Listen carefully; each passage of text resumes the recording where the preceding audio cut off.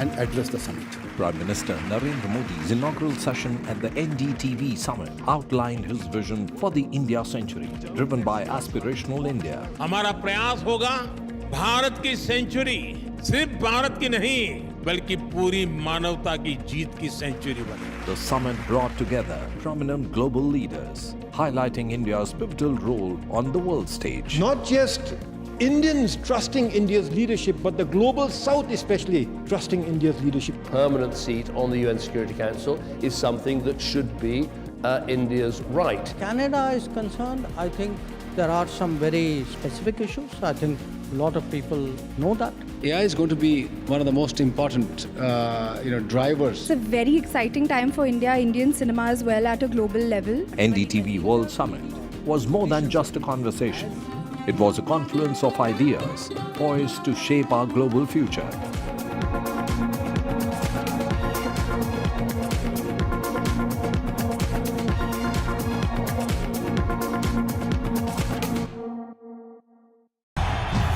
तालियों के साथ हम स्वागत करेंगे आदरणीय मोदी जी का. छत्रपति शिवाजी महाराज की. Corruption first, आमचा अजेंडा आहे नेशन फर्स्ट. घोषणा आणि जनतेचे पैसे लुटणं. कट कमिशन आणि करप्शनला आमच्याकडे थारा नाही. त्यांचा परिवारवाद आमचा महाराष्ट्रवाद. महाराष्ट्रामध्ये 1,75,000 जागा रिक्त आहेत. पण का भरत नाही? राज्याची जनतेच्या घमाच्या पैशाची तिजोरी लुटण्यासाठी हे सरकार आहे. पूर्वीच्या सरकारच्या काळामध्ये निधी देताना त्यांना असं वाटायचं की त्यांच्याच खिशातले पैसे चालले. शेतकऱ्यांना मोफत वीज देण्याचं काम आपल्या सरकारने सुरू केलं.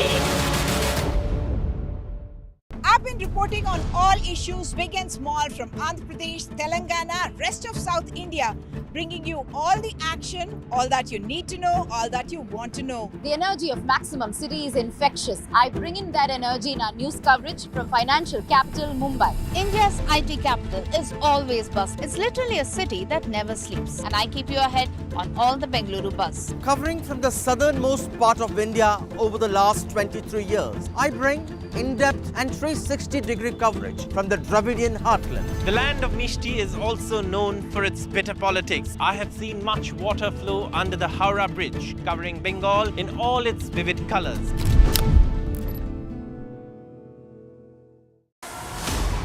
As the world watches with bated breath, the contest that will impact the world. Exclusive insights, expert analysis, and ground zero updates as history unfolds. We are not a vessel for the schemes of wannabe dictator.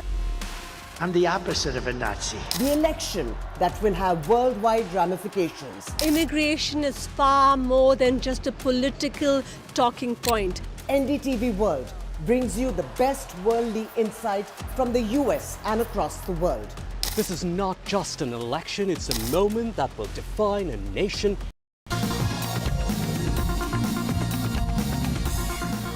It's important to address education, and the Amrita Vishwa Vidyapeetham has been addressing that with its campuses spread across South India, headquartered in Coimbatore. And with me is Dr. Balakrishnan Shankar, Dean of the School of Engineering, and also Suresh Kudur, Director for the Academia Industry Partnership. Dr. Balakrishnan, if I may ask you the first question, in terms of when we look at education and creating a future for tomorrow or the citizen of tomorrow, what would be the crucial focus, especially when it comes to technology and enabling a student to be industry ready at the end of the day? First of all, thank you for inviting us over from Amrita to this wonderful summit. Let me answer your question in a slightly different way. In Amrita University, we started under, of course, our chancellor is Amma, the world-renowned humanitarian. And we started under her guidance a program called Live-in Labs, where the parent organization has adopted around 100 villages across the country. And our students go and work there. They take it as an elective, and they go and they actually work there, and they try to find out what the main problem is in that village and come back and work on a cost-effective solution and deploy it. And they get credit for it. Now, that kind of innovative ambience, you're forcing the students with real-life problems and you get to solve. And in the past 3 years, I'm happy to say we've filed 200 patents, and 100 of them are accepted, granted. 200 patents and 100 have been accepted. Yes. But what I'm trying to say is that the atmosphere of innovation, the university has to set up an ambience for innovation and research. And so we strongly believe in giving students, real-life projects, in faculty real-life projects. They involve everybody in an ambience of research. The motto of Amrita University is compassion-driven research. So under Amma's guidance, we want to find solutions for the common man's problems. You're talking about innovation that can actually have an impact in society for the betterment in a country of that nature. And that would mean, A, is the technical knowledge of it. B, it's also about understanding the realities and identifying a problem statement. Absolutely. And how do you go about that process? How do I go about that process? First, you have to identify what the problem is or what is the scope. I'll use a small story to answer your question. When we were first setting up the wireless center, a center for detecting landslides, for wireless network for landslide detection, the director of the labs and the vice chancellor, we got the first funding from the European Commission. That was the first funding that Amrita got. This was in 2006, international funding. They went to Amma and said, we want to set up this center. Then Amma asked, so what are you going to do with that center? Amma said, the chance to save lives come very rarely. So if you can actually deploy your system in a place which is prone with landslides, and you actually save lives, then accept the money, otherwise you don't. So, when accountability when you work for a saint is very high.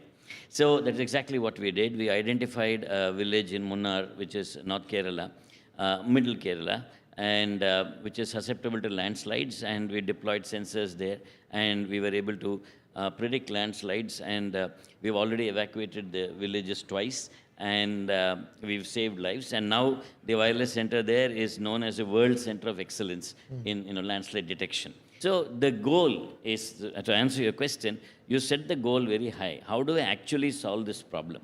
And you have to have an interdisciplinary team. The key is interdisciplinary. So we should stop thinking about this department or that department. The key is interdisciplinary, bringing skill sets from various sides. Use AI, use the tools that you can, predict and solve.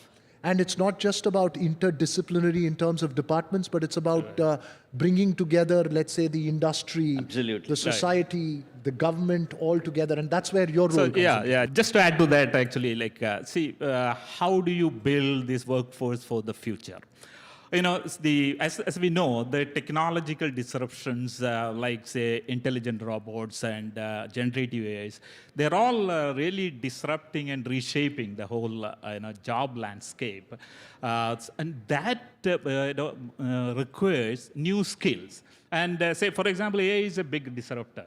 And it is estimated to replace around 85 million jobs in the next 2 years and create another 100 million jobs.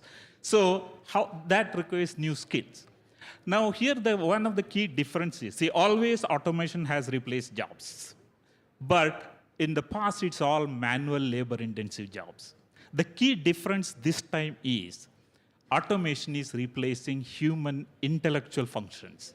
That is the key difference. So when the technology starts replacing the roles that need cognitive abilities, it completely disrupts the industry, business process, and production process, and that requires new skills. That is what Amrita is now focusing on, how to skill our students to take up not only current challenges, but even tomorrow's job profile.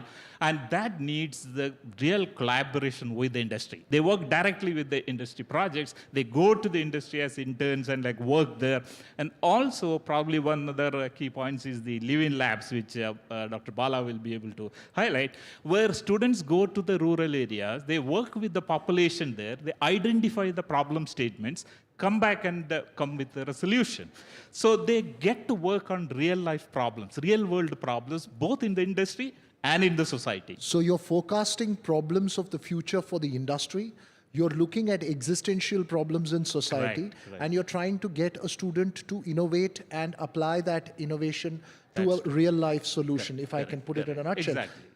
And how do you Student promote and- then the spirit of entrepreneurship? Student and faculty. Student and faculty. And as well. very How difficult is it? It's more difficult to make a student aligned to it or a faculty aligned to See, it? you asked the right question. Say, the innovation, if you really look at in the knowledge era, the asset is actually intellectual property, IP, new knowledge.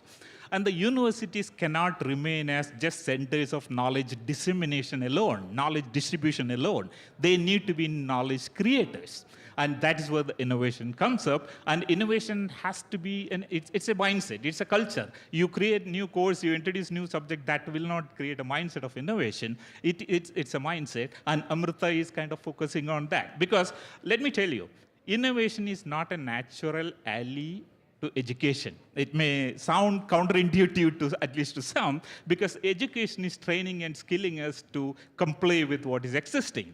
Now, if you want to disrupt, to change, you need to build that innovation culture, and that's what. And entrepreneurs is the drivers who will take that innovation out there, into the world. I'm just going to go off script a bit and just ask you both this question. How do you inspire that entrepreneurial spirit? Given that you have had an education system that was defined to cater products to the industry without having to actually reimagine it. Maybe we're walking into a very different world right now. How do you inspire that entrepreneurial spirit? So I will just answer, then we'll give it to Dr. Bala.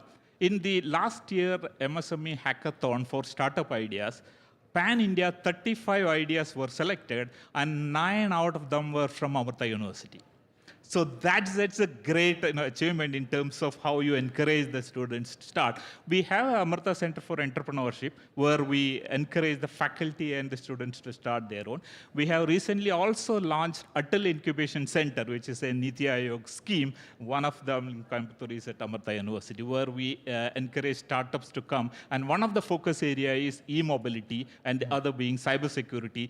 2 key areas like where India is going to add a lot. So place where industry comes in to reach out and find these kind of young talent, which is both innovation and has entrepreneurial They work spirit. together, right? Actually. You asked me which is easier, the student Faculty or or the faculty. Right now, the scenario in the world is that the student is able to catch up much faster. He seems to be, because the faculty is already trained in a particular way and needs to rethink. So it's more difficult for the faculty now, because they've already come with some baggage. The student is fresh, literally fresh. And But heavy that's- baggage some faculty come with. But that said, when you confront somebody with a real life problem and say, I want it solved, and you set up an ambience where different people from different backgrounds come. For example, I have, there are researchers doing AI and health.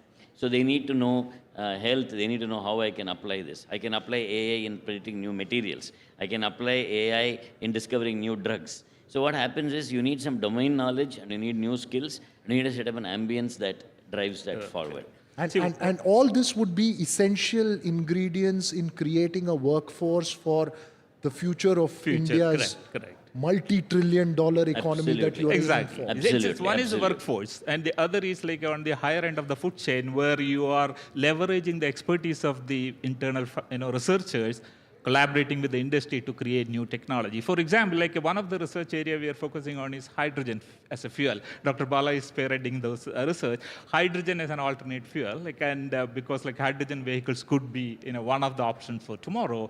So that is how we take that research up. Nested in the beautiful city of Coimbatore, in the middle of Western Ghats, I'm sure you have campuses around that place. Yeah. Beautiful. When it comes to that kind of a rural setting, the key challenge is also about getting more women into the workforce, more trained in that process. Is that a crucial challenge? Thank you for asking that. Yes, we recently got the UNESCO chair for gender equality and women empowerment. And we've trained more than 100,000 women in a program called Amrita Shri, where we help several women across India who are disadvantaged to set up small businesses and all that. We've used haptic technology to train women in various vocational skills, in different skills. For example, haptic technology is something, it's like a robotic device that gives you force feedback. So using the same device, I can teach many trades using the same thing. For example, on the screen, let's say I'm cutting a pipe. On the screen, I have a pipe. I change the material of the pipe from PVC to steel, then the force I feel is different. So using the same device, I can train a person on different machining operations. So using that, we've trained a lot of women in various vocational skills. I'm building toilets in their villages and things like that, and then setting up water filters. So that has led to a UNESCO chair in gender equality and women empowerment that Amrita has got. And we strongly believe that because deep in the villages, there is still a lot of bias, gender bias when it comes to education. And in terms of instilling the desire, for instance, where one of the big problems that India has often faced and spoken about is brain drain, where you have top educational institution people going, like you went to IIT, did a PhD in the US, most stay back, you came back. From a rural environment and in terms of an institute that you're running, how do you inculcate and inspire them to look at social problems, which may not be monetarily immediately rewarding, but it could give great rewards over a long period of time. How do you go about that process? Yeah, I mean, certainly, like Dr. Bala, I myself did my MS in US and I came back to India. So, I mean, and that reverse brain drain is only on the rise nowadays. But as I rightly said, see, an institution like ours, we focus on, again, like more enabling the rural populations and those students, like skilling them who contribute back to the country. So there are a lot of those programs. Not only we get the intakes, we also give back to the society. As Dr. Bala rightly said, we skill women and for making so that they can make a living out of the skills. So that is something certainly we are looking at. We focus on who want to get job. Almost 350 plus companies come for campus placement every year at the campus. We also encourage as entrepreneurship, where we facilitate. And one point I want to make is, see, most of the time why students don't jump into entrepreneurship is fear of failure. What if you try 2 years, 3 years and don't be successful, and can I get back to the job market? And if we can facilitate that, if we can assure that they will be taken care and again come back to the job market, many students would dare to take up the entrepreneurship. That is something we must look at as a policy, that how to enable that. I wish one of your students will come up with a technology to make more time, because we're run out of time on this conversation. Great.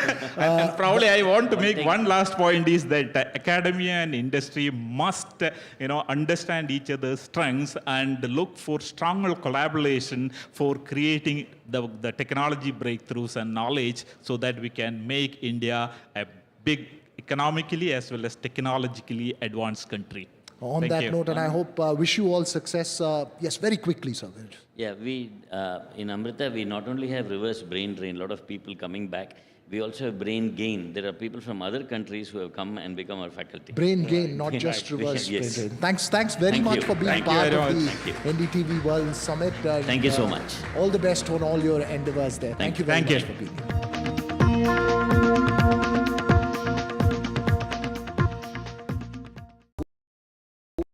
Stay informed and entertained with the new and updated NDTV News app. You can watch all our channels live, listen to podcasts, read breaking and exclusive news from around the world and more. Download the NDTV app today and get access to the best journalism and storytelling on your smartphone or tablet. The NDTV app. News that matters to you.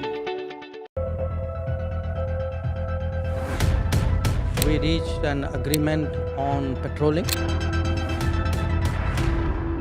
We have gone back to where the situation was in 2020, and we can say with that the disengagement process with China, you can say, has been completed. The understanding, to my knowledge, is that we will be able to do the patrolling which we were doing in 2020. New day, new show, a new experience. Start your day with the news, not views. We bring you stories that matter and impact your life. News that informs and keeps you ahead.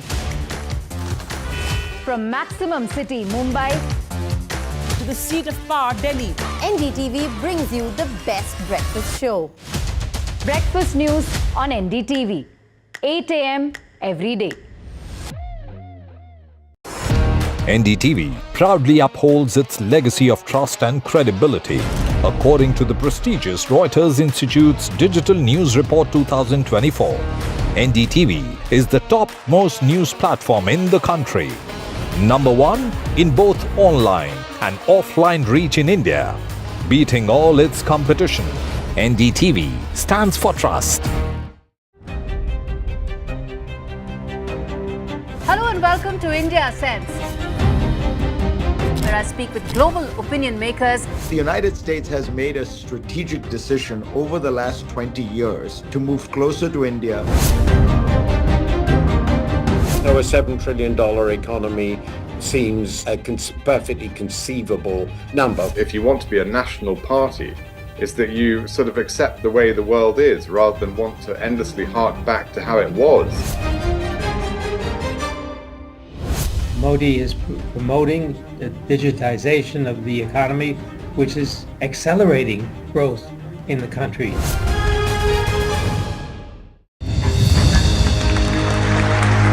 I now request the Honorable Prime Minister to launch NDTV World and address the summit. It was the grand launch of NDTV World by Prime Minister Narendra Modi. NDTV World, as he laid out his vision for the India century at the NDTV World Summit. ऐसी सदी जिसमें भारत के प्रयासों से दुनिया में स्थिरता आए, in the presence of those who are shaping our future. मेरी तरफ से आपको ढेर सारी शुभकामनाएं हैं। NDTV World, your new home for global news is here. NDTV proudly presents NDTV World Summit 2024, the India Century. I now request the Honorable Prime Minister to launch NDTV World and address the summit. Prime Minister Narendra Modi's inaugural session at the NDTV Summit outlined his vision for the India century, driven by Aspirational India. हमारा प्रयास होगा भारत की century सिर्फ भारत की नहीं बल्कि पूरी मानवता की जीत की सेंचुरी बने। The summit brought together prominent global leaders, highlighting India's pivotal role on the world stage. Not just Indians trusting India's leadership, but the global South especially trusting India's leadership. Permanent seat on the UN Security Council is something that should be India's right. Canada is concerned, I think there are some very specific issues. I think a lot of people know that. AI is going to be one of the most important, drivers. It's a very exciting time for India, Indian cinema as well at a global level. NDTV World Summit was more than just a conversation. It was a confluence of ideas poised to shape our global future.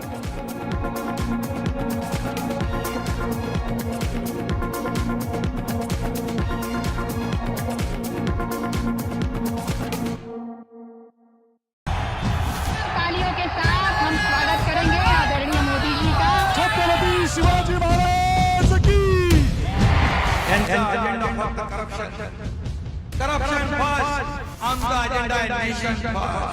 घोषणा आणि जनतेचे पैसे लुटणं. Cut commission आणि करप्शनला आमच्याकडे थारा नाही. त्यांचा परिवारवाद आमचा महाराष्ट्रवाद. महाराष्ट्रामध्ये 1,75,000 जागा रिक्त आहेत. पण का भरत नाही? राज्याची जनतेच्या घमाच्या पैशाची तिजोरी लुटण्यासाठी हे सरकार आहे. पूर्वीच्या सरकारच्या काळामध्ये निधी देताना त्यांना असं वाटायचं की त्यांच्याच खिशातले पैसे चालले. शेतकऱ्यांना मोफत वीज देण्याचं काम आपल्या सरकारने सुरू केलं. I've been reporting on all issues, big and small, from Andhra Pradesh, Telangana, rest of South India, bringing you all the action, all that you need to know, all that you want to know. The energy of maximum city is infectious. I bring in that energy in our news coverage from financial capital Mumbai. India's IT capital is always buzz. It's literally a city that never sleeps. And I keep you ahead on all the Bengaluru buzz. Covering from the southernmost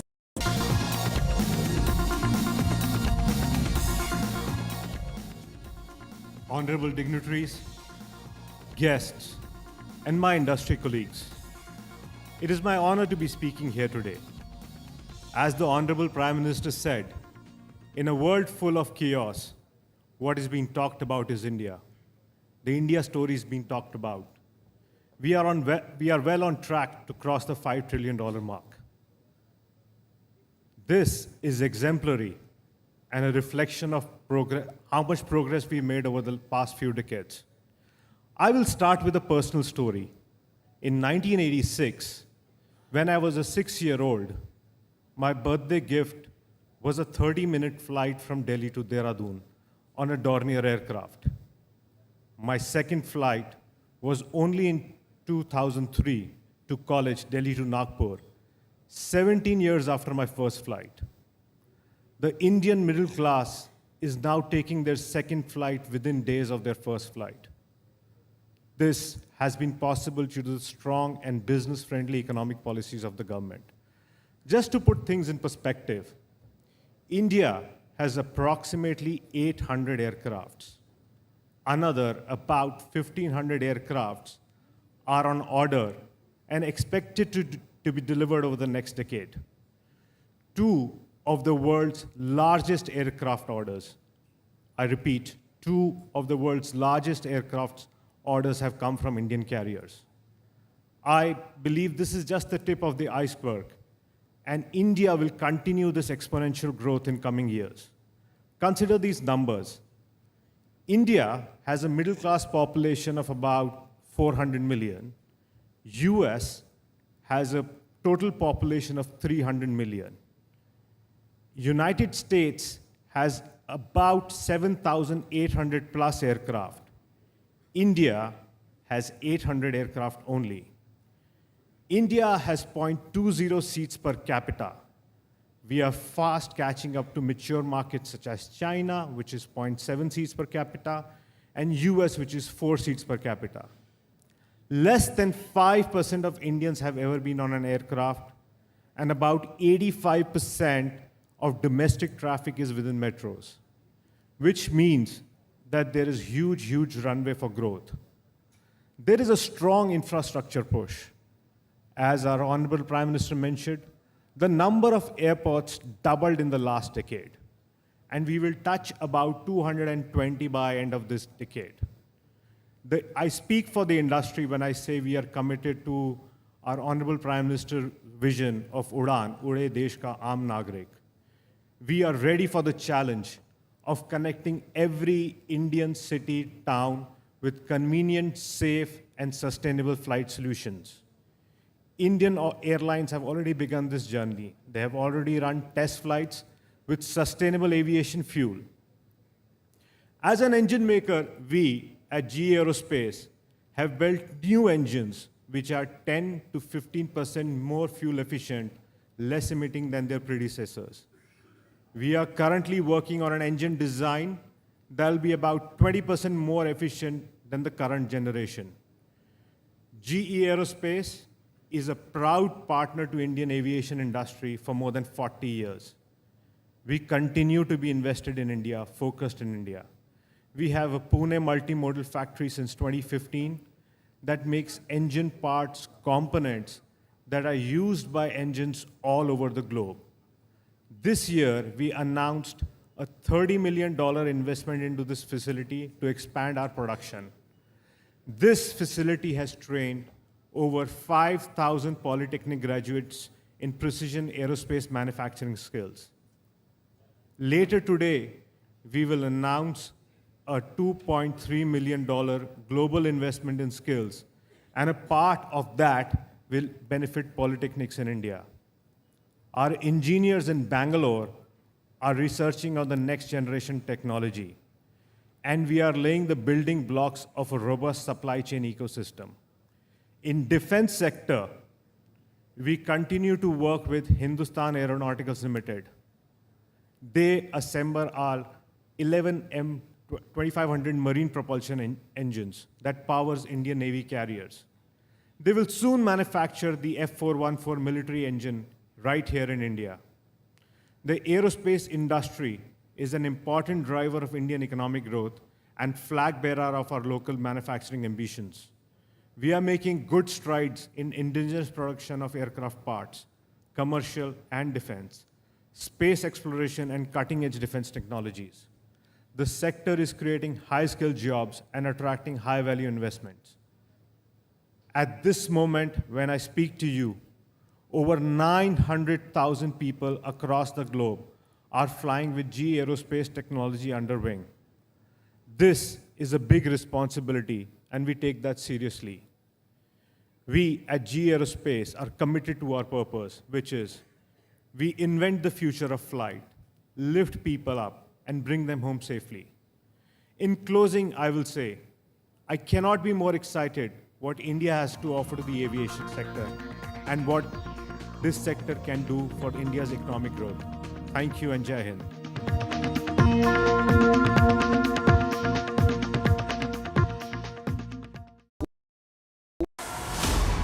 As the world watches with bated breath, the contest that will impact the world. Exclusive insights, expert analysis, and ground zero updates as history unfolds. We are not a vessel for the schemes of wannabe dictator.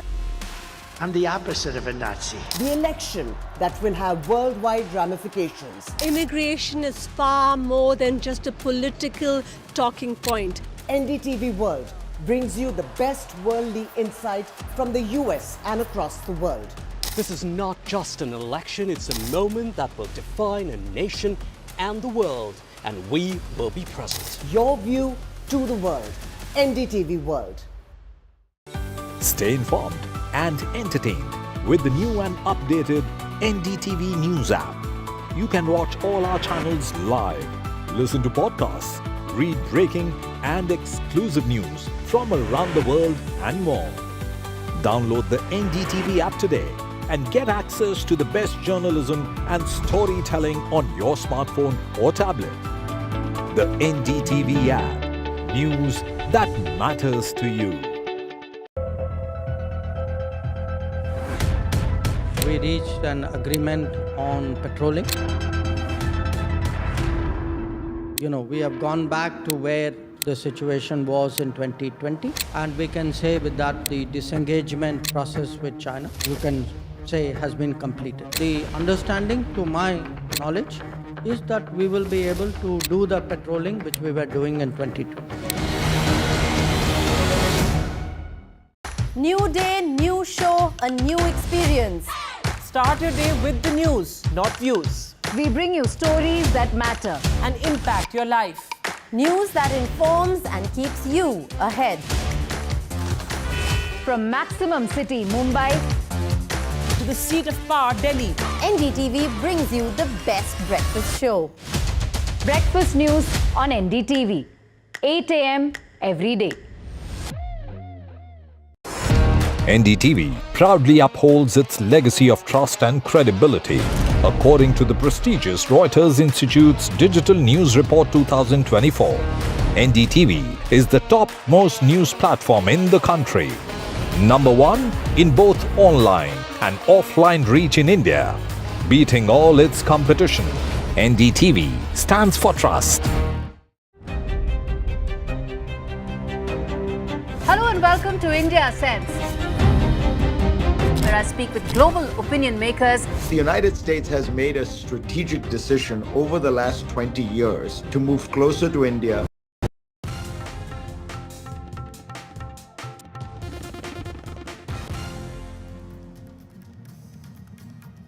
India rejects Canada's charge against Home Minister Amit Shah. India says baseless references against Amit Shah.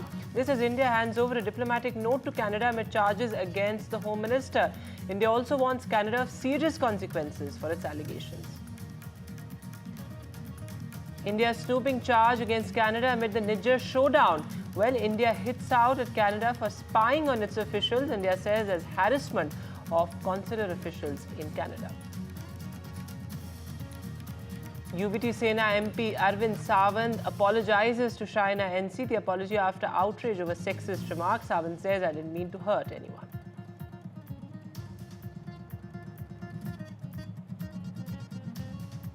Two encounters in Jammu and Kashmir. In Anantnag, 2 terrorists have been killed. Meanwhile, in Srinagar, 2 terrorists trapped in a crackdown.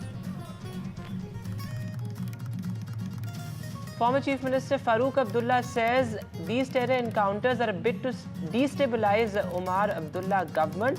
Farooq says there should be an investigation into who these people are, where they are coming from. Ravinder Ren of the BJP says, what is there to investigate?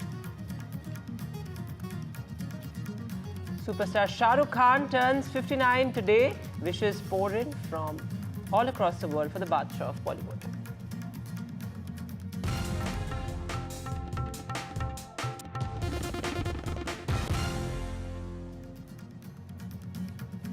Good evening and welcome. You're watching NDTV. I'm Vedant Agarwal. Our lead story, well, India's strong response to Canada on allegations against Home Minister Amit Shah in this entire Niger face-off. Well, India says these allegations are purely baseless and that we've also handed over a diplomatic note to Canada amid these allegations. India says that, well, these references are completely unfounded and if these allegations continue, there will be serious consequences. Take a look. We had summoned the representative of the Canadian High Commission yesterday. A diplomatic note was handed over in reference to the proceedings of the Standing Committee on Public Safety and National Security in Ottawa on October 29, 2024.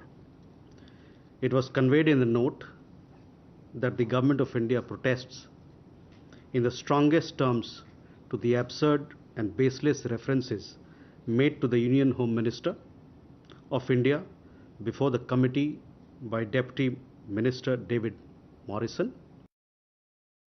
Meanwhile, India has also leveled serious allegations against Canada. India says that we've been informed that consular officials in Canada were under scrutiny, were under some sort of audio-video surveillance. Now, this spying charge is extremely sensational given the fact that India has said that communications of the consular officials in Canada were also intercepted by the government. Take a look.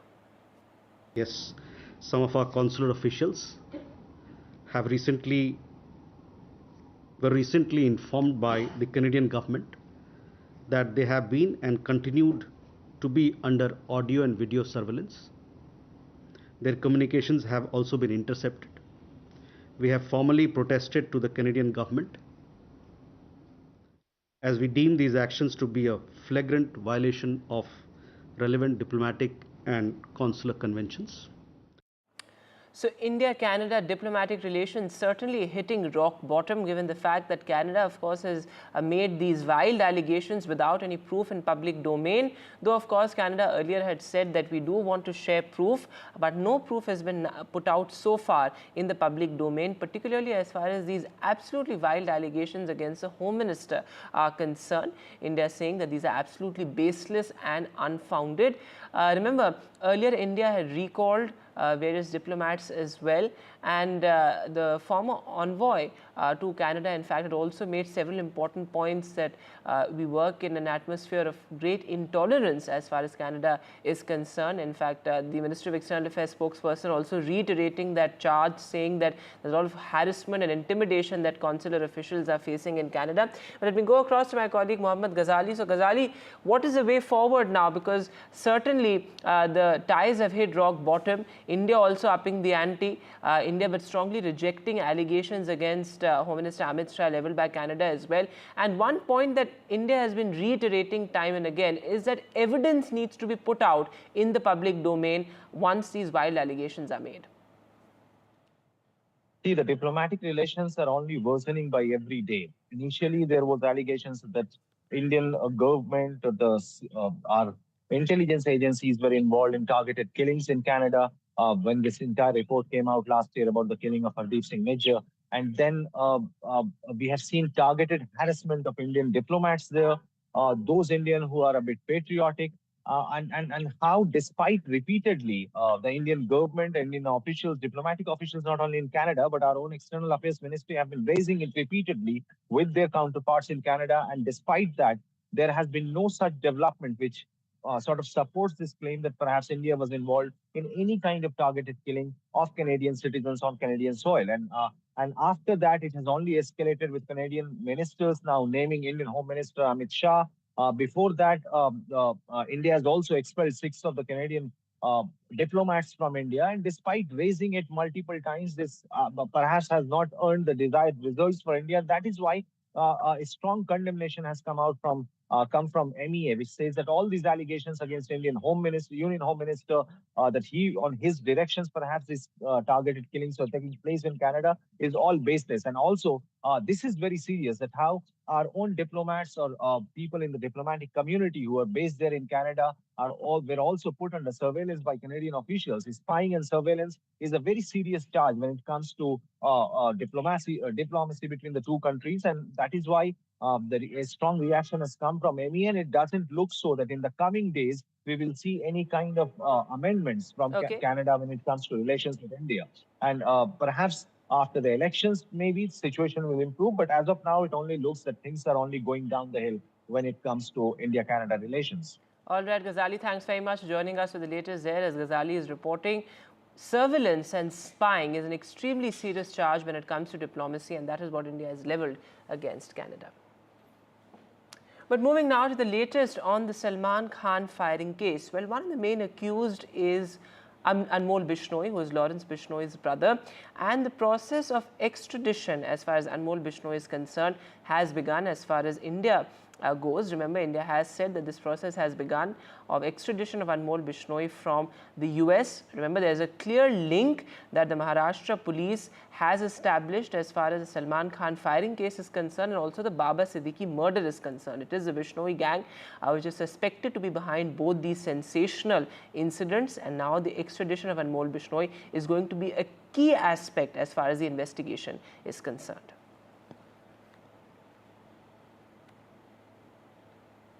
आपने बात कही अनमोल बिश्नोई की। ये जो मसला है, इन सब चीज़ों पे अभी इन्वेस्टिगेशन चल रहा है, छानबीन चल रही है, और इन सब बातों, ये सब जो बातें हैं ये लीगल डोमेन में आती है, और चूँकि लीगल डोमेन में आती हैं, जो एस्टैब्लिश्ड प्रोसीजर्स है उसके तहत इस मसले पे कार्रवाई होगी। And moving now to the huge political controversy in Karnataka over Waqf land. Well, Chief Minister Siddaramaiah chaired a high-level meeting. In fact, he's also ordered the withdrawal of notices to farmers. Now, this is an important political message as well. Siddaramaiah says that farmers cannot be harassed. This, of course, as his own party, the Congress, has staged multiple walkouts as far as that joint parliamentary committee meeting on the Waqf bill is concerned. But Siddaramaiah making it clear that farmers will not be harassed and the notices sent to them will be withdrawn. ಈಗ ಮಾನ್ಯ ಮುಖ್ಯಮಂತ್ರಿಗಳು ನನ್ನೂ ಕರೆದಿದ್ರು, ನಾನು ಸಂಡೂರಲ್ಲಿದ್ದಿದ್ದ ಕಾರಣಕ್ಕೆ ಹೋಗೋಕ್ಕಾಗಿರಲಿಲ್ಲ. ಹಾಗಾಗಿ ಮಾನ್ಯ ಮುಖ್ಯಮಂತ್ರಿಗಳು meeting ಮಾಡಿ ಇವತ್ತೇನೋ ನಿರ್ಧಾರ ತಗೊಂಡು ಎಲ್ಲ ನೋಟಿಸ್ ಯಾರ್ಯಾರು ಕೊಟ್ಟಿದ್ದಾರೆ ಎಲ್ಲ ಹಿಂಪಡಿಬೇಕಂತ ಸೂಚನೆನ ವಫ್ ಅಧಿಕಾರಿಗಳೇ ಸೆಕ್ರೆಟರಿಗಳು ಕೊಟ್ಟಿದ್ದಾರಂತೆ. ನಿನ್ನೆನೂ ನಾನು ಹೇಳಿದ್ದೀನಿ, ಯಾರು ರೈತರದು ಆತಂಕ ಬೀಳೋದು ಬೇಕಾಗಿಲ್ಲ, ಭಯ ಬೀಳೋದು ಬೇಕಾಗಿಲ್ಲ, ಯಾರಿಗೂ ರೈತರಿಗೆ ತೊಂದರೆ ಆಗಲ್ಲ, ನಾವು ರೈತರಿಗೆ ತೊಂದರೆ ಕೊಡಬೇಕಂತೂ ಇಲ್ಲ. ಯಾರ್ಯಾರಿಗೆ ರೈತರಿಗೆ ಏನಾರು ಅವ್ರ ಜಾಗಕ್ಕೆ ನೋಟಿಸ್ ಕೊಟ್ಟಿದ್ರೆ ಎಲ್ಲರಿಗೂ ಹಿಂಪಡಿತೀವಿ ಅಂತ ಹೇಳಿದ್ವಿ. ಮಾನ್ಯ ಮುಖ್ಯಮಂತ್ರಿಗಳು ಇವತ್ತು ಸೂಚನೆನ ಕೊಟ್ಟಿದ್ದಾರೆ. So, of course, the Chief Minister making an important political point here as well. This, of course, as Waqf has been in the news in the past couple of months, ever since the Waqf Amendment Bill was proposed by the government, and it was almost after a decade that we saw that a bill was sent to a joint parliamentary committee. But what's happening in Karnataka? Let me go across to my colleague Pratibha Raman joining us on the phone line. So, Pratibha, what does this mean politically? Siddaramaiah saying farmers will not be harassed and withdrawing the notices sent to them over the Waqf controversy. This is definitely a move keeping in mind the farmers' protests that have been on in several districts of Karnataka. Also at a time when 3 of the constituencies in Karnataka are getting into by-election mode, and Congress does not really want to hurt its chances, especially with the last few days of the guarantee schemes that have also played a big role in the political debate of sorts between the Congress and the BJP.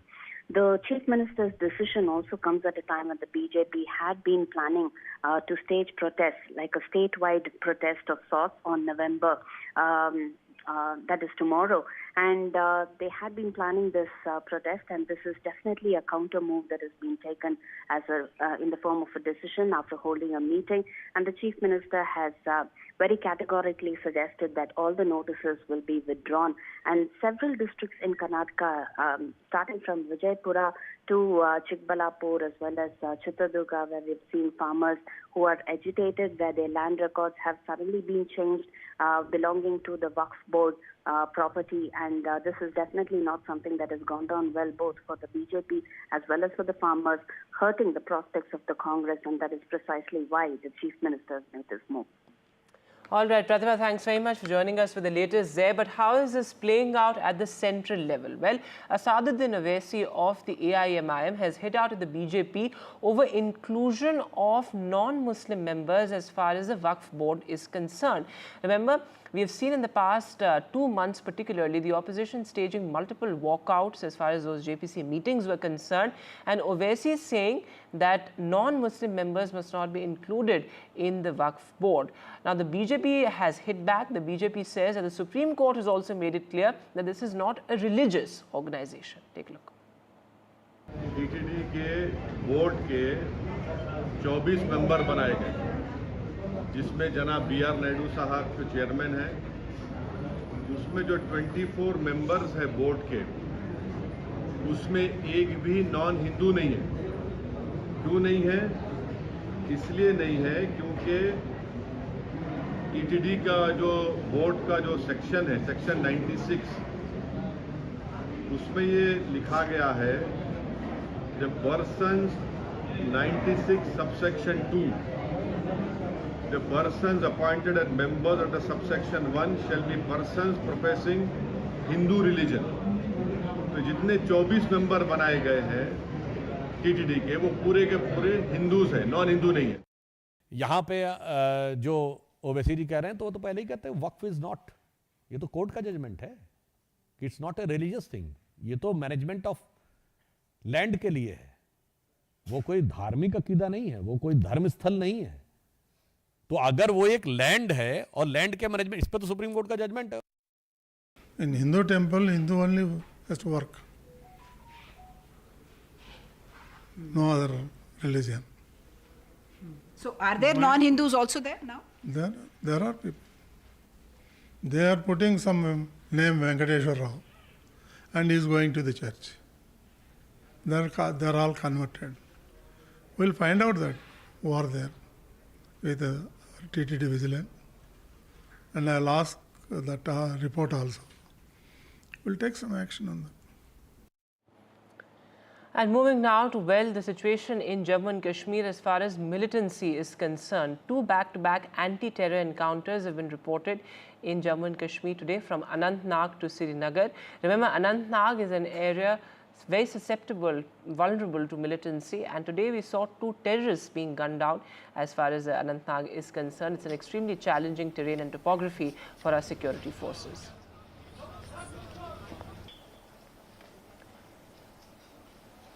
Meanwhile, in Srinagar as well, we have seen a terror encounter break out. In fact, 4 policemen have been injured in this fierce gun battle between security forces and the terrorists there. Now remember, there's unprecedented security deployment as far as Srinagar is concerned. And the Omar Abdullah government faces this challenge of rising militancy. We have seen in the past 2 weeks almost 5 to 6 major terror incidents in which civilians have also died. It was just yesterday that we saw 2 migrant laborers being shot at in Jammu and Kashmir's Budgam, which again is an area prone to militancy. But Farooq Abdullah says that these terrorists should not be killed, but they should be asked questions, interrogated, and there needs to be an investigation that has to be done to ascertain where these people are coming from. Earlier, of course, Farooq Abdullah had said that there is no doubt that these are Pakistani terror outfits. Take a look. देखिए, security lapses का प्रश्न नहीं है। यह तो आप जानते हैं कि पहले कितनी आतंकवादी वारदातें होती थी। अब तो बहुत ये कहा जाए कि अब पहले के कंपैरिजन में बहुत ही नगण्य हुई हैं और हमारी सिक्योरिटी फोर्सेस पूरी तरह से सजग हैं और ऐसी परिस्थितियां वहां पर पैदा होंगी कि फिर आतंकवादी वारदातें पूरी तरह से वहां से समाप्त होंगी और जम्मू कश्मीर का तेजी से डेवलपमेंट भी होगा। नहीं, देखो, ऐसा ये नहीं कह सकते कि बहुत बढ़े हुए हैं, लेकिन जो भी हुए हैं, इधर 1, 2, 3, 4 घटनाएं हुई हैं, वो निश्चित रूप से दुर्भाग्यपूर्ण हैं और हमारी सिक्योरिटी फोर्सेस पूरी तरह से सजग हैं और उसका जवाब भी दे रही हैं। ऐसा नहीं है कि उसका जवाब नहीं दिया जा रहा है। बहुत सारे टेररिस्ट मारे भी गए। हम इसे निपट लेंगे इंशाल्लाह। लोग इसके साथ नहीं है। नहीं, सवाल ही नहीं। मैं इस बात में ये कहूँगा कि इस पर तहकीकात होनी चाहिए। हो कैसे रहा है, इसके बजाय कि इनको मारें, इनको पकड़ना चाहिए और पकड़ के हमें मालूम करना चाहिए कौन इनके पीछे। कोई ऐसी एजेंसी तो पीछे नहीं है जो उमर अब्दुल्ला को डिस्टेबलाइज करना चाहती है। डॉक्टर फारूक अब्दुल्ला साहब इस बात को जानते हैं, ये आतंकवाद, ये बम, बंदूक, पिस्तौल, गोलियां ये पाकिस्तान से आ रही हैं। पाकिस्तान के कब्जे वाले जम्मू कश्मीर में आतंकवादियों के ट्रेनिंग कैंप्स हैं। आईएसआई और पाकिस्तान की सेना आतंकवादियों को ट्रेनिंग दे रही है, ये जग जाहिर बात है। इसमें किस बात की छानबीन करनी है? इसमें कौन सी जांच पड़ताल है? Meanwhile, the huge political slugfest in Maharashtra over Arvind Sawant's sexist remark. Remember now, he has apologized for what he said about China NC, making various misogynistic references while criticizing her for jumping ship from the BJP to the Shinde Sena. China NC had also fiercely criticized her. In fact, China NC had approached the police as well, and she told NDTV that, well, this is nothing but misogyny, and she had also questioned the silence of various opposition women leaders particularly. आज के दिन मैं सिर्फ ये कहूंगी कि official stand उबाटा सेना का क्या है। अरविंद सावंत माफी मांगते हैं, संजय राउत माफी नहीं मांग। और जहां तक अमीन पटेल का सवाल है, जब वो हंस रहे हैं, क्या वो हंसते जो मैं उनके कौम की थी या उनके बिरादरी की थी या उनके वोट बैंक की थी या उनके रिश्ते में थी? बताइए, सच बताइए, सत्यमेव जयते।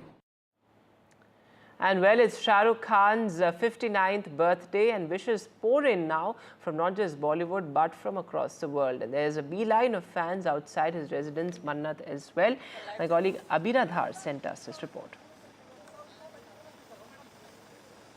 We are in Khar at Bal Gangadhar's Mandir, where all the SRK fans are here.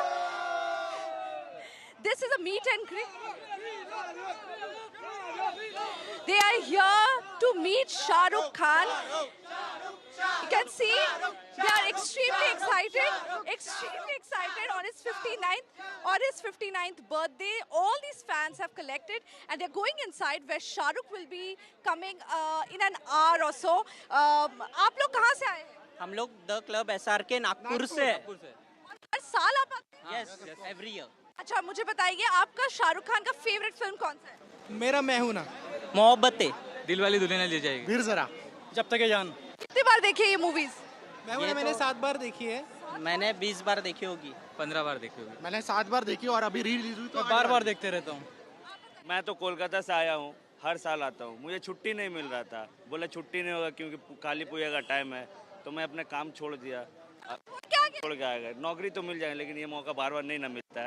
There you go. That's the craze of Shah Rukh Khan. Like you can see, they have been waiting here since morning to go inside and meet their idol Shah Rukh Khan, who turns 59 today. According to reports, Shah Rukh will not be coming outside to wave to his fans because of security reasons.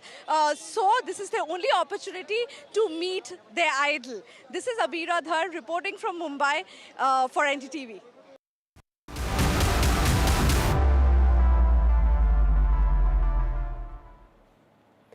And well, the big international headline, just 3 days to go for the high-stakes electoral battle in the US, and White House is all set for this crucial election. In fact, there's unprecedented security deployment as well outside White House.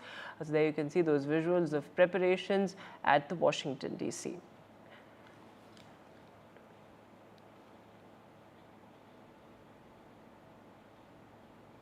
The Indian American community is 5.1 million strong, growing in number, growing in economic might, and growing in political representation. What are their priorities, their challenges, and are they getting a space or equal space in American political landscape? That's a question I put forth to a very power-packed panel and group of Indian Americans celebrating Diwali, but also welcoming NDTV into their homes as we speak.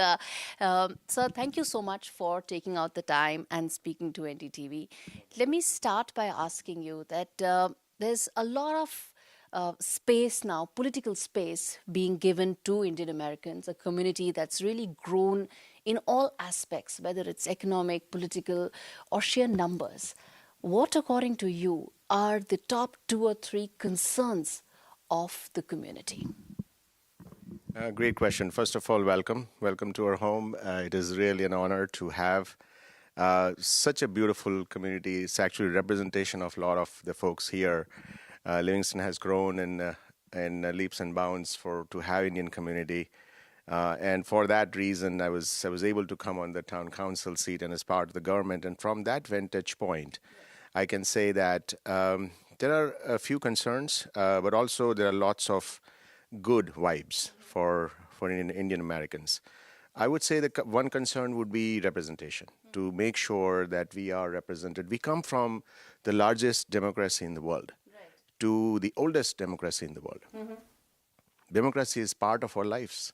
And we actually know the system. We can actually work through. We are not afraid of raising our hand, which is what I did a few years ago, and say, it's fine, let me get into the public life. But in doing so, sometimes you do have to make room for yourself, which is one concern, which is to say that, yes, we want to make room for ourselves. Let's continue to work towards it.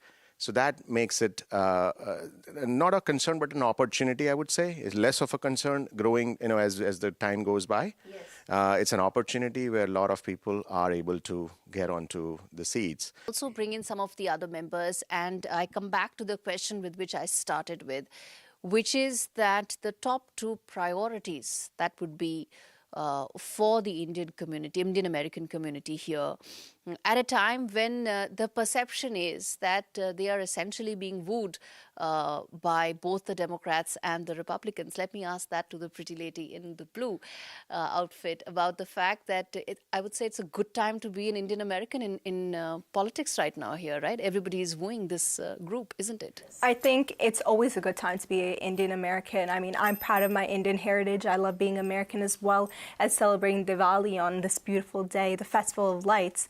But in general, I do think that what we're trying to look for is representation, like Ketan was saying, and that's just the main thing, that we need to be represented. We're not just a minority, but we're people who need to be represented, and that's the main issue.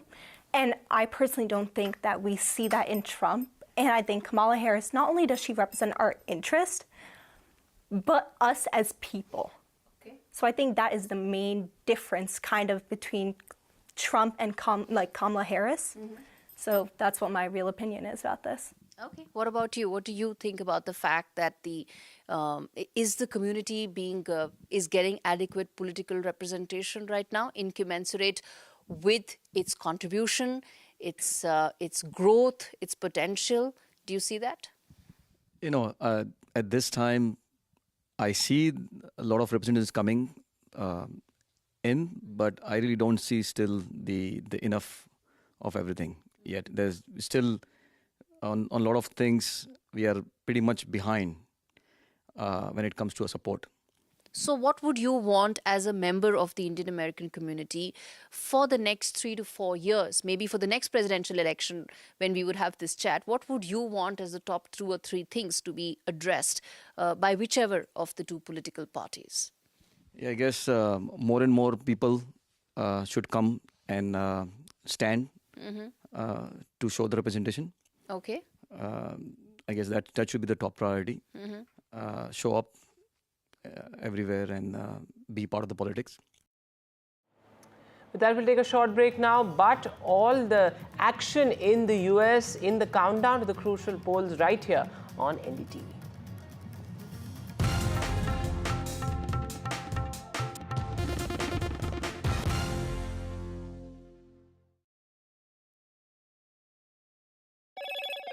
Hello, Moto. Motorola Edge 50 Pro, world's first AI-powered pro-grade camera.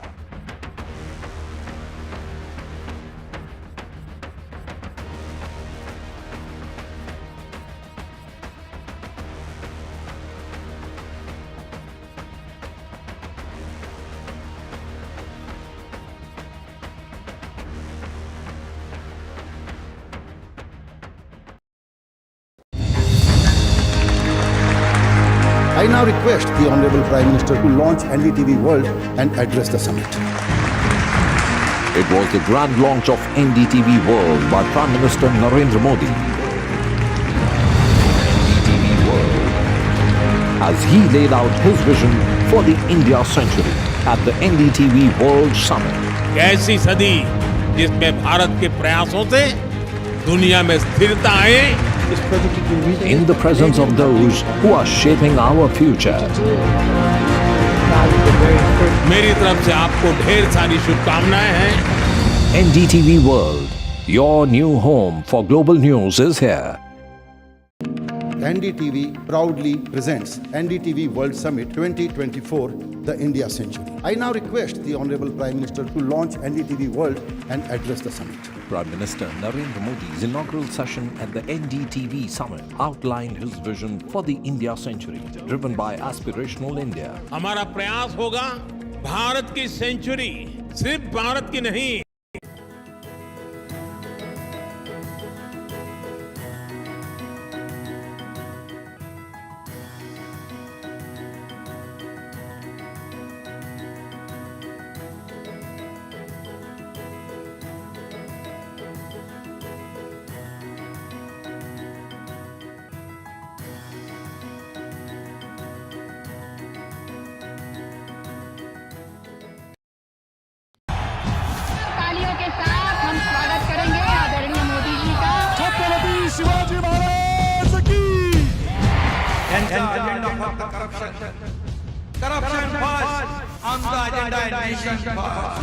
घोषणा आणि जनतेचे पैसे लुटणं.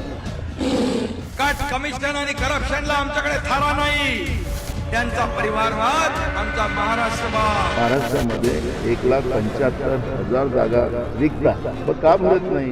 राज्याची जनतेच्या घमाच्या पैशाची तिजोरी लुटण्यासाठी हे सरकार आहे. पूर्वीच्या सरकारच्या काळामध्ये निधी देताना त्यांना असं वाटायचं की त्यांच्याच खिशातले पैसे चालले. शेतकऱ्यांना मोफत वीज देण्याचं काम आपल्या सरकारने सुरू केलं. I've been reporting on all issues, big and small, from Andhra Pradesh, Telangana, rest of South India, bringing you all the action, all that you need to know, all that you want to know. The energy of Maximum City is infectious. I bring in that energy in our news coverage from financial capital Mumbai. India's IT capital is always buzz. It's literally a city that never sleeps. And I keep you ahead on all the Bengaluru buzz. Covering from the southernmost part of India over the last 23 years, I bring in-depth and 360-degree coverage from the Dravidian heartland. The land of Mishti is also known for its bitter politics. I have seen much water flow under the Howrah Bridge, covering Bengal in all its vivid colors.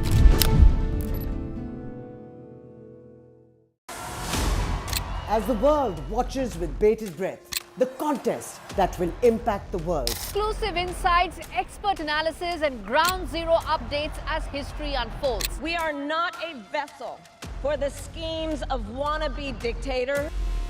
I'm the opposite of a Nazi. The election that will have worldwide ramifications. Immigration is far more than just a political talking point. NDTV World brings you the best worldly insight from the US and across the world. This is not just an election, it's a moment that will define a nation and the world, and we will be present. Your view to the world. NDTV World.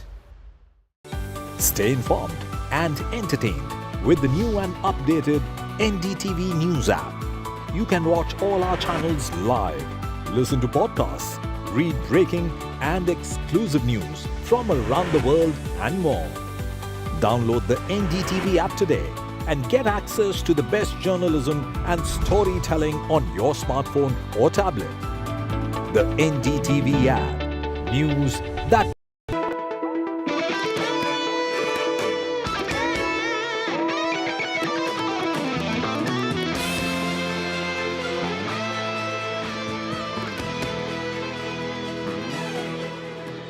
Now we are diving into a topic that affects every single one of us, the intricate connection between biodiversity and human health.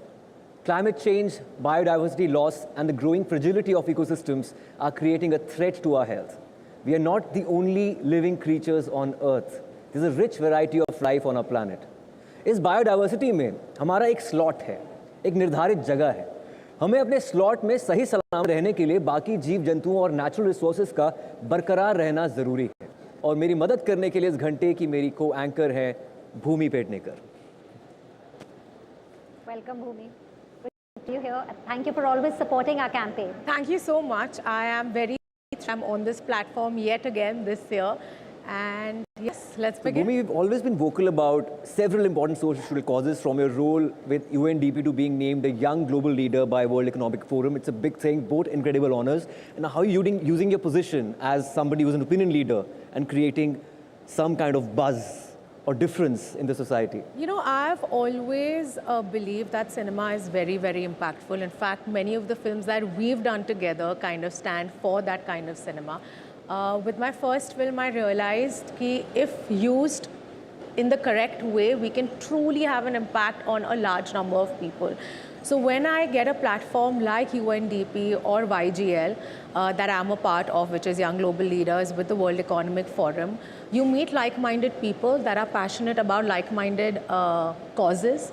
And together, when we join our forces, I feel we can just reach out to a large number of people. I have always used my platforms to create impact, and I'm so fortunate that I have the support of these wonderful organizations to do the same. Gaurav, आप सुबह हमारे साथ थे, and I want to talk to you about how are you reaching out to the next generation. आपने Gen Z को पहले सिखाया, अब Gen Alpha आ चुका है, and you've seen that generational shift. Yeah. And how do you make that learning, that knowledge cool for the kids who may just take it as a chore? I think one of the major shifts in terms of policy making in India in the last 10 years has been this recognition that kids and youth of this country, if you convert them, you convert generations. Correct. And that recognition has come maybe in the last 10 years, and it's impacting policy making. And we understand that very clearly, because obviously they're a very difficult cohort to attend to, and especially in the areas of health and hygiene, because those thoda serious topic hote hain, and for them it's a chore. And what we are trying to do, you need two things. You need to, one, make it cool, as you said, and coolness in this area, I would say, means relatability. You need to make it relatable to them, and secondly, you need entertainment. And as Shonali ji said, ki jab tak wo fun, storytelling, games, interaction, you need elements like that to make the change happen. So we are doing a lot of work. Most of the work that we are doing is basically trying to make this happen. And you saw an example of what you did just now with the KK Kitanu and the Neela Jadugar. Now imagine आप उसी चीज़ को एक किताब में वो dialogue आप लिख के दे दीजिए. Nothing will happen. And you show that to a bunch of school kids, and I'm sure in one viewing 50% will convert, in the second viewing maybe 100% will convert. There are many such examples we are doing. We are making music albums on hygiene. So we have done albums in Tamil, in Rajasthani and Gujarati with renowned artists like Ustad Rais Khan, with Miss Geeta Rawadi, who's very famous, with Mr. Anthony Vasantham. These albums go out to the youth, and obviously it impacts them much more than a normal thing would. We are doing fun in comics. You must have heard of Chacha Chaudhary and Lambu Motu, and उसी पे पड़े हुए बड़े so हम सब उसी में बड़े हुए, but using those characters and putting the hygiene message there. Yeah. It's a major. Yeah. We just launched the AI kit. Yeah. Now, if you don't have that kit and you can't interact with that, obviously the learning is very different. And the website that we launched, in the morning somebody talked about कि हम बच्चों को जब सिखाते हैं तो हम उसमें से ग्लिटर यूज़ करते हैं फॉर टीचिंग जर्म्स. आप उसे बता दीजिए कि ये जर्म है और आप ग्लिटर यूज़ करके the teaching is different. Do it yourself kits, biodiversity kits. There are many things which are coming in. People like Sesame Street or Plan India are helping us with that. And basically our whole mission is कि कौन सी चीज़ hit हो, कौन सी चीज़ से we convert people, and we are trying to find more of these as we go along. In fact, Bhumi, you launched in 2019 the Climate Warrior. Yes. It's a platform which tells people to make mindful choices, promote eco-friendly habits. If you can tell us what really inspired you, and if you could also tell the millions of viewers who are watching you, how could we inculcate these principles in our own lives, which is not easy. Honestly, what inspired me was what I studied in school. I wish there was more knowledge when I was growing up, because I grew up with climate anxiety, but I just didn't know I had it. because at that time it was so lonely, nobody really spoke about it. You only learnt about it in your textbook and the conversation ended over there. But our generations and our parents are responsible for where our planet is today. And it was that exact thought, because I felt a lot of empathy towards disasters that happened when I was growing up, natural disasters. Like I was that kid who would be roadon pe hoti thi, main chanda ikhatta karte hue ki main kisi ko relief pahuncha saku, and I channelized all of that energy into Climate Warrior, and I used my platform to create awareness, advocacy, as much conversation on action groundwork. And in my own way, I'm trying to create a community that becomes resilient towards climate and resistance towards all of its adverse effects. That's what I'm trying to do with Climate Warrior. Project supported by Reckitt is launching the Uttarakhand Biodiversity Discovery Kit. This kit is being unboxed for the first time here today. To do the honors, I would like to invite back on stage Komal Goswami and two young hygiene warriors, Nupur Jakhar and Yashika. So can I please have you all on stage? And Ayushman and Gaurav, I request you to please unbox this kit. Yeah. So please open the kits. The two kits, the Uttarakhand Biodiversity Discovery Kit and the Kiara kits. Komal, if you can tell us, while they're unboxing it, if you can tell our viewers. Yes, absolutely. So we came up with these two very brilliant kits. So this one is Kiara kit. This is made by a graduate, pursuing graduate from Stanford University. These are the characters. They talk about nature machines. They talk about, children's inquisitiveness about photosynthesis, biomimicry, etc. And then we have this biodiversity kit. It talks about the state bird called Monal of Uttarakhand. That's what children wants to know about. It has A to Z climate dictionary, which actually can teach children about the flora, the fauna, the rainfall, the thunderstorms, and entire everything about Uttarakhand. Yeah. Exactly. So we have made nature journals in it. We have stickers. So, and this is curated by the children from the Uttarakhand. So we had this very fun painting competition, and we just told children, you draw whatever you want to draw about climate and climate change, what you want to see your future into, and that's how we came up with this kit, biodiversity kit, and Kiara. That's their creativity. Congratulations. Thank you so much, Ayushman and Gaurav, for unboxing that. Thank you. I think we have Mr. Chris joining us again. So Ayushman, I think, would you like, you can give that to me and you can please take the question. Is there Chris, would like to come to you again. We have seen the impact on ground in the last 10 years. We have also just launched the hygiene bot. What are the future goals for Banega Swasth India and how do you plan to achieve them? You've probably got the message by now that we're pretty ambitious about how far we can extend this campaign and how many lives we can improve through it. So while we've achieved an enormous amount, and I feel really proud of that, and I hope you all do too, in some ways, we're just getting started. In 2024, we've reached around 1 million schools with the Dettol school hygiene curriculum, which is a staggering milestone. Within this cohort, we're determined to reduce school absenteeism, raise the level of knowledge of hand washing amongst these children so they better understand the importance of improving sanitation practices. We continue to expand the reach of our Durex Birds and Bees Talk program, which is now accessible to more than 10 million children. This program demonstrated a 44% increase in knowledge on the relationship between sexually transmitted disease and condom use. And it continues to receive the support and backing of notable supporters, such as the Confederation of Indian Industry, for its smart use of technology. Our program on self-care saw strong support from the WHO in the region, reaching 10 million new moms and 100,000 kids under the age of 5. This program generated really strong results with 0 diarrheal and pneumonia deaths in the intervention areas. We're also excited about the launch of the Dettol Banega Swasth India interactive AI-based bot, which will be available in 7 languages. Another major focus is training 10 million teachers in line with the new education policy encompassing hygiene education. We continue to strive to help to build an India where everyone can thrive and no one is left behind.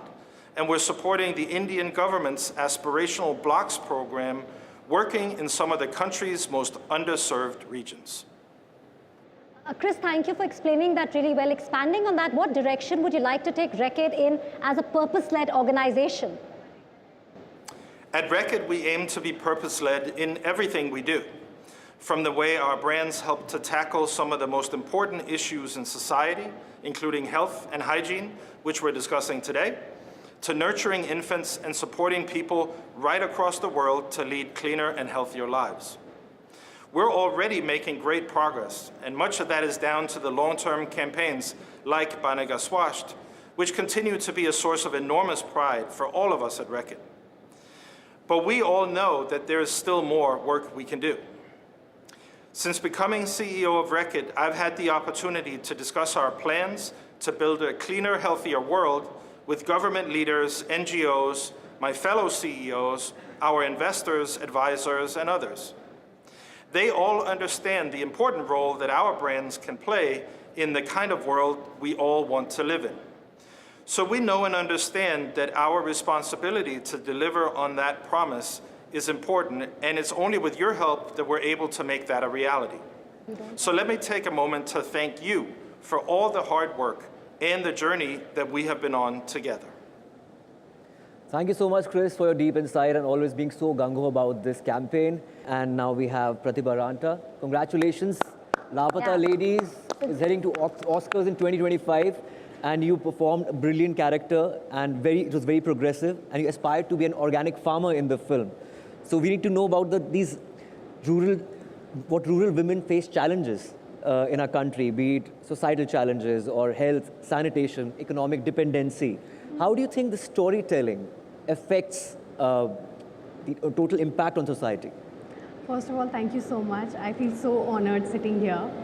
Lapata Ladies is that film where I really got to learn so much. When we were doing city screenings, we went to Pune and we had organized a special screening for all the women who handle their household rituals and also go out to earn just to meet their end results. And that time, when I stepped out of the screening, a lady, she came up to me and she was in tears and she just said that, "Aapko pata hai, is film ke dwara mere sath kya badlav aaya hai? कि मैं घर जाकर ये film अपनी family को दिखाऊंगी और जब वो लोग ये फिल्म देखेंगे कम से कम एक बात होना चालू होगी, एक कॉन्वर्सेशन स्टार्ट होगी। तो जो स्टैंड मैं अपने लिए नहीं ले पा रही हूँ, इस फिल्म के द्वारा मैं ये उम्मीद करती हूँ कि मेरी फैमिली समझेगी, उन्हें समझ आएगा कि हम डे टू डे बेसिस में कौन सी प्रॉब्लम से जूझते हैं। तो मैं यही मानती हूँ कि फिल्म मेकिंग तो एक बहुत ज़्यादा एक अच्छा मीडियम है जहाँ से हम एक चेंज ला सकते हैं। बहुत स्ट्रॉन्ग चेंज ला सकता है। We've been talking about that. Ravi, if I can quickly, come to you here. If you can tell us some, global impact की बात करें, हम देख रहे हैं कि लापता lady is going to the Oscars. We're talking about India healthcare is doing. G20 में क्या हुआ था? Local solutions in India that have the potential to address global health problems. How can we scale this effectively? So, Ambika, this is very interesting question, which also takes me to my earlier panel where I was there. I have sincere sense of gratitude towards Gaurav when he sent to me to the World Health Assembly 77, and when we were presenting our India work in the Assembly. So there are people in the World Health Assembly from more than 70 countries were together. They're asking us, the campaign is so big in India, so how you make it teacher-free, how you make it, as a safe space for the kids. So we thought let's find a partner who has worked in various countries and the partner is from India and who is giving the global knowledge from India to the world. We came across Dure and the Health Innovation Exchange, who has been supporting Reckitt also globally. And that partner has helped us to put this board together. Now the hygiene, messaging, information, everything is in our hands. And once we have done it here rightly, I'm very sure with the support from Gaurav and the leadership, so we will be taking it global also if this works well in India. Because nowhere in the world this kind of solution exists at this moment. Absolutely, it's the need of the hour, and all the best for that. Since we have Gaurav also sitting here, Pratibha, I'm going to ask you, I think we've been talking about sanitation and hygiene. When we talk about health, nutrition plays a key role, and you've been part of a nutrition campaign. Again, coming to women, that's a huge challenge in our country. A message, or what do you think the key messaging should be so that our rural women are healthy? Of course, Reckitt and the campaign is working very closely on that, but your thoughts on that? I think in rural India, females, they step out so that they can earn and get some money home.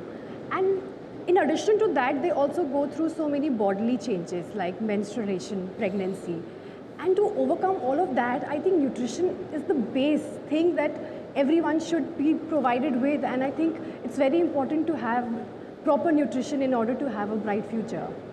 Thank you so much, Pratibha, for coming. All the best for going to the Oscars. Thank you, Gaurav. Thank you, Dr. Saini, Ravi. Well, I would like to thank all of you, for coming for the launch show of an unprecedented 11th season of the NDTV Detol Banega Swasth India campaign, one of India's longest running public health campaigns on TV. But there is still more to go. A big bang showstopper coming right after this break. So please don't go away. And thank you, Ayushman, for supporting our campaign. I mean, we really couldn't do without a campaign ambassador like you. Thank you so much. Thank you.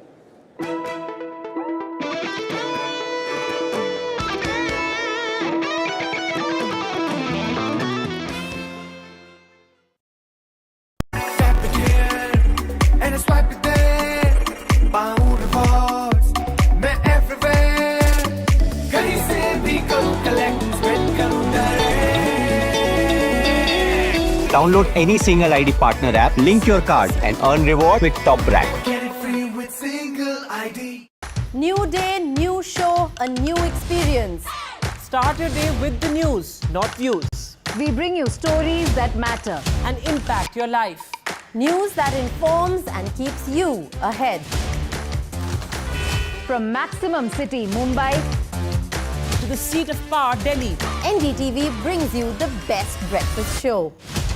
Breakfast news on NDTV, 8 a.m. every day. NDTV proudly upholds its legacy of trust and credibility. According to the prestigious Reuters Institute's Digital News Report 2024, NDTV is the top-most news platform in the country. Number 1 in both online and offline reach in India, beating all its competition. NDTV stands for trust. Hello and welcome to India Sense, where I speak with global opinion makers. The United States has made a strategic decision over the last 20 years to move closer to India.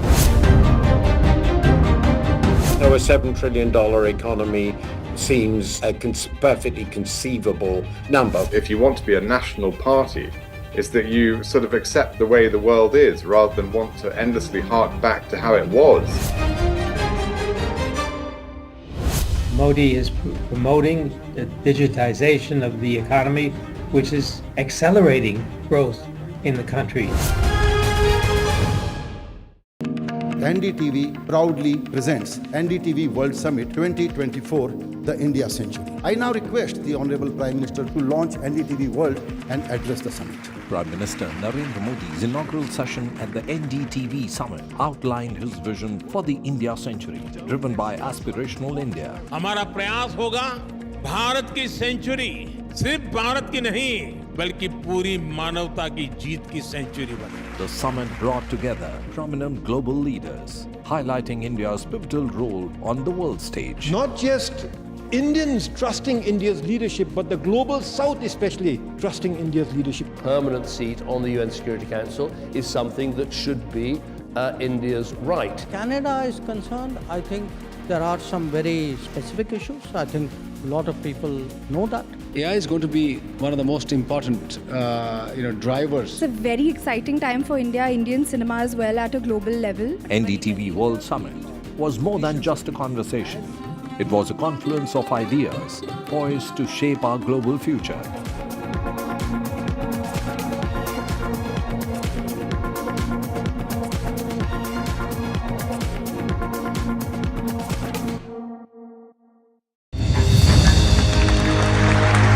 I now request the Honorable Prime Minister to launch NDTV World and address the summit.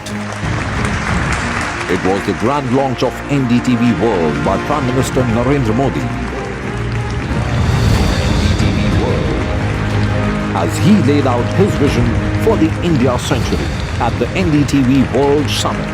ऐसी सदी जिसमें भारत के प्रयासों से दुनिया में स्थिरता आए. In the presence of those who are shaping our future. मेरी तरफ से आपको ढेर सारी शुभकामनाएं हैं. NDTV World, your new home for global news is here. तालियों के साथ हम स्वागत करेंगे आदरणीय मोदी जी का.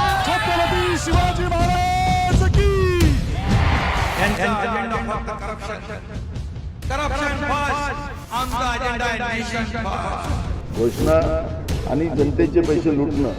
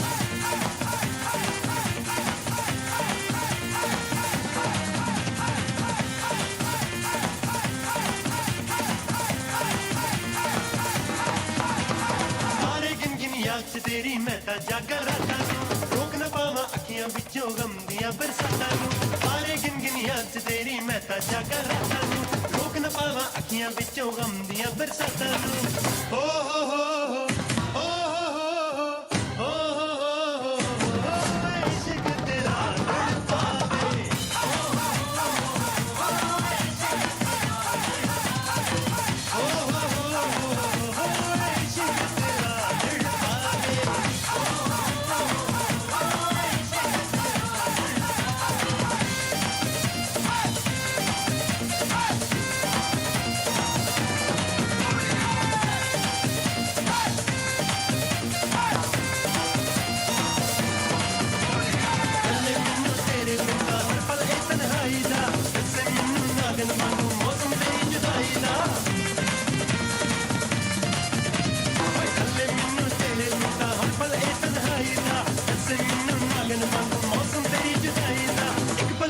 फुल न पावा तेरी मिठियां बातां नूं पल भी मैं फुल न पावा तेरी मिठियां बातां नूं रोक न पावा अखियां विचों गम दियां बरसातां नूं रोक न पावा अखियां विचों गम दियां बरसातां नूं हो हो हो हो हो हो हो इश्क तेरा तड़पावे हो हो इश्क तेरा तड़पावे हो हो इश्क तेरा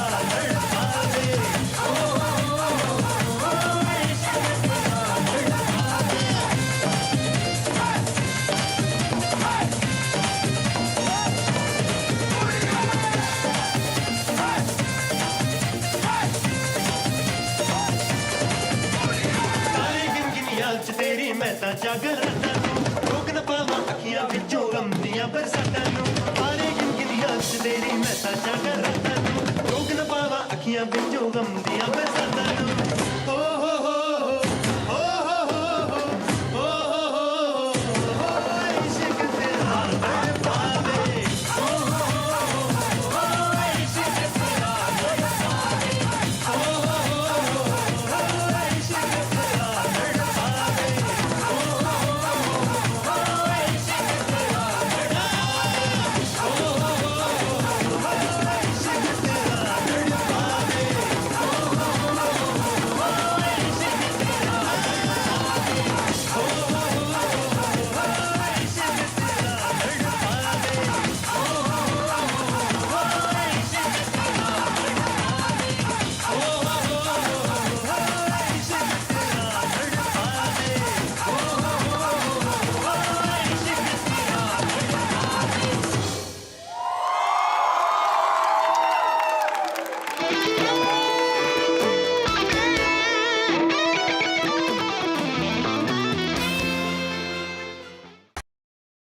I've been reporting on all issues, big and small, from Andhra Pradesh, Telangana, rest of South India, bringing you all the action, all that you need to know, all that you want to know. The energy of Maximum City is infectious. I bring in that energy in our news coverage from financial capital Mumbai. India's IT capital is always buzz. It's literally a city that never sleeps. And I keep you ahead on all the Bengaluru buzz. Covering from the southernmost part of India over the last 23 years, I bring in-depth and 360-degree coverage from the Dravidian heartland. The land of Mishti is also known for its bitter politics. I have seen much water flow under the Howrah Bridge, covering Bengal in all its vivid colors.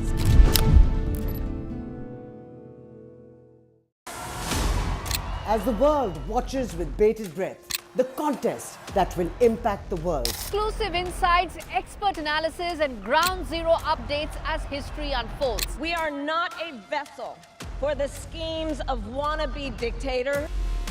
I'm the opposite of a Nazi. The election that will have worldwide ramifications. Immigration is far more than just a political talking point. NDTV World brings you the best worldly insight from the US and across the world. This is not just an election, it's a moment that will define a nation and the world, and we will be present. Your view to the world. NDTV World. Stay informed and entertained with the new and updated NDTV News app.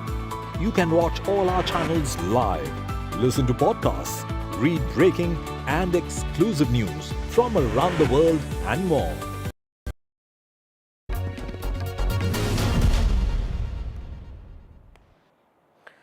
The Prime Minister launched a fierce attack on the opposition party as he seized on Congress President Mallikarjun Kharge's comments that the Congress state unit of Karnataka should make promises that were properly budgeted. Remember, Mr. Modi had said that Congress stood badly exposed in front of the people for promising them what the party knew it would never be able to deliver. Now, Mr. Kharge has responded, calling BJP a party of betrayal and jumla, and then has come another salvo, this time from Union Minister Hardeep Singh Puri. He joins us live. Mr. Puri, thank you so much for speaking to NDTV. Sir, it is back and forth which is certainly playing out at the moment. The question here is that it's good to see two governance models being debated, but why use words like betrayal, jumla, fake, and others?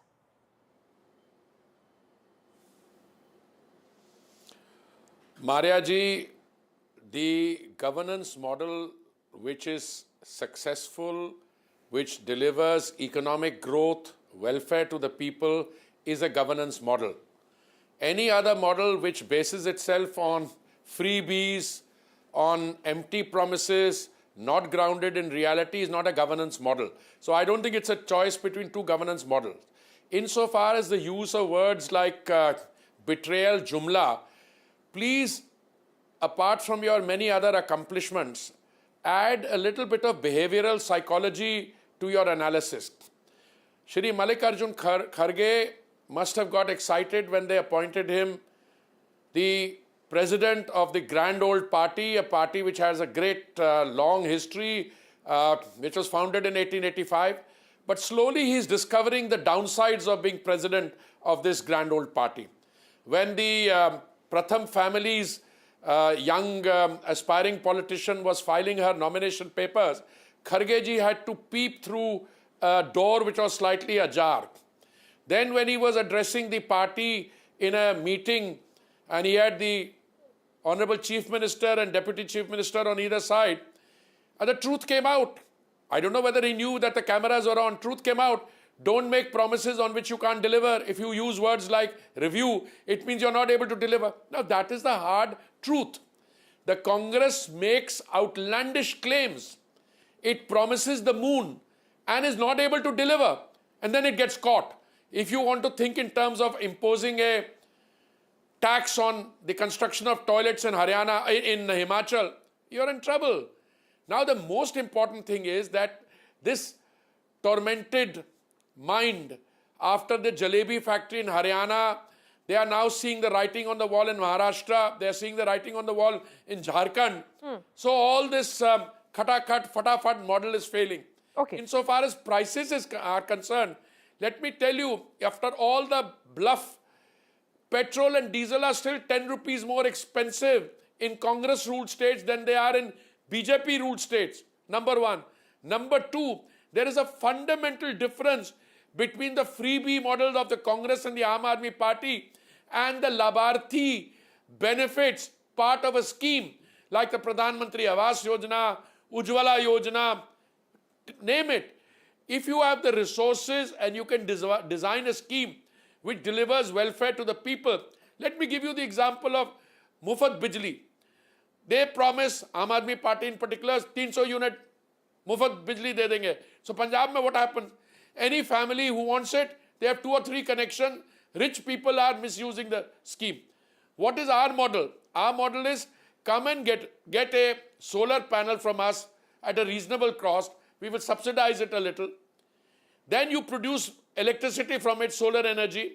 300 units you can use for your own daily consumption. Rest you use it in a charging station at your place or put back into the grid and earn some money. There's a fundamental difference between giving somebody free fish to eat and teaching somebody how to fish so that he or she becomes a productive member of society. All the BJP schemes, whether it's Pradhan Mantri Awas Yojana, whether it's Ujjwala, all those schemes are anchored in economics which is thought through. Sometimes it appears expensive, but in a pandemic, when there's a complete slowdown and you haven't recovered, I mean, giving 81 crore people dry, it was necessary, and that is what saved our economy. So my we question spent is, our money not through. My question is, here is Mr. Mallikarjun Kharge saying that your drum beating regarding a 100-day plan was a PR stunt. He goes on to say that Achhe Din, 2 crore jobs, Viksit Bharat are all of the 7 questions that of course he is putting towards the ruling NDA government. Do you think there are much that even your government has to explain? Not at all. I have responded to all 7 of his points in a very detailed tweet. Yes. And it's available in the public domain for many hours. All the statistics are there. Mr. Kharge needs to relax. He needs to switch off and get his mind off the troubles that his party is causing him, both in Karnataka and in Himachal and in elsewhere, and the troubles they are facing in coming elections in Maharashtra and Jharkhand. The problem is the Congress party has been reduced to becoming a junior partner everywhere. All the answers that all the questions he's asked, I've given him the answers. No, I know, on but inflation, he's also citing some study outside the country on the hunger. He's also saying that Modi ki guarantee is a cruel joke on 140 crore Indians. The cruel joke is the fact that Mr. Kharge and his party are doing. Modi's guarantee carries weight. Modi's guarantee carries credibility. Whatever the Bharatiya Janata Party has said in all its election manifestos since 2014, it has delivered on each one of them.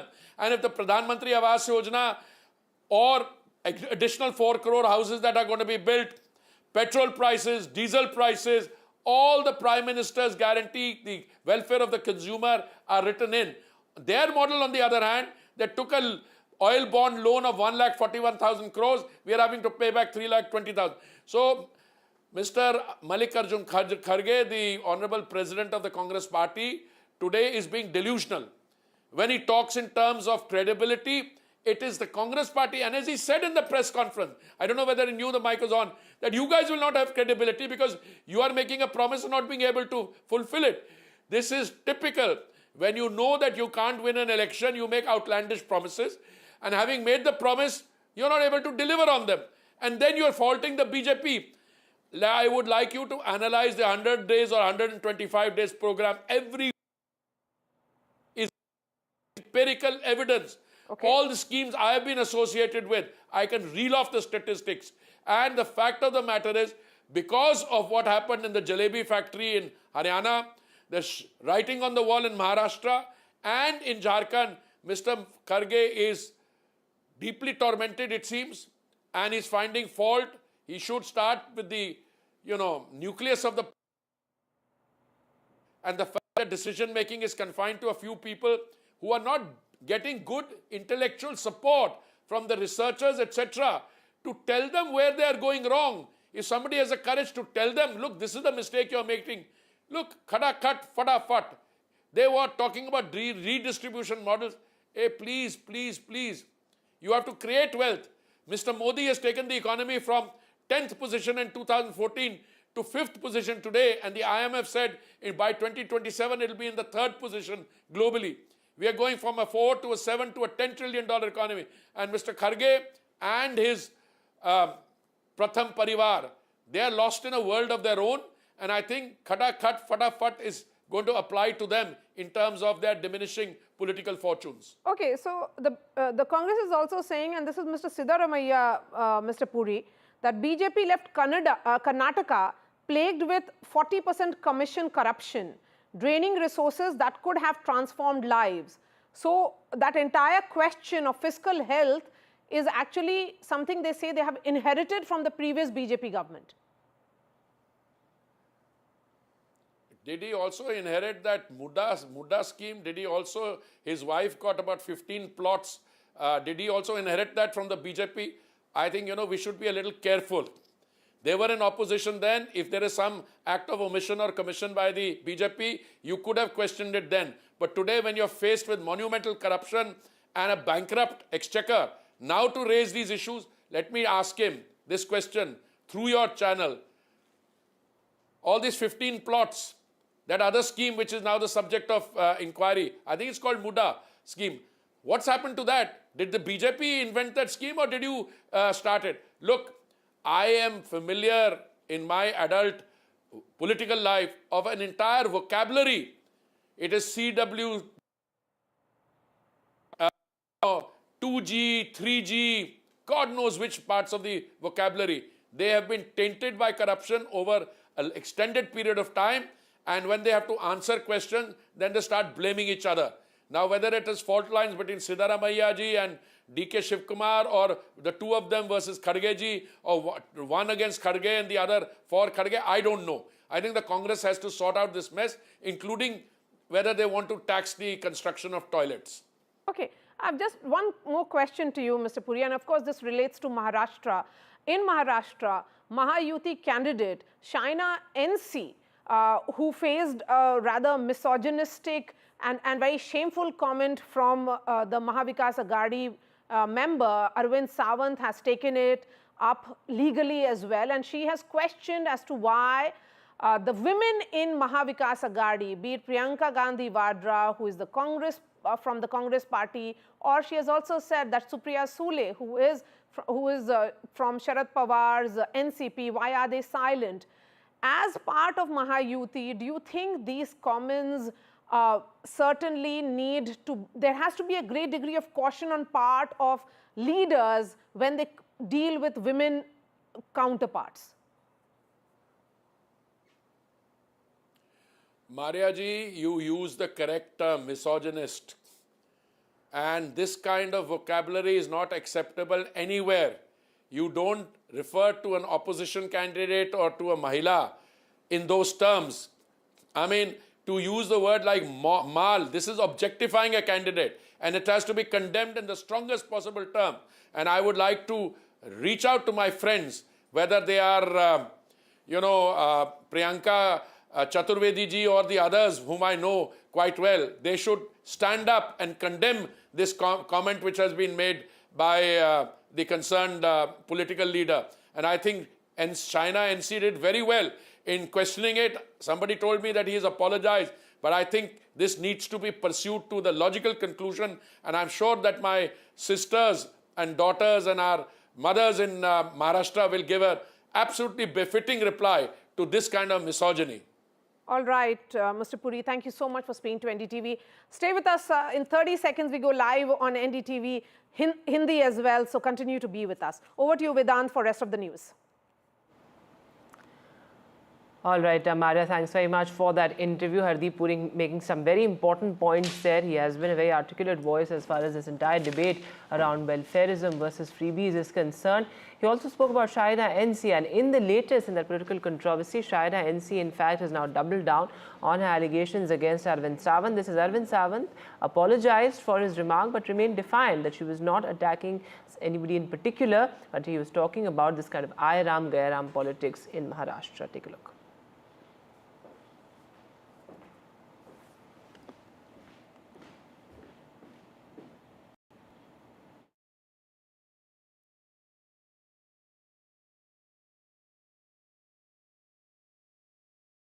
We are here with Shiv Sena candidate for Mumba Devi, Ms. China NC. Ma'am, Arvind Sawant ji has apologized today. Firstly, do you accept the apology?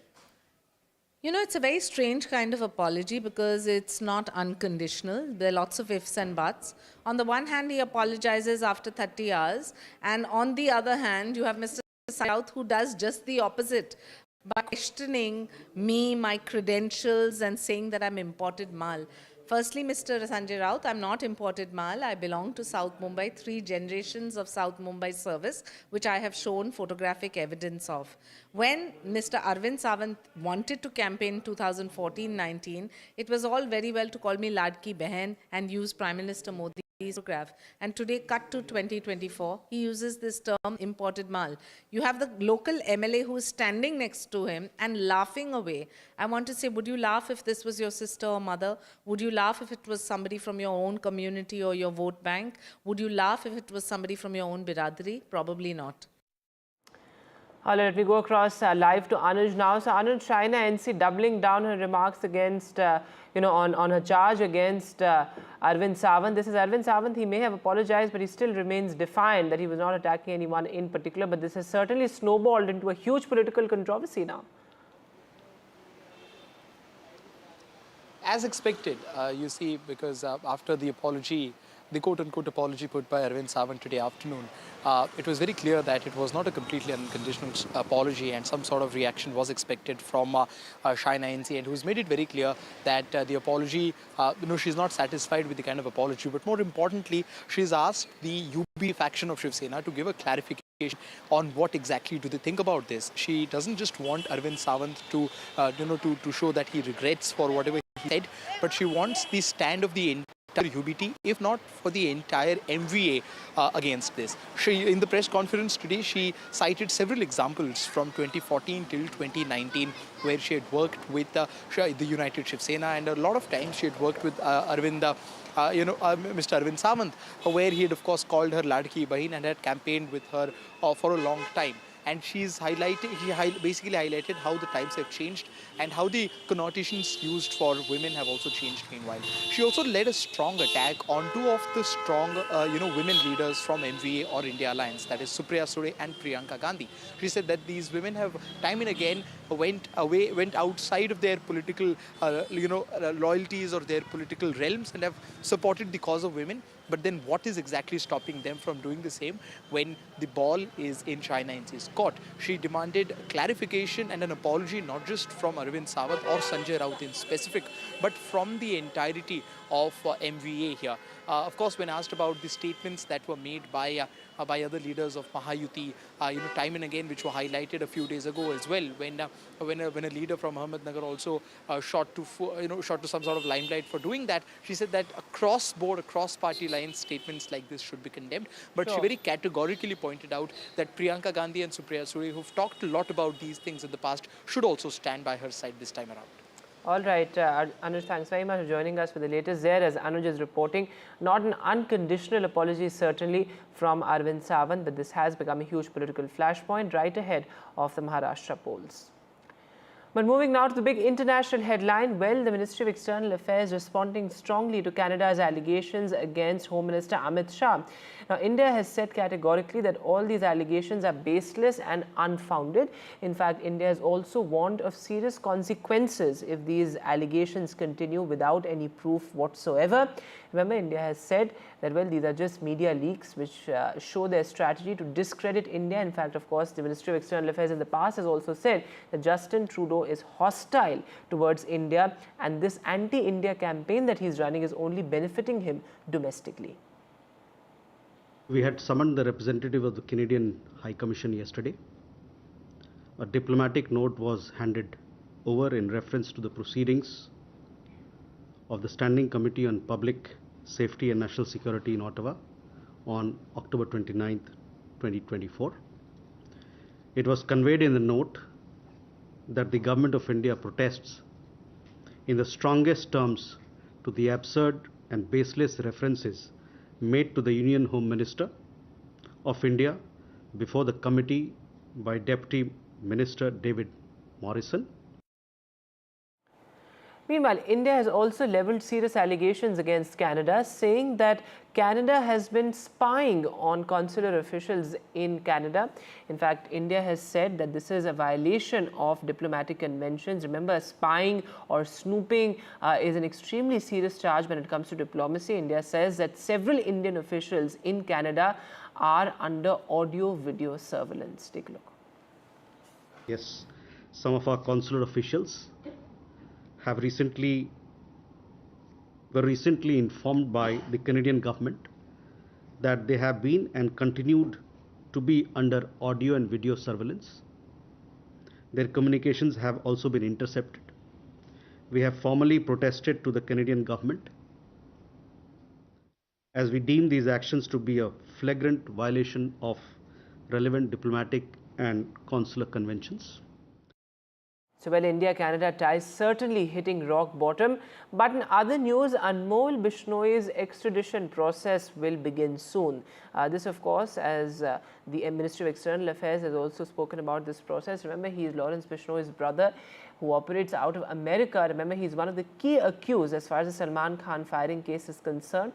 The police have established a preliminary link between the Salman Khan firing case and the Baba Siddiqui murder.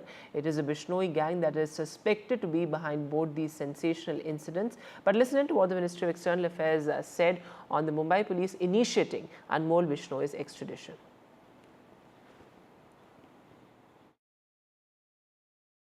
आपने बात कही अनमोल बिश्नोई की, ये जो मसला है इन सब चीज़ों पे अभी इन्वेस्टिगेशन चल रहा है, छानबीन चल रही है और इन सब बातों, ये सब जो बातें हैं ये लीगल डोमेन में आती है और चूँकि लीगल डोमेन में आती हैं, जो एस्टैब्लिश्ड प्रोसीजर्स है उसके तहत इस मसले पे कार्रवाई होगी.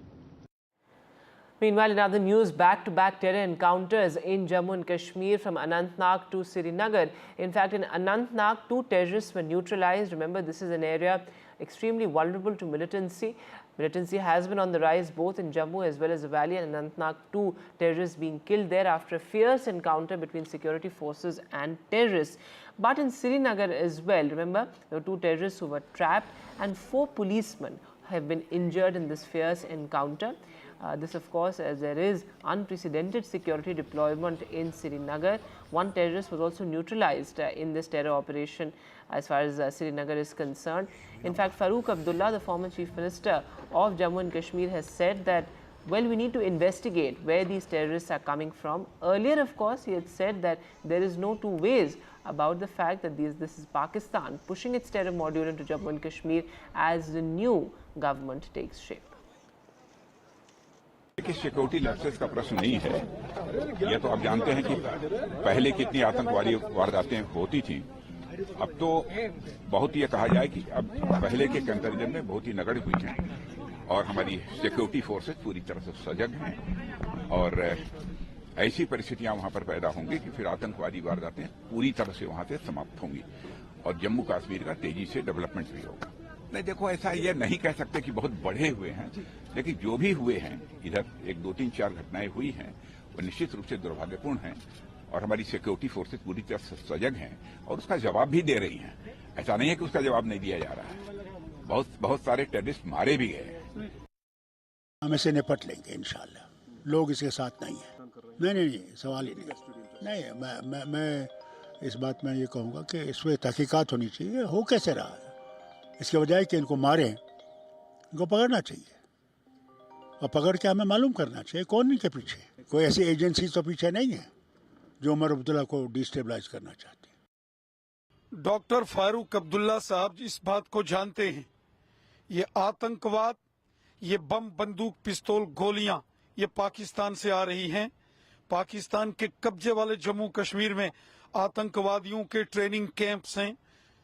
आईएसआई और पाकिस्तान की सेना आतंकवादियों को ट्रेनिंग दे रही है। ये जग जाहिर बात है।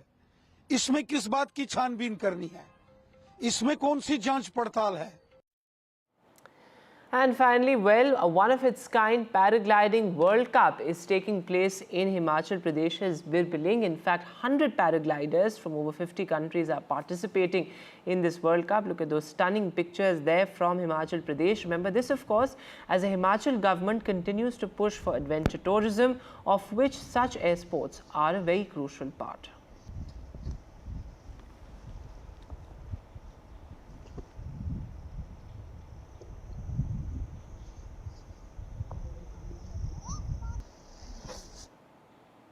And with that, we'll take a short break now, but news continues right here on NDTV.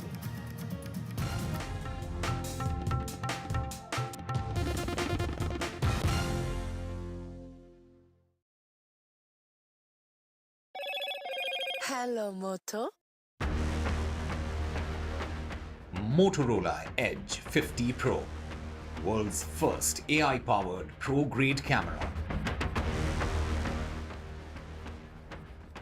Arvind Sawant apologizes to China NC. This as China NC doubles down on her misogynistic remark charge against Arvind Sawant. The Ministry of External Affairs says that, well, there is a snooping allegation against Canada and the MEA says that consular officials are being spied on. This, of course, as it rejects allegations against Home Minister Amit Shah.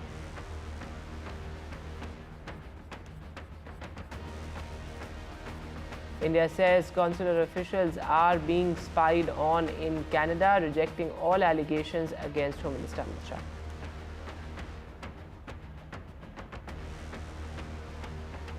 Back-to-back terror encounters in Jammu and Kashmir, from Srinagar to Anantnag. Terrorists neutralized in Jammu and Kashmir.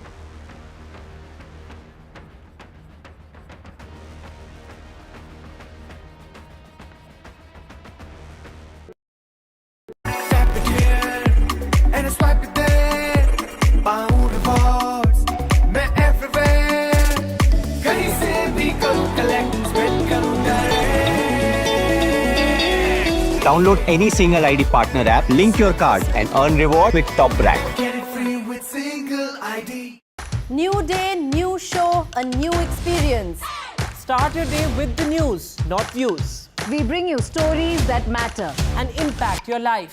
News that informs and keeps you ahead. From Maximum City, Mumbai, to the seat of power, Delhi, NDTV brings you the best breakfast show. Breakfast news on NDTV, 8 a.m. every day.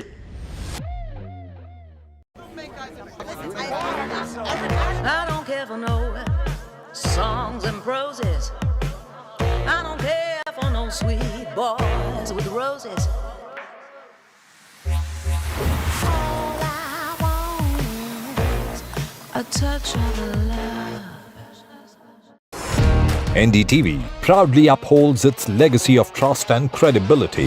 According to the prestigious Reuters Institute's Digital News Report 2024, NDTV is the top-most news platform in the country. Number 1 in both online and offline reach in India. Beating all its competition, NDTV stands for trust. Hello and welcome to India Sense, where I speak with global opinion makers. The United States has made a strategic decision over the last 20 years to move closer to India. A $7 trillion economy seems a perfectly conceivable number. If you want to be a national party, it's that you sort of accept the way the world is rather than want to endlessly hark back to how it was.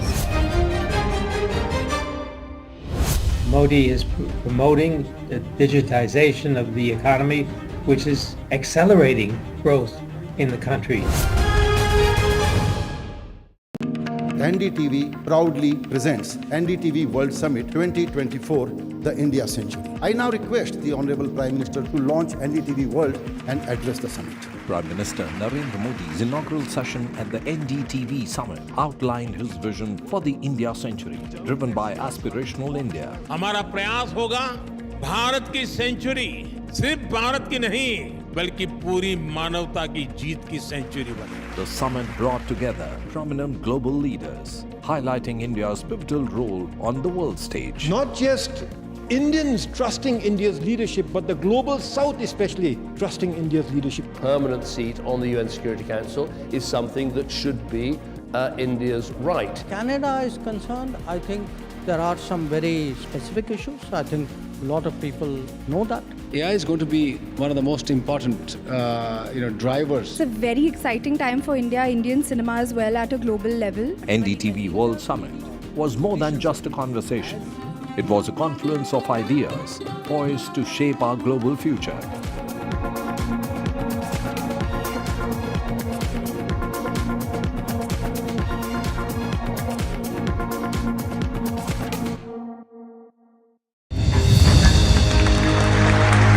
I now request the Honorable Prime Minister to launch NDTV World and address the summit. It was the grand launch of NDTV World by Prime Minister Narendra Modi. NDTV World, as he laid out his vision for the India Century at the NDTV World Summit. ऐसी सदी जिसमें भारत के प्रयासों से दुनिया में स्थिरता आए. In the presence of those who are shaping our future. मेरी तरफ से आपको ढेर सारी शुभकामनाएं हैं. NDTV World, your new home for global news is here. तालियों के साथ हम स्वागत करेंगे आदरणीय मोदी जी का. छत्रपति शिवाजी महाराज की.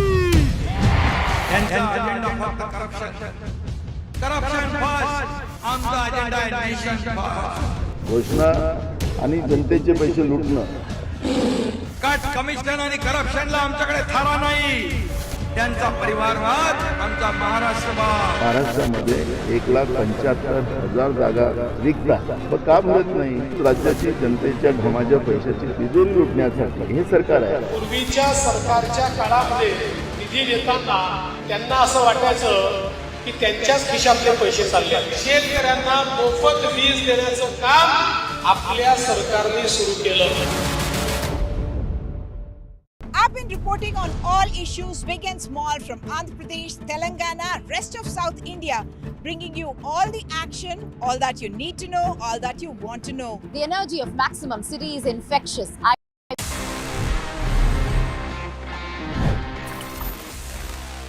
Hello friends and welcome to the fresh episode of Gadget 360 with Technical Guruji. मेरा नाम है गौरव aka TG and basically मेरा काम ही कुछ ऐसा है कि I compile everything around gadgets in each episode just for you. मतलब हर रोज कितने नए नए gadgets launch होते हैं, आपकी जो होती है वो बहुत ज्यादा होती है. Sometimes you have many questions, मैं उनके जवाब आपको देता हूं, आपके लिए इंटरेस्टिंग टिप्स भी शेयर करता हूं और कुछ इंटरेस्टिंग फैक्ट्स भी बताता हूं because this gadget space is really fun. I love gadgets, you love gadgets. So why not we proceed और आगे बढ़ते आखिर हुआ क्या है in the field of gadgets in this episode of your favourite show gadget 360 with technical Guruji. जल्दी से आगे बढ़ते हैं, चलिए शुरू करते हैं।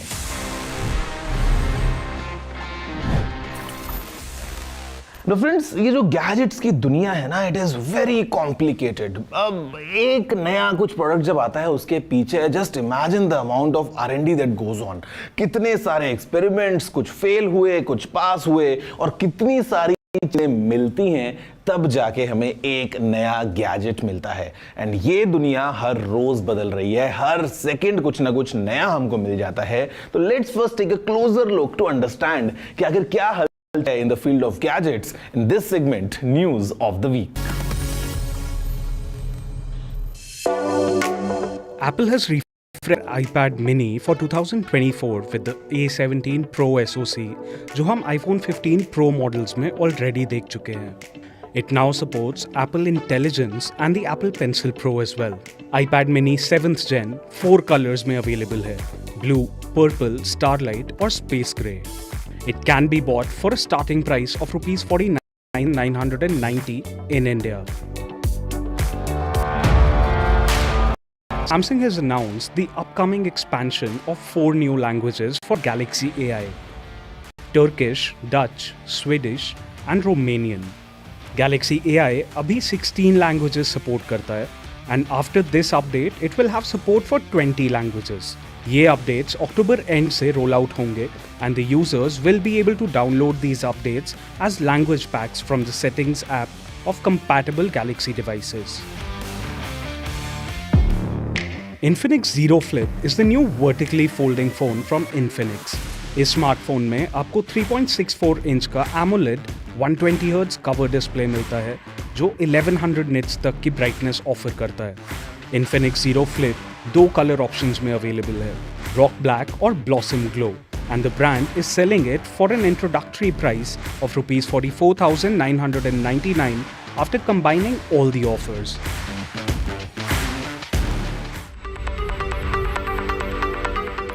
Garmin launched its new Phoenix 8 series of premium multisport GPS smartwatches in India. इन स्मार्टवॉचेस की USP इनकी ड्यूरेबिलिटी और रिलायबिलिटी है। There are 2 models for this smartwatch, one with an AMOLED display and another with a solar charging display. The brand claims that the AMOLED model will offer up to 29 days of battery backup and the solar model will offer up to 48 days of battery backup. इन स्मार्टवॉचेस का starting price rupees 86,990 रखा गया है। Now friends, the first gadget that I have for this week's episode is this. एक smartphone है of course, and this is the latest coming from Samsung.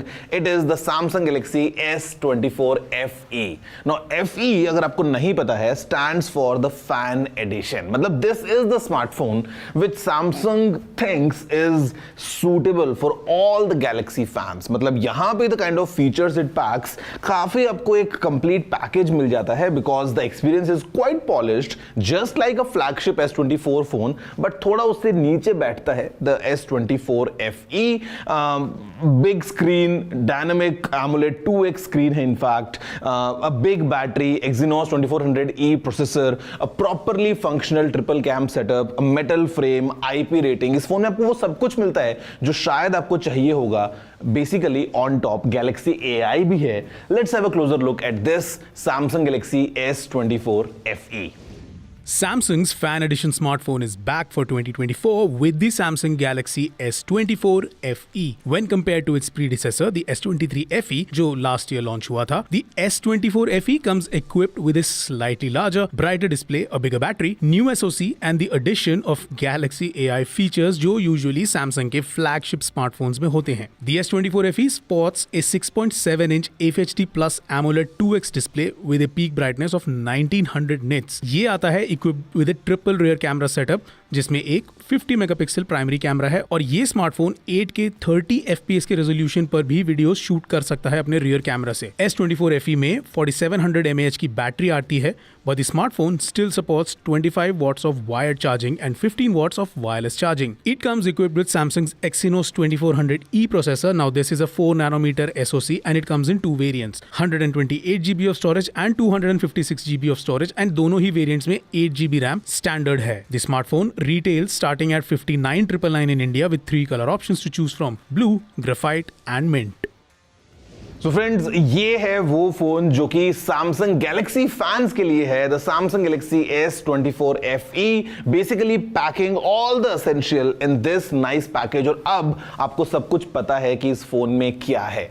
वैसे phone में या technology में चाहे जो भी हो, sometimes we say that it lacks the emotion. अब देखो यार, इमोशन डेफिनेटली लैक करता है कहीं ना कहीं, but then again AI is picking up, काफी चीजें डेवलप हो रही हैं।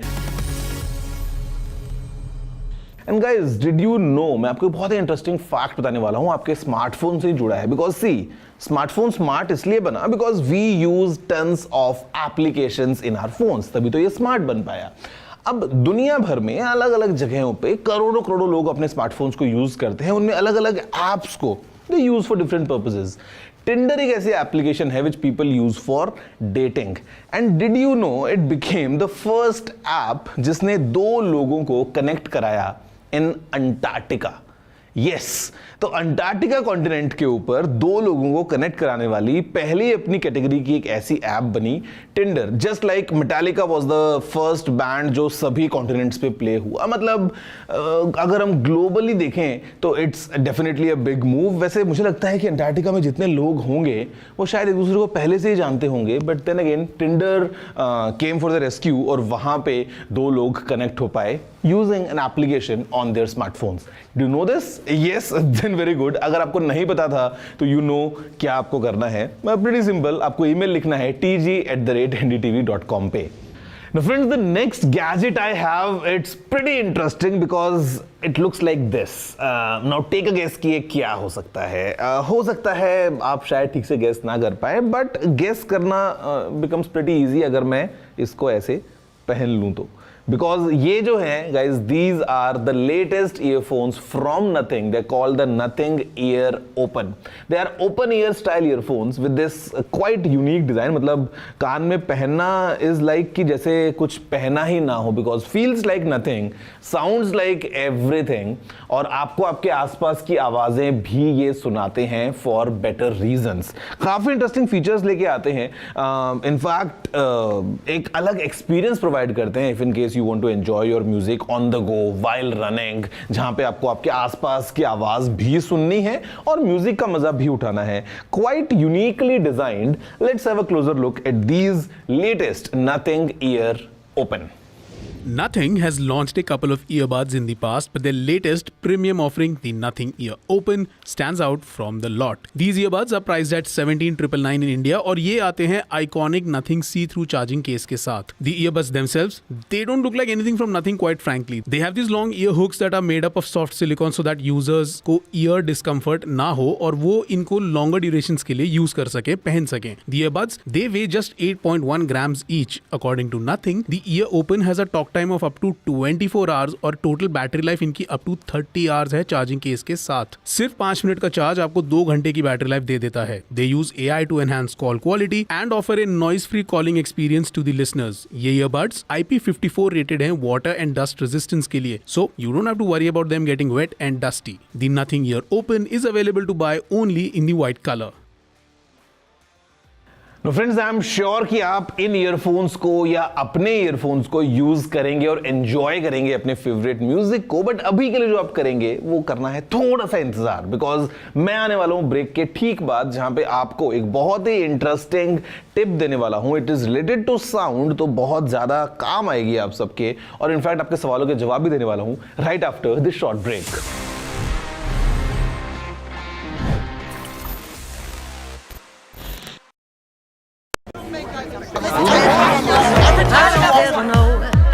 Songs and proses. I don't care for no sweet boys with roses.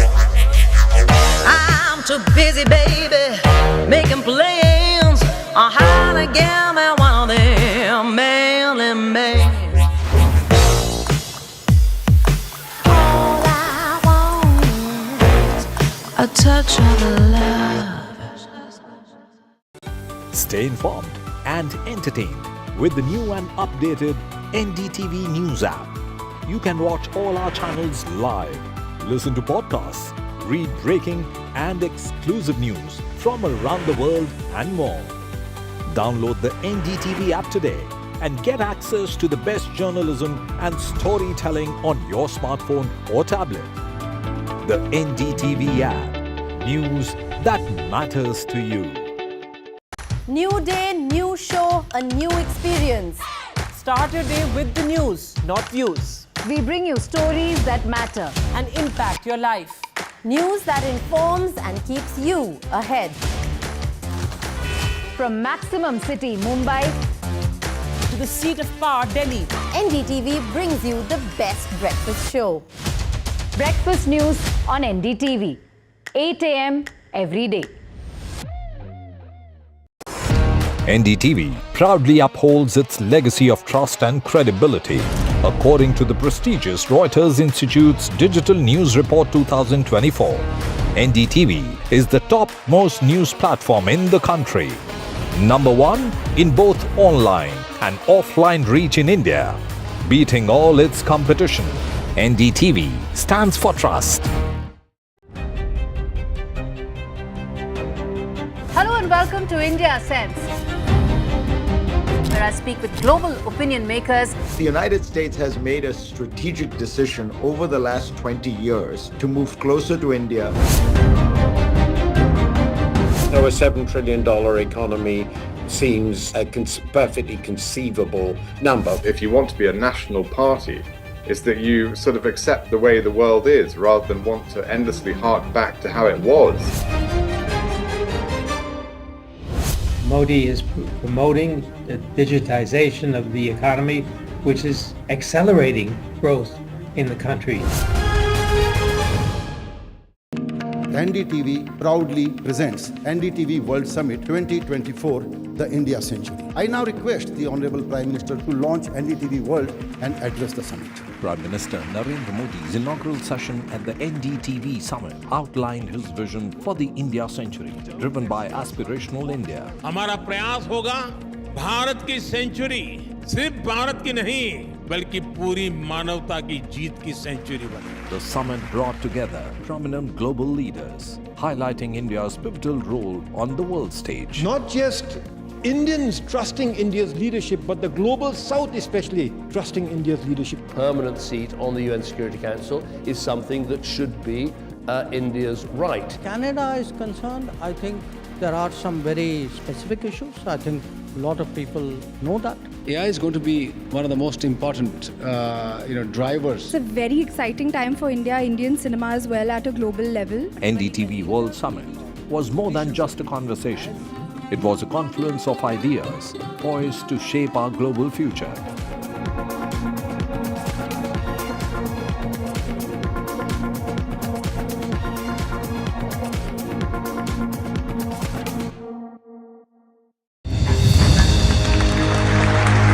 I now request the Honorable Prime Minister to launch NDTV World and address the summit. It was the grand launch of NDTV World by Prime Minister Narendra Modi.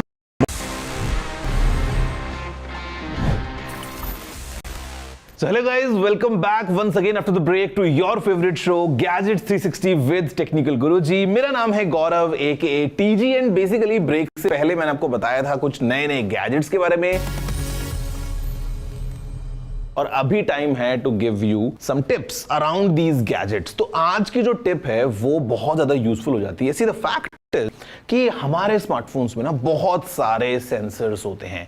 Accelerometer, gyroscope, microphone, this that, मतलब there are tons and tons of sensors packed inside every smartphone.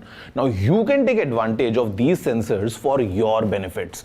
For example, अगर आपको कभी level check करना है किसी surface का कि surface एकदम बिल्कुल एक फ्लैट लेवल पे है या नहीं, तो you can just use the bubble level kind of simulation in your smartphone. आपको बहुत सारी ऐप्स ऐप्स मिल जाएंगी प्ले स्टोर पे या ऐप स्टोर पे, और काफ़ी फ़ोन्स पे तो ये इनबिल्ट फीचर की तरह भी आता है जहाँ पे it uses the gyroscope to figure out कि any surface that you want to track if it's completely flat और नॉट। इनफैक्ट आपके फ़ोन में जो माइक्रोफोन्स हैं वो भी बड़े काम के हैं because they are very sensitive, और आपको ऐसी बहुत सारी एप्लीकेशंस मिल जाएंगी which can tell you in fact कि जो नॉइस लेवल्स हैं आपके आसपास वो क्या हैं, what is the decibel rating of the sound that you are exposed to. आपको सीधा आपके फोन के स्क्रीन पे इंफॉर्मेशन मिल जाती है।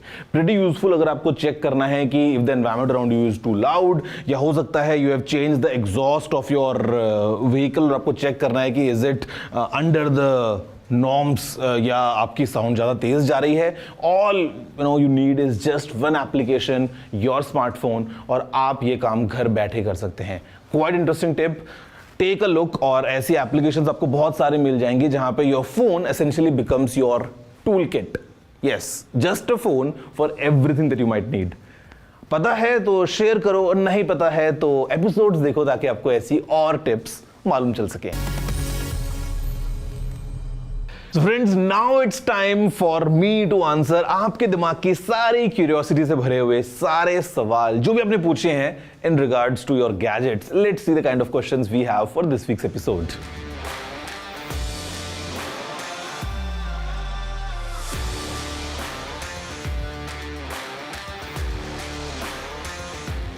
मैंने सुना है ऐसा एक अभी मॉडर्न डे ट्रेंड चलता है that you shouldn't give an iPhone to your parents. Basically iPhone is not the keyword here, the keyword has to be a smartphone.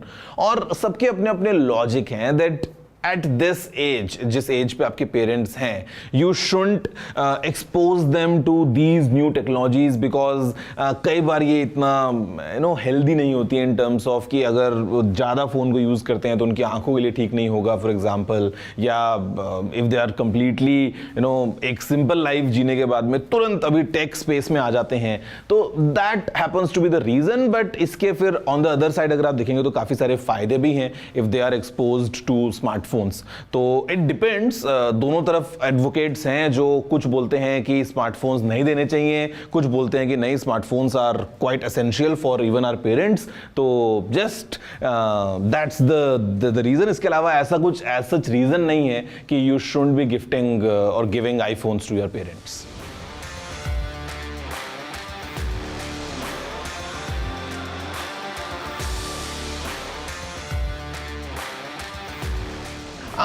I won't say they're exactly the same, but yes, they share quite a lot of features and काफी बड़ा overlap है if you take earphones from Oppo and OnePlus. Sometimes they are very very similar, sometimes they don't look the same, but the features are kind of same. तो yes, because it's the same parent company, तो आपको काफी products के अंदर काफी overlap दिखने को मिलता है, especially in case of earphones.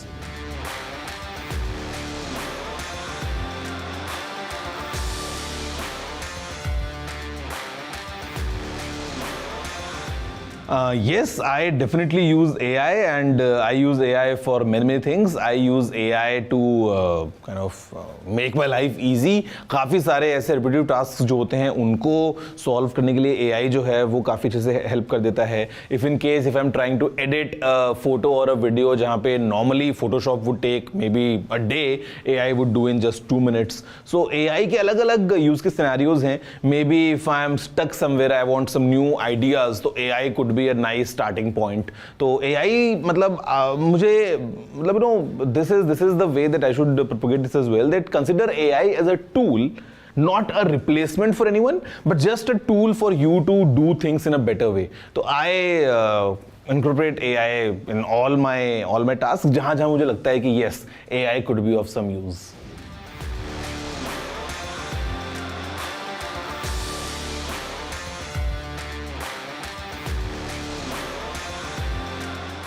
Smart pots आप बाय कर सकते हैं डेफिनेटली, बिकॉज इंडोर गार्डनिंग की अगर हम बात करते हैं तो there are different kinds of people जो कि you want just to have a smart pot जहाँ पे वो आपको सारी इन्फॉर्मेशन दे देता है. AI डेफिनेटली हेल्प कर सकता है, तो it depends the way you want to proceed with it. But yes, smart pots are definitely a good option for you to have some nice indoor plants जहाँ पे the way the care is taken, वो सारा काम बहुत अच्छे से technology की मदद से हो जाता है.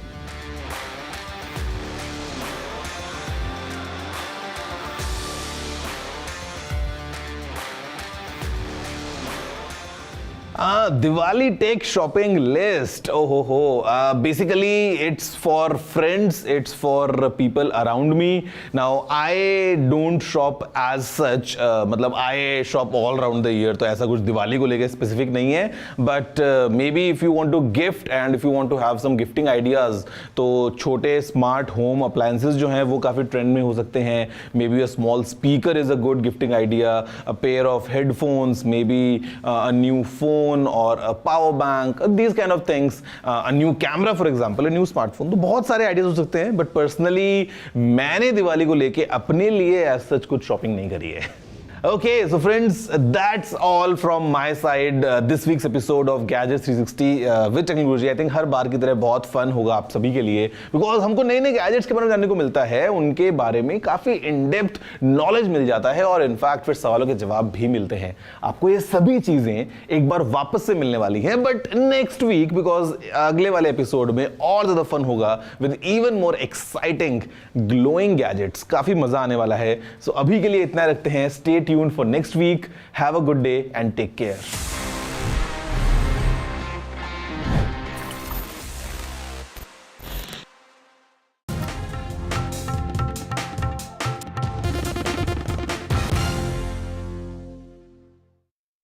The Ministry of External Affairs responding strongly to Canada's allegations against Home Minister Amit Shah.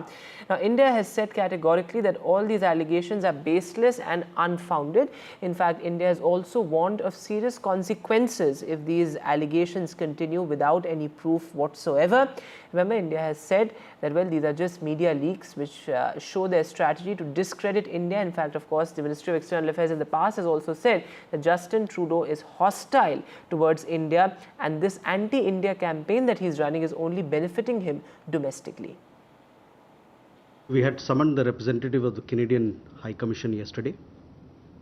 A diplomatic note was handed over in reference to the proceedings of the Standing Committee on Public Safety and National Security in Ottawa on October 29th, 2024.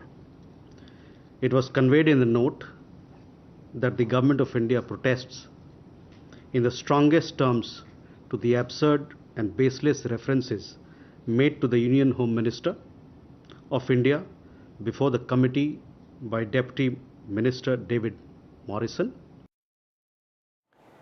Meanwhile, India has also levelled serious allegations against Canada, saying that Canada has been spying on consular officials in Canada.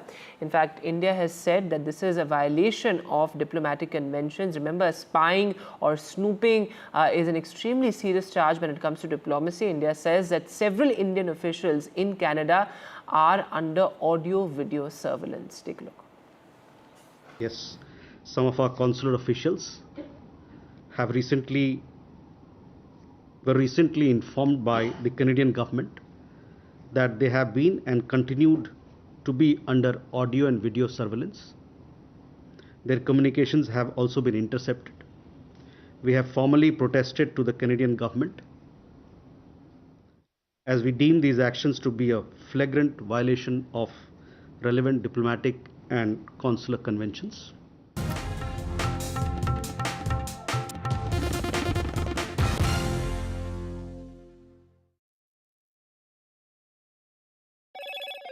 Hello, Moto. Motorola Edge 50 Pro, world's first AI-powered pro-grade camera.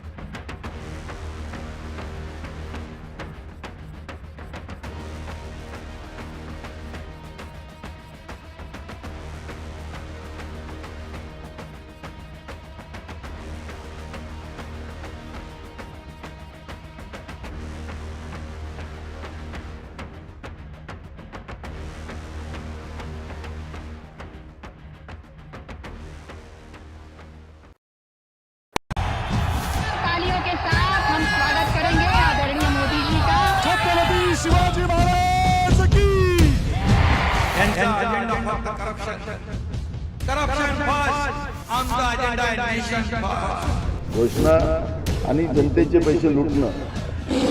Cut commission आणि करप्शनला आमच्याकडे थारा नाही. त्यांचा परिवारवाद आमचा महाराष्ट्रवाद. महाराष्ट्रामध्ये 1,75,000 जागा रिक्त आहेत. मग का भरत नाही? राज्याची जनतेच्या घमाच्या पैशाची तिजोरी लुटण्यासाठी हे सरकार आहे. पूर्वीच्या सरकारच्या काळामध्ये निधी देताना त्यांना असं वाटायचं की त्यांच्याच खिशातले पैसे चालले. शेतकऱ्यांना मोफत वीज देण्याचं काम आपल्या सरकारने सुरू केलं.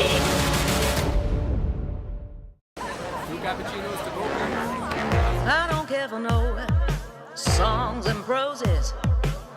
I don't care for no sweet boys with roses. All I want is a touch of love. I've been reporting on all issues, big and small, from Andhra Pradesh, Telangana, rest of South India, bringing you all the action, all that you need to know, all that you want to know. The energy of Maximum City is infectious. I bring in that energy in our news coverage from financial capital Mumbai. India's IT capital is always buzz. It's literally a city that never sleeps. And I keep you ahead on all the Bengaluru buzz. Covering from the southernmost part of India over the last 23 years, I bring in-depth and 360-degree coverage from the Dravidian heartland. The land of Mishti is also known for its bitter politics. I have seen much water flow under the Howrah Bridge, covering Bengal in all its vivid colors.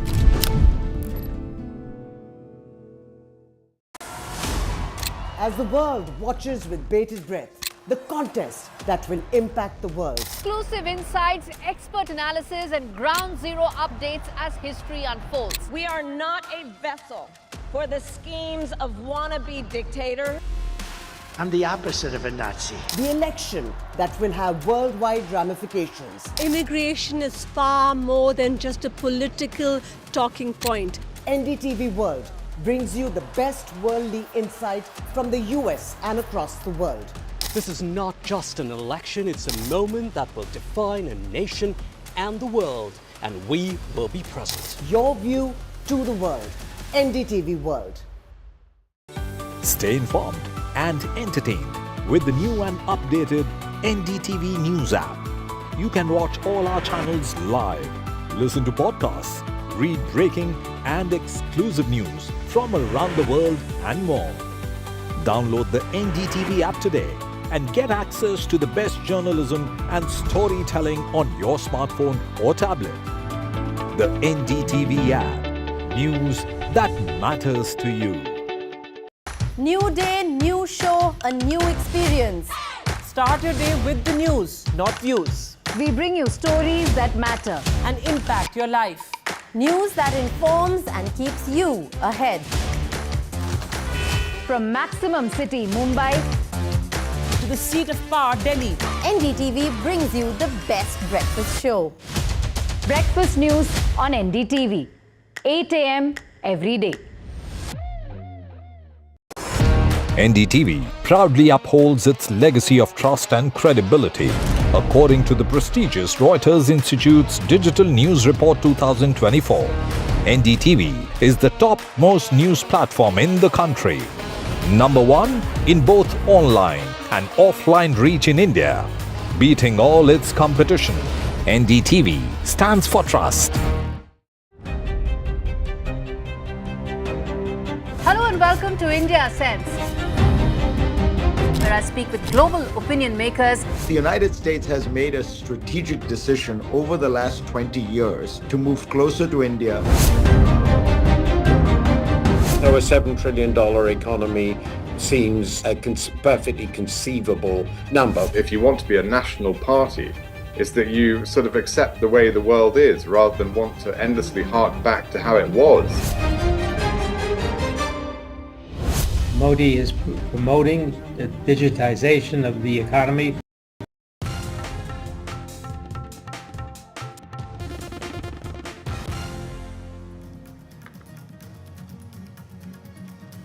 After the sexist remark controversy, now a row over the MBA leader. Shaina NC points to a laughing Amin Patel. Shaina questions silence of top MBA women leaders. Meanwhile, Hardeep Puri tells NDTV misogyny must be questioned. Union Minister Hardeep Puri exclusive on NDTV. He hits out the Congress over Karnataka guarantees. He says freebies, not a governance model. India rejects Canada's charge against Home Minister Amit Shah. India says baseless references against Amit Shah. India hands over a diplomatic note meanwhile to Canada amid charges against the Home Minister. India also warns of serious consequences if Canada's unfounded allegations go. India's snooping charge against Canada amid showdown. India hits out at Canada for spying on its officials. India says this is harassment of our consular officials in Canada. 2 encounters in Jammu and Kashmir. In Anantnag, 2 terrorists have been killed. Meanwhile, in Srinagar, top Lashkar commander has been killed and 4 cops have been injured in an anti-terror operation. Superstar Shah Rukh Khan turns 59 today. He wishes pour in for the Badshah of Bollywood.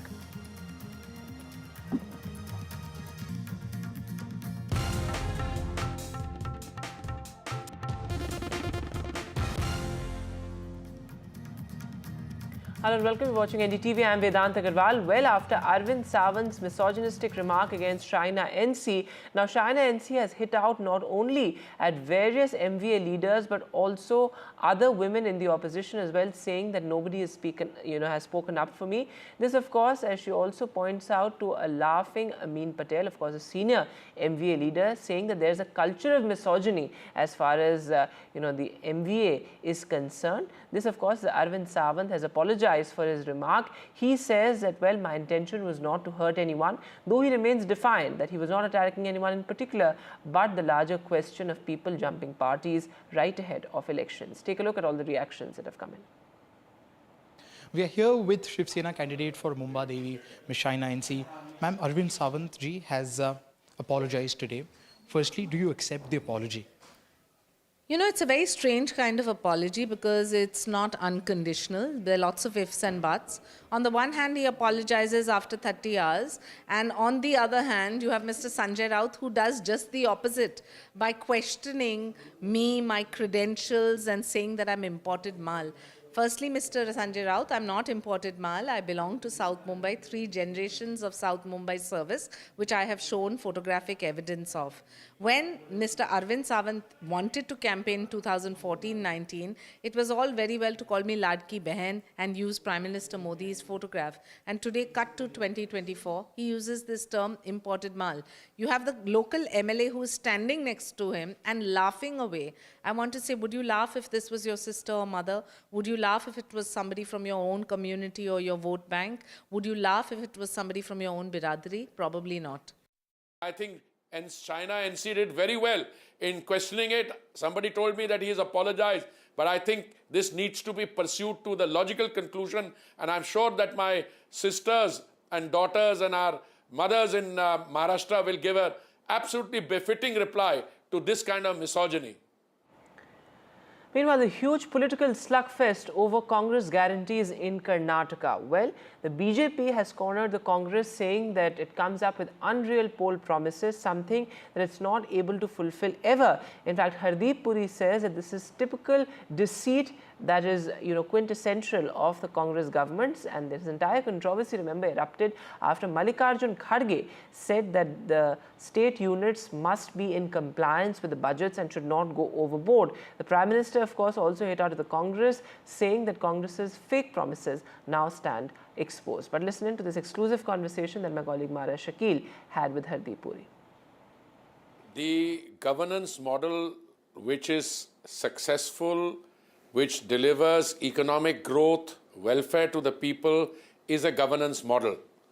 Any other model which bases itself on freebies, on empty promises, not grounded in reality, is not a governance model. So I don't think it's a choice between 2 governance models. Don't make promises on which you can't deliver. If you use words like review, it means you're not able to deliver. Now that is the hard truth. The Congress makes outlandish claims. It promises the moon and is not able to deliver, and then it gets caught. If you want to think in terms of imposing a tax on the construction of toilets in Haryana, in Himachal, you're in trouble. Meanwhile, news now from Jammu and Kashmir. Militancy certainly continues to be a big challenge for the Omar Abdullah government. 2 encounters have been reported in Jammu and Kashmir. In Srinagar, one terrorist has been gunned down, and he is said to be from the Lashkar. He's a major Lashkar commander is what the police have said. Now remember, in Anantnag as well, 2 terrorists were neutralized, but as far as Srinagar is concerned, 4 policemen were injured in that fierce encounter. Now remember, the largest story here is militancy being on the rise as far as Jammu and Kashmir is concerned. It's changing its shape, but certainly its design can be attributed to across the border. In fact, that's something that former Chief Minister of Jammu and Kashmir, Farooq Abdullah, has also said. He says we must investigate where these terrorists are coming from, and that it's a bid to destabilize the Umar Abdullah government. Take a look.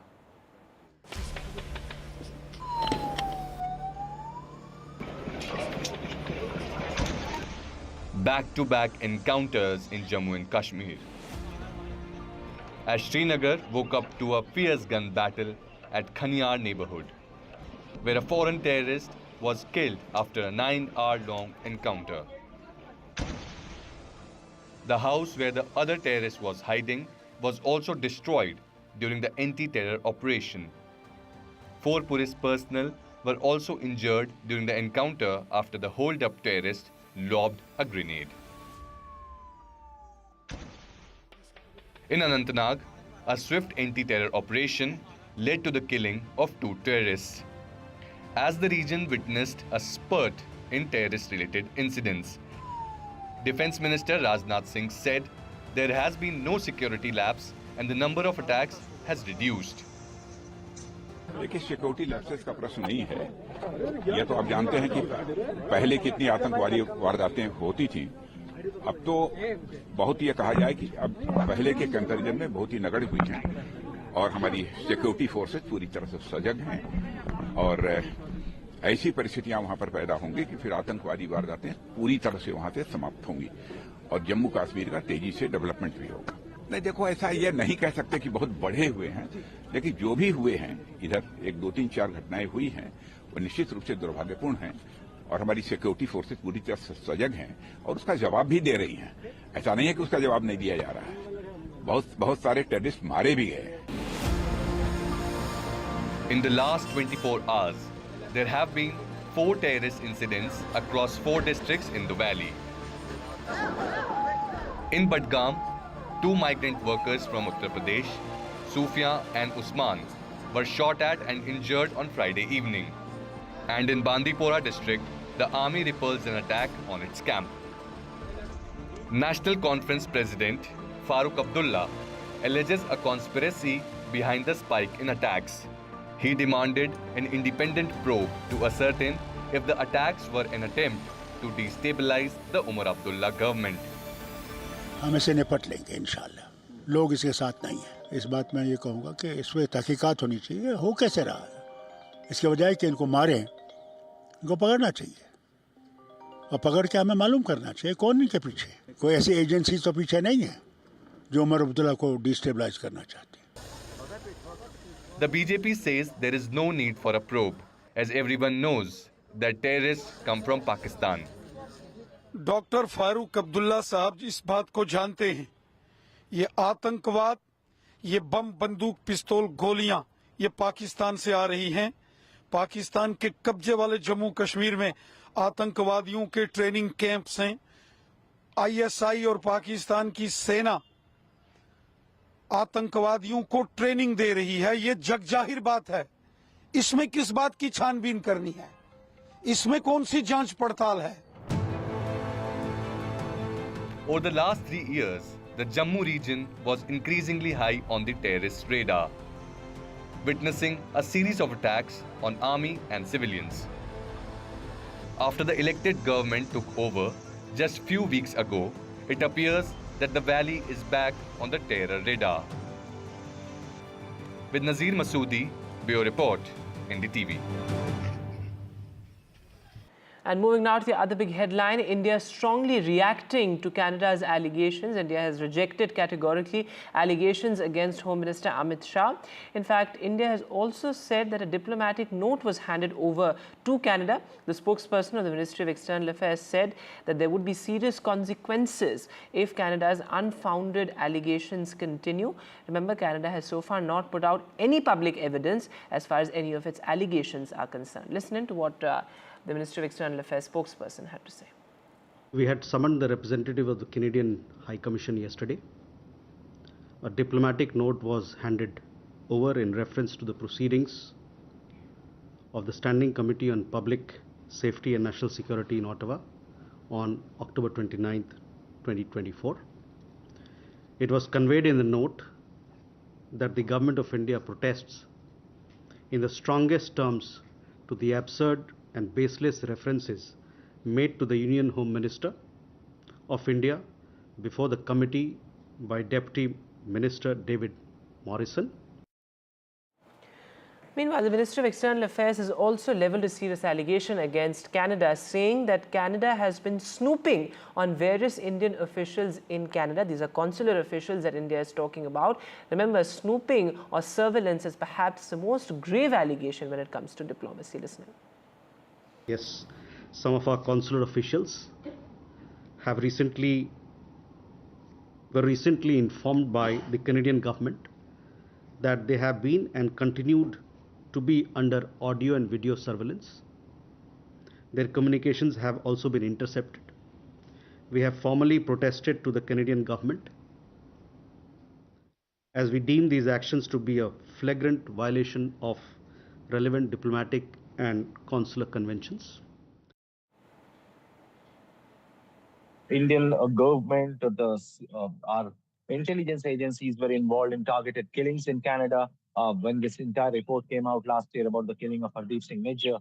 And then we have seen targeted harassment of Indian diplomats there, those Indians who are a bit patriotic, and how despite repeatedly the Indian government and Indian officials, diplomatic officials, not only in Canada, but our own External Affairs Ministry have been raising it repeatedly with their counterparts in Canada. And despite that, there has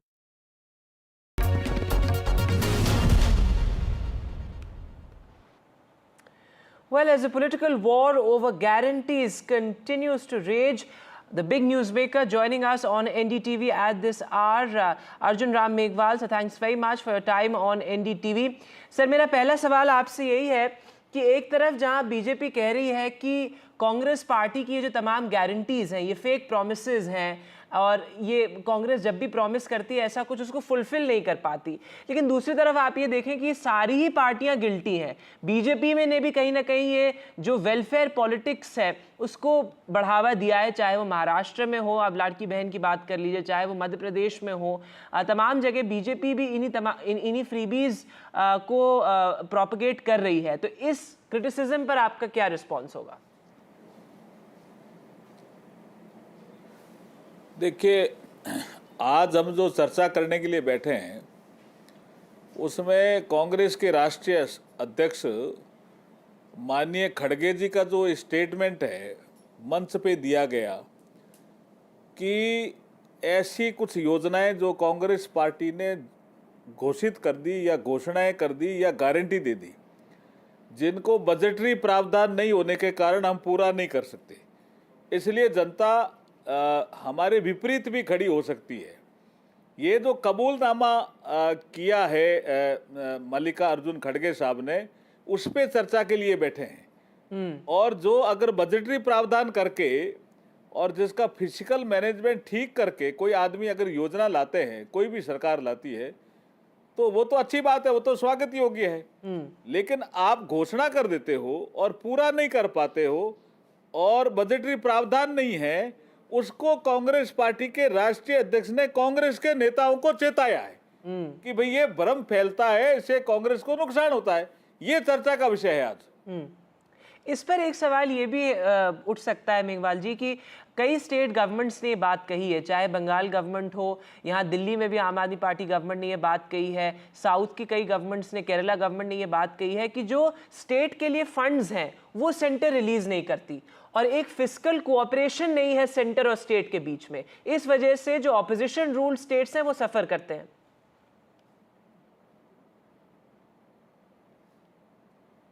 देखिए, मैं आपको जिम्मेदारी के साथ बता रहा हूं जी, पैसा रिलीज करने में कोई भेदभाव नहीं हो रहा। पिछले 10 सालों में हमने देखा है, अगर किसी गवर्नमेंट ने यूसी नहीं दिया तो पैसा किसी कारण से रुकता होगा, लेकिन कुछ ऐसी स्टेट गवर्नमेंट है जो विशेष करके कांग्रेस रूल्ड, वो क्या करती है, फंड का डाइवर्जन करती है, क्योंकि उन्होंने राहुल गांधी जी के कहने से गारंटी दे दी, खटाखट हम पैसा डाल देंगे, किसानों का सारा कर्जा माफ कर देंगे। तो अब जब पूरा करने के लिए जब पैसा नहीं होता है तो वो फंड का डाइवर्जन करते हैं। जो फंड का डाइवर्जन करते हैं तो वो यूसी नहीं दे पाते हैं, यूटिलाइजेशन सर्टिफिकेट। इसलिए अपोजिशन रूल्ड, जिसमें कांग्रेस रूल्ड स्टेट है, उसमें ज्यादा प्रॉब्लम आती है। इस विषय को समझ नहीं रहे हैं और उसको हमारे ऊपर डालने की कोशिश कर रहे हैं कि हम पैसा नहीं दे रहे हैं, जबकि हम पैसा देते समय कोई भेदभाव नहीं करते हैं। मेघवाल जी, एक बात ये बताइए कि आप मिनिस्टर रह चुके हैं कैबिनेट में, आपने एडमिनिस्ट्रेशन बहुत क्लोजली देखा है, कहीं ना कहीं आपको लगता है कि ये जो पूरा फ्रीबी कल्चर है वो खत्म होने की जरूरत है, क्योंकि सिस्टम डिलीवर नहीं कर पा रहा है, इसीलिए सारी पार्टियां, चाहे वो रीजनल पार्टीज हो या नेशनल पार्टीज हो, वो ये तमाम फ्रीबीज प्रॉमिस करती हैं और अल्टीमेटली टैक्स पेयर का जो पैसा है वो यूज होता है। चाहे आप कर्नाटका में ही देख लीजिए, क्योंकि कांग्रेस गवर्नमेंट्स की बात चल रही है कि वहां पे किस तरीके से पेट्रोल डीजल पर सेल्स टैक्स जो है, वहां पर वाटर टैरिफ की बात हो रही है, एंटरटेनमेंट सेस की बात हो रही है। तो कहीं ना कहीं सारी पार्टियों को साथ आके ये फ्रीबीज कल्चर खत्म करने की जरूरत है।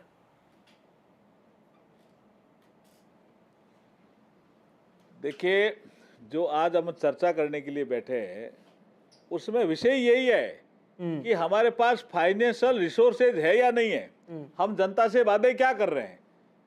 अभी आपने हिमाचल में देखा जी, जनता से वादे किए कि हम पेट्रोल डीजल सस्ता कर देंगे, जब बाद में पता चला नहीं कर सकते तो महंगा कर दिया, सेस लगा दिया। तो ये जो आप सत्ता प्राप्त करने के लिए जो वादे करते हो और जब वो पूरे नहीं होते हैं और जनता कहती है सैलरी भी समय पे नहीं मिलती है हिमाचल में, और फिर कांग्रेस में एक ऐसा विषय आ गया कि अब हमने वादा कर दिया, कांग्रेस रूल स्टेट है वो, तो एक वाल्मीकि समाज के लिए फंड था उसका डाइवर्जन कर दिया, तो फिर कुछ घोटाले भी हो जाते हैं। तो ये जो विषय है, इस विषय के लिए खड़गे जी ने चेताया कि ऐसा कोई हम प्रॉमिस नहीं करें जो हम बजटरी प्रोविजन नहीं होने के कारण पूरा नहीं कर सके। आप फिजिकल मैनेजमेंट करके अगर जनता के लिए कोई काम करेंगे तो मैनिफेस्टो में डालेंगे तो वो जनता भी पसंद करेगी। आपके पास पैसा ही नहीं, आपको सत्ता हासिल करने के लिए झूठ बोल करके, भ्रम फैला करके सत्ता में आना चाहते हो, उसके लिए खड़गे जी ने चेताया है। तो मेघवाल जी, कहीं ना कहीं खड़गे जी ने भी वही बात कही जो आप लोग कह रहे हैं कि जो स्टेट यूनिट्स हैं पार्टीज के, कहीं ना कहीं उनको स्टेट बजट से कंप्लाई करके चलना चाहिए और ओवरबोर्ड नहीं जाना चाहिए। तो खड़गे जी ने तो कहीं ना कहीं सही बात कही और सही कॉन्वर्सेशन शुरू करी, ये कह के कि state units need to be careful. तो खड़गे जी के कबूलनामे को कांग्रेस वाले मान ही कह रहे हैं, ये तो बहस कर रहे हैं। मान लेना चाहिए, खड़गे जी ने सही कहा भी आपके पास फाइनेंशियल प्रावधान है, उसके बाद करिए। आप सत्ता प्राप्त करने के लिए करते हो तो सर जनता विरोध में आती है, विरोध में आके खड़ी हो जाती है। वही तो विषय था कि ये योजना बंद कर दो, उन्होंने कहा ये चालू क्यों कराई आपने पहले। हमने महाराष्ट्र में और 8 योजनाएं घोषणा कर दी, गारंटी दे दी, आप कह रहे हो बजट नहीं है, तो वहां भी दिक्कत आएगी। यही तो उन्होंने कबूलनामा जनता के सामने पेश किया, सबके सामने। जी, मेरा आखिरी सवाल मेघवाल जी, क्योंकि अब महाराष्ट्र में चुनाव आ रहे हैं और कहीं ना कहीं महायुति का फोकस पिछले 5-6 महीनों में इन तमाम वेलफेयर स्कीम्स पर काफ़ी रहा है, चाहे वो लाड़की बहन हो जो एक बहुत ही फ्लैगशिप स्कीम कहीं ना कहीं बन गई है महायुति के लिए, चाहे वो जो last minute model code of conduct के कुछ ही घंटों पहले जो शिंदे साहब ने अनाउंस किया, टोल टैक्स फ्री करने का जो उन्होंने प्रावधान अनाउंस किया। तो कहीं ना कहीं वेलफेयर स्कीम्स पे जो बहुत ज़्यादा फोकस है वो बीजेपी का भी पिछले कुछ चुनावों में रहा है। देखिए, डेवलपमेंट और गुड गवर्नेंस एजेंडा हो किसी भी गवर्नमेंट का, तो और फाइनेंशियल मैनेजमेंट उनका की सेक्टर हो, तो उसके बाद अगर आप किसी को एम्पावर करने के लिए कोई योजना लाते हो, चाहे वुमेन एम्पावरमेंट का विषय हो। अब जैसे हम फ्री अनाज दे रहे हैं तो हमें पता तो रहना चाहिए ना एफसीआई में कितना अनाज है, कितना हमारा उत्पादन होगा, हम दे पाएंगे कि नहीं दे पाएंगे, ये असेसमेंट तो हमारा होना चाहिए ना।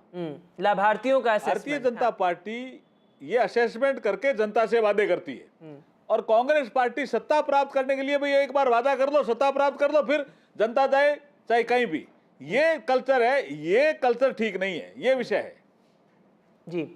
अर्जुन राम मेघवाल जी, बहुत शुक्रिया आपके हमारे लिए समय निकाला. Of course, this is something that has become a huge political slugfest, at the central level, with both the Congress and the BJP pulling out all their punches. Mallikarjun Kharge, the Prime Minister, all in this debate. So the entire debate around welfare schemes versus freebies has been reignited this time around, right ahead of the Maharashtra polls. But looking at some other news now, well, the Mumbai police has begun the process of extradition as far as Anmol Bishnoi is concerned. Remember Lawrence Bishnoi's brother, who is one of the main accused as far as the Salman Khan firing case is concerned. The Ministry of External Affairs has also spoken on this. Let's listen. आपने बात कही अनमोल बिश्नोई की. ये जो मसला है, इन सब चीज़ों पे अभी इन्वेस्टिगेशन चल रहा है, छानबीन चल रही है, और इन सब बातों, ये सब जो बातें हैं ये लीगल डोमेन में आती है, और चूँकि लीगल डोमेन में आती हैं, जो एस्टैब्लिश्ड प्रोसीजर्स है उसके तहत इस मसले पे कार्रवाई होगी. And looking at some international news now, well, in the US, it's just 3 days to go for the crucial battle, the crucial poll battle. It's Trump versus Harris. And gun violence has certainly become one of the most significant themes, given the fact that there were 2 assassination attempts at Donald Trump as well.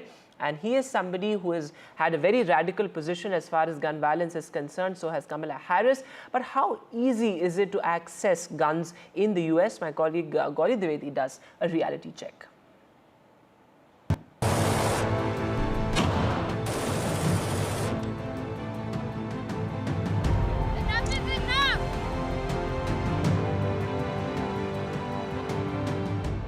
The United States has one of the highest ownership of firearms per capita. Some statistics suggest that 120 firearms per 100 people is what US residents have. And in the last couple of years, 7.5 million new owners of firearms have been added to this pool at a time when there is a lot of talk about gun violence, ownership of guns, and the political color that this entire debate takes place. Something that forms at the heart of the political debate taking place around United States. I am in fact in front of a major showroom of Beretta, a company that is an American arms manufacturing company, and I went around to see as to how easily guns can actually be purchased. Viewers would like to see some of those footage that we will play out that shows the kind of firearms that are being sold in downtown Manhattan, downtown New York, in a particular store where there are not just men but also women, as well as even children can go there. It's not an age limit there. And firearms that we are talking about are those which are used for hunting purposes in the wild.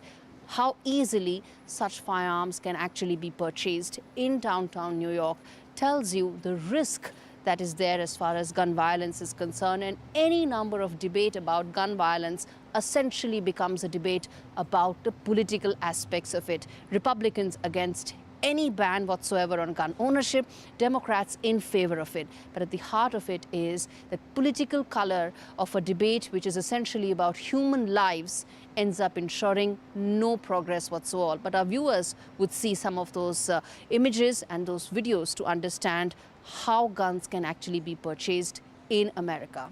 Reporting for NDTV, this is Gauri Dwivedi in New York. Meanwhile, actor Shah Rukh Khan has turned 59. It's his 59th birthday. Wishes pouring in from across Bollywood, across industries, and indeed across the globe as well. There was a beeline of fans outside Shah Rukh Khan's Mannat residence as well, with innovative wishes for the Bollywood Badshah.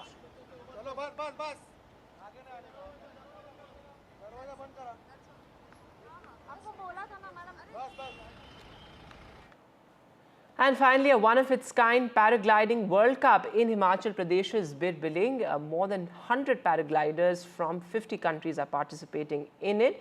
Remember, the Himachal government has pushed a great deal for adventure tourism, and this is part of that initiative. With that, we'll take a short break now, but news continues right here on NDTV.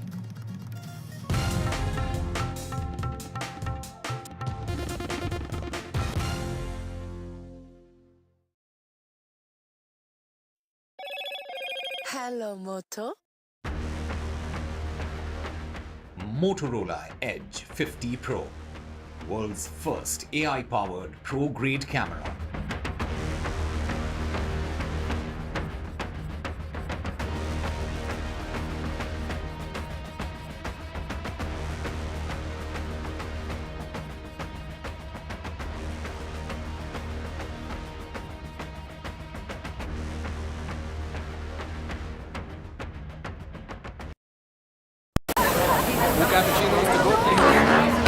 I don't care for no songs and proses. I don't care for no sweet boys with roses. I'm too busy, baby, making plans on how to get me one of them manly men. All I want is a touch of love. I now request the Honorable Prime Minister to launch NDTV World and address the summit. It was the grand launch of NDTV World by Prime Minister Narendra Modi.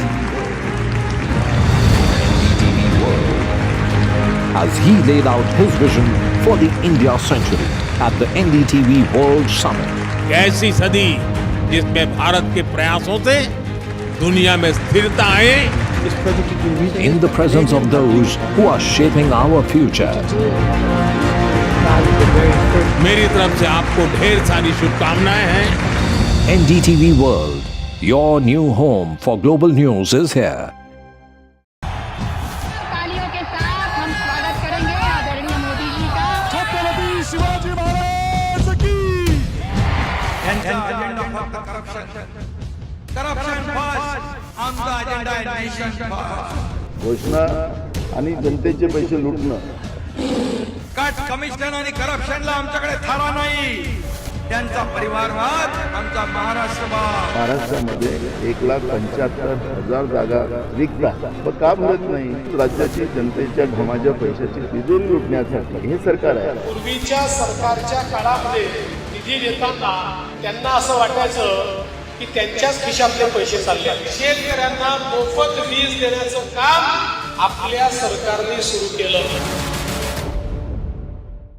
I've been reporting on all issues, big and small, from Andhra Pradesh, Telangana, rest of South India, bringing you all the action, all that you need to know, all that you want to know. The energy of Maximum City is infectious. I bring in that energy in our news coverage from financial capital Mumbai. India's IT capital is always buzz. It's literally a city that never sleeps. And I keep you ahead on all the Bengaluru buzz. Covering from the southernmost part of India over the last 23 years, I bring in-depth and 360-degree coverage from the Dravidian heartland. The land of Mishti is also known for its bitter politics. I have seen much water flow under the Howrah Bridge, covering Bengal in all its vivid colors.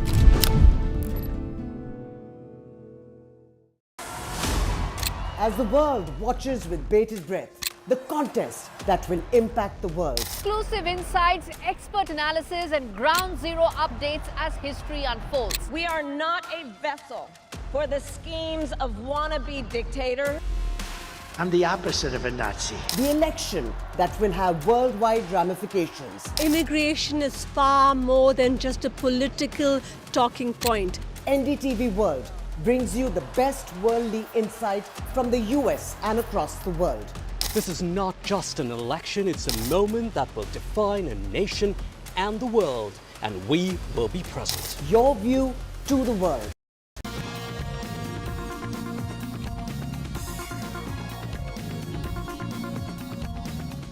His Excellency has actually been a civil servant. He is one of the few first civil servants in the Bhutanese society who crossed over to the political side, had a very successful run, has been the Prime Minister of the country before as well.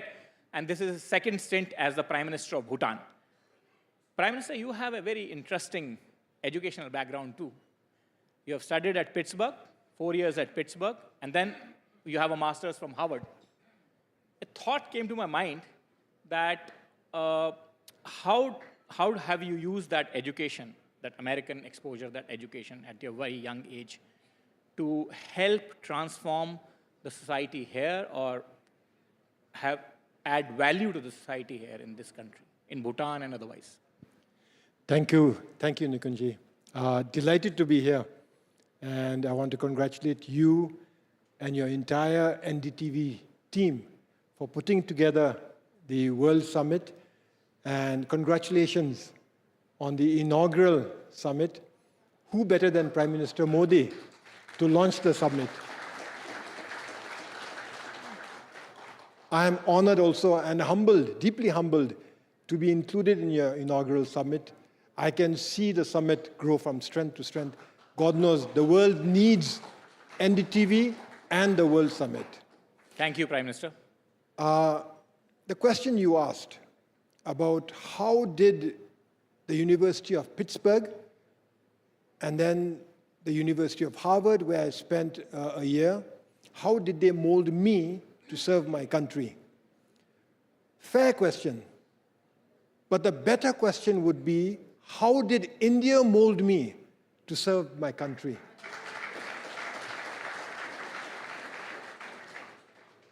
I'll tell you a secret. In fact, my Bhutanese colleagues here also don't know. I was born in India. That's a secret you didn't share with many. 1965, I was born in Kalimpong. My father was serving in Kalimpong when my parents were serving, because I was born there, right? And what molded me to serve my king, my country, and my people would have been not necessarily Pittsburgh and Harvard, but Dr. Graham's homes in Kalimpong, in West Bengal. I studied 11 years in India. And you ask me how 4 years in America has molded me. You should be asking how. Well, that's a secret you are revealing now, Prime Minister. No. It's okay, fair. I'm not a celebrity, so you wouldn't know where I studied. But the fact of the matter is, my formative years, not just my birth, but my formative years was in India. From kindergarten school, from baby class till class 10, I studied in India, as indeed many other Bhutanese studied in India those days, because we did not have enough schools in Bhutan.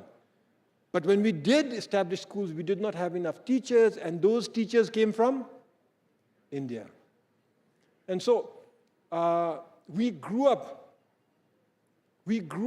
under the tutelage, under the guardianship, and in my case, especially so because it was a boarding school, almost under the parentage of Indian teachers. And I do believe they have taught us well, because we have been able to go back home and serve our king, our country, and our people, and continue to do so. Prime Minister, you also talked about the Indian tutelage, and you talked about the summit. So the topic of the summit is India's century. And how do you think, going forward from here, Prime Minister Modi's historic third innings, how do you think, we take off from here, and how do we shape or influence the events that are happening world over? Not only as our own footprint of India's century, but as the Prime Minister said, that world's progressive, peaceful century. The world needs India. And I'm very happy that you've identified this century as India's century. You asked me about Prime Minister Modi and his historic third term. Why do you call it India's century? For many reasons. India has the largest population now in the world, 1.45 billion. It's growing. It's projected to reach something like 1.6 billion. That's right. India has a booming economy. It's crossed $3 trillion US. It should have crossed $5 trillion US had it not been for COVID. India has the biggest consumer base. India has almost 35 million successful people in the diaspora throughout the world, particularly in the advanced countries. By every measure, yes, this is India's century. But by one measure, you stand out, and that is leadership. India's leadership. And trust in that leadership. Not just Indians trusting India's leadership, but the global South especially trusting India's leadership. You choose the team, the India century, because of Prime Minister Modi's third term, historic win. Now you know that the last years, the previous 2 terms will be leveraged board to take India forward into her century. But the global South looks to India for leadership, trusts in India's leadership. As a matter of fact, if there's anybody, any country that can sort out today's problems, it is India. Economic problems. The world looks to India as a market. The COVID pandemic, the world looked to India for vaccines and medicine. Even Russia and Ukraine. If there's any person who can sort it out, I do believe it is Prime Minister Modi. And therefore, India's century. And the main ingredient of your team, I do believe, is leadership across the board, including a diaspora, but especially that of Prime Minister Modi. And when you talk about the leadership of the Prime Minister, and Prime Minister, of course, has very assiduously championed the causes of Global South on various multilateral platforms, and he has been trying to build that consensus. The world, in a way, also looks towards India to solve some of the very vexed issues right now, some of the vexed issues like wars that the world is facing. You think that India can bring in its diplomatic, cultural heft into play to find solutions to them? Like I mentioned, the Global South looks to India's leadership because they trust India's leadership. I mentioned about geopolitics and problems the world is facing, particularly in terms of war, and the effect that has throughout the world. If any country can sort it out, it is India. If any person that can sort out the problems between Russia and Ukraine, it is Prime Minister Modi. So whether it is economic growth, medicine, the world's production house, IT, PM Modi mentioned double AI this morning. Aspirational India, artificial intelligence, even climate change. India is exercising leadership, being a role model for the world. 1.5 billion people in a growing economy. You need energy to fuel that growth. There is going to be pollution. But India is also not shirking her responsibility to fight climate change. Prime Minister Modi has launched a Solar Alliance that shows his emphasis for renewable energy, not just in India, but getting like-minded countries throughout the world to join an alliance to produce renewable energy. And we are a part of that alliance. So yes, even with climate change. Now, coming back to your home turf, you have just now recently launched the Global Happiness Index 2. How does it differ from the Global Happiness Index 1? And what does this gross happiness index actually mean for people? So very quickly, gross national happiness is a development philosophy. And it was a development philosophy that was envisioned by His Majesty the Fourth King. It is a development philosophy that emphasizes the happiness and well-being of our people as the core purpose for growth. And so gross national happiness recognizes that economic growth is important. There's no doubt about that. But that economic growth must be balanced with social progress, with environmental sustainability, cultural preservation, and good governance. So that is gross national happiness. Even today, many economists, public service leaders, scholars, they are fascinated by the idea. Even today, they feel that it is relevant to them. And so we have measured gross national happiness. That is the G&H index. Yes. So over every 5 years, we measure it. And the purpose is not to measure the happiness of the people. It is to measure the gross national happiness of the country. G&H situation of the country as measured by what people perceive, how people perceive it to be. So we have 9 domains that we measure. Health, education, living standard, environment, governance, then time use, psychological well-being, culture, community. These 9 domains are measured. They're divided into 33 variables, subdivided into 150 questions, and that questionnaire is rolled out in the survey every 5 years. You can imagine how difficult it is to collect the material, analyze the material, and then we come up with an index. For instance, 0.756. So every 5 years, that index has been increasing slightly, indicating that the gross national happiness of the country is increasing slightly. A good trend. But that does not mean that we are the happiest people in the world. You mentioned that something about me being happy, and yes, I am happy, and I'm happy to be here and among friends, and so you see me smile a lot, but we do have our challenges. And we are fortunate to have enlightened kings who have given us a balance between sustainable and equitable economic growth and everything else that matters in life. So what is G&H 2.0 you mentioned? Yes. So G&H is a development philosophy that we continue to implement. We strive to optimize the conditions of gross national happiness. G&H 2.0 is something that I thought of as taking G&H to the next level on 2 fronts. One is economic growth, and the other is urban living.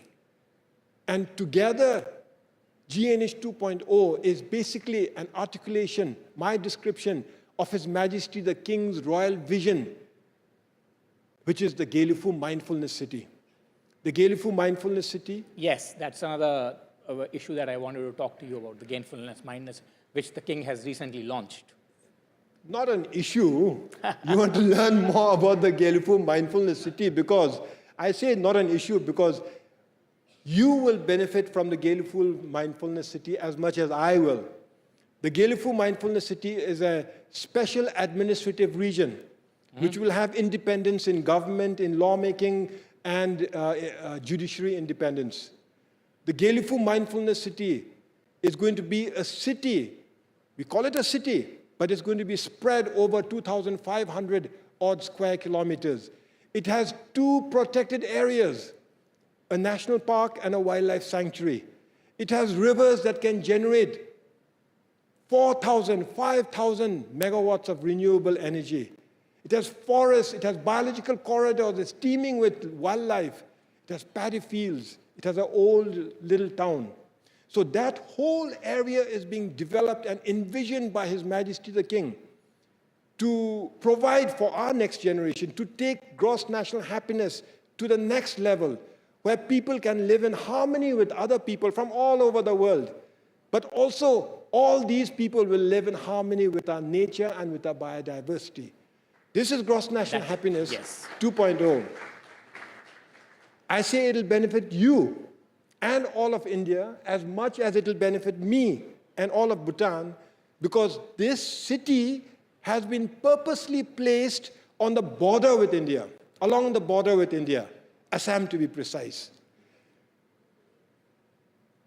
I had reported to His Majesty the King almost a year ago, Your Majesty, why in Gaelifu? It's beautiful. The land is pristine. It's a biological hotspot. There's potential for renewable energy. But why Gaelifu? Why not in Thimphu? Why not in Paro? Why not in Pumtang? For those of you who have been to Bhutan, these places already have airports. Paro already has an international airport. Paro has the iconic Taksang, where tourists all over the world converge to visit. Paro has zongs and monasteries and culture and traditional way of life. It has everything. And His Majesty's answer was one word to me: India. Of course, I didn't understand it. And then His Majesty said, our future is linked with India. If we establish the special administrative zone anywhere else, it may succeed. It may find it challenging, we may find it challenging, but if we locate it along the border with India, the concept alone will drive its success because our future is intrinsically linked with India. And then I understood that the Gelifu Mindfulness City is not about Bhutan. It is about India and Bhutan. India and Bhutan. And we have received the support of India's leadership, especially Prime Minister Modi. We received the support of Indian investors. A lot of them are interested. And of course, the Bhutanese, we are very excited to see this project to fruition.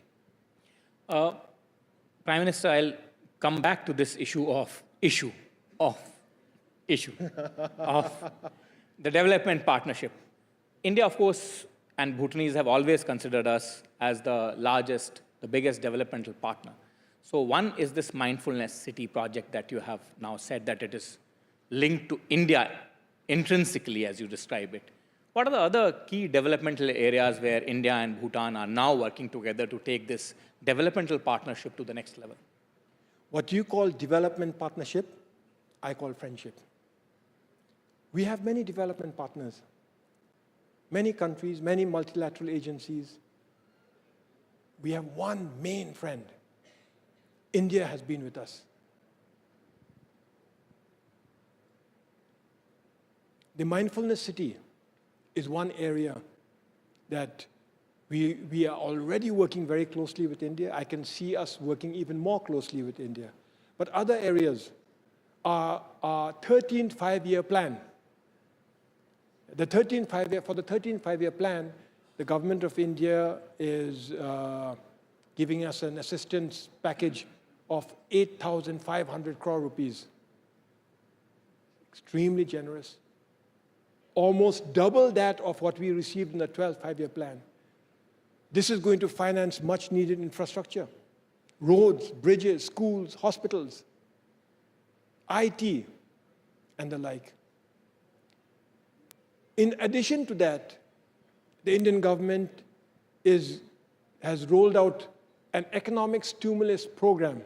Well, you talk of development partnership, what I call friendship. Yes. Yeah. So you think of this friendship. Friendship is a better word. When I visited India after our elections, I told the Indian leadership, and in particular I told my brother, yes, Prime Minister Modi, I said, our economy is not growing after the COVID. So we put together an economic stimulus program. And he said, how much? I said, our entire economic stimulus program is 1,500 crores. And he's given us the whole package. That's what friendship is about. And so that's the other partnership, what you mentioned. The 12th five-year plan, in addition to the Gelifu Mindfulness City, the 12th five-year plan, the economic stimulus program, and then even bigger than that is our partnership in the area of renewable energy. We have about 30,000 megawatts, 30 gigawatts of hydroelectric potential. Of that, we've already tapped about 2,500 megawatts. Literally all of them with partnership with India, in partnership with India. This year, we're going to inaugurate another 1,020 megawatts, again in partnership with India. In the next 5 years, we're looking forward to launching almost 2,000 megawatts of new projects, all with the partnership of India. And then going forward, we have many more projects in the pipeline, in partnership with the government of India, but also now in partnership with the private sector of India, which leads me to the next area of partnership, which is partnership between people to people, business to business, and our partnership with the Indian business sector. The final partnership area, you can't call it final, but final big important partnership area is climate change. So from Solar Alliance to protecting our forests and biodiversity, to even looking after the big cats, an alliance of big cats, we work closely with the government of India. And Prime Minister, when you talk of the people-to-people alliance, for any relationship to blossom, flourish, that is probably the most important alliance that finally should take it to the level that a relationship needs to achieve. Yes. I agree. And you think that there's enough people-to-people contact, or there is scope for further bolstering that? Well, we enjoy some of the best people-to-people contact. Like I said, I was born in India. I spent my first 11 years studying in India. And I've been to India many times. And I am not an outlier. There are many Bhutanese, especially even those among my friends who have joined me in Delhi today, who studied in India, who grew up in India, who have many friends in India. When we travel across Bhutan, we don't hesitate to visit neighboring India, the neighboring towns. We don't hesitate to do a little bit of shopping there. So my wife right now is building a home. And she spends half her time in Siliguri, in West Bengal, because that's where she buys most of her stuff from. Shopping. Yes. Shopping. And truth be told, she does not really have to go there too often, because she telephones her friends in Siliguri, and her friends are the shopkeepers, and they send up the stuff. So you talk of people-to-people contact. I mean, it is very, very strong. And India is a country of 140 crores. Can't expect every Indian to know about Bhutan. Bhutan is a country of only 750,000 people. You rest assured, from the days of Lord Buddha, we were aware of India. And we reached out to India, those days for pilgrimage and spirituality. Today, we continue to go on many pilgrimages to India, but also now to see our economic grow.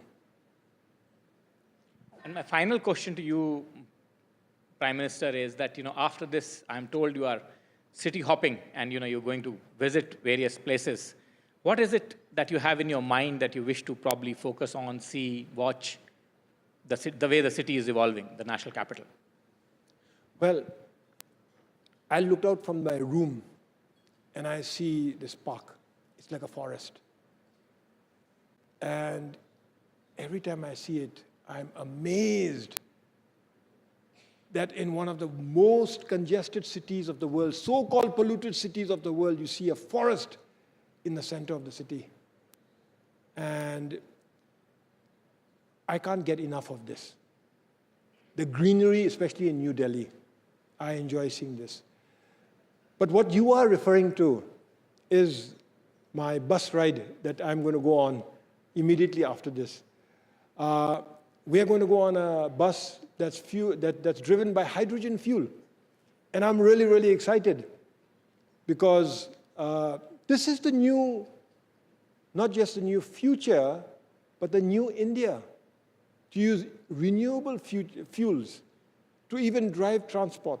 And not just to drive transport, but to be the world's leader in this cutting edge of technology. So I know that when I get on this bus, it's just going to be like any other bus. And therein lies the beauty of it.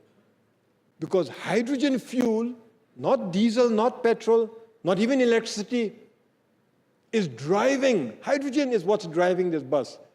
And the more ordinary it is, the more amazing I am going to feel. What's its link to Bhutan? The less pollution there is in India, the less pollution we have to endure. Because most of our air, in fact, all of it, comes through India, from the Indian subcontinent into Bhutan. And yes, we do bear the brunt of not just climate change, but also of pollution. And I am in a hurry to see India become an advanced nation. I am in a hurry for many reasons, not least of which is because you are my friends, but also because when you become advanced, automatically the air pollution is going to drop and we will enjoy even cleaner air. And so the bus ride is going to be highly symbolic for me on that front, but equally important, we hope to be able to manufacture green, renewable hydrogen for India using our hydropower energy, using green electricity from our hydropower. So no matter how you look at it, this may be India's century, but you can't avoid us. We are in it together. We are in this ride together. Thank you very much, Your Excellency. Thank you very much for sparing the time. And again, thanks a lot from the millions of NDTV viewers. Thank you. Thank you very much. Thank you, thank you. Thank you, everybody. Thank you.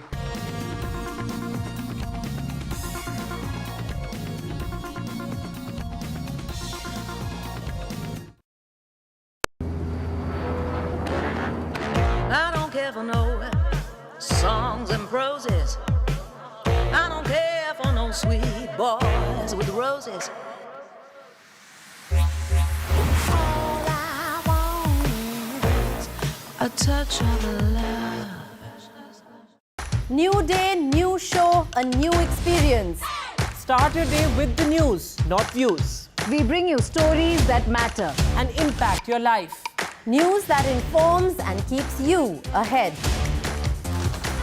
From Maximum City, Mumbai, To the seat of power, Delhi. NDTV brings you the best breakfast show. Breakfast news on NDTV, 8 a.m. every day. NDTV proudly upholds its legacy of trust and credibility.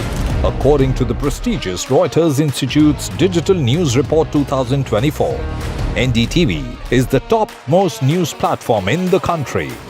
Number 1 in both online and offline reach in India. Beating all its competition, NDTV stands for trust.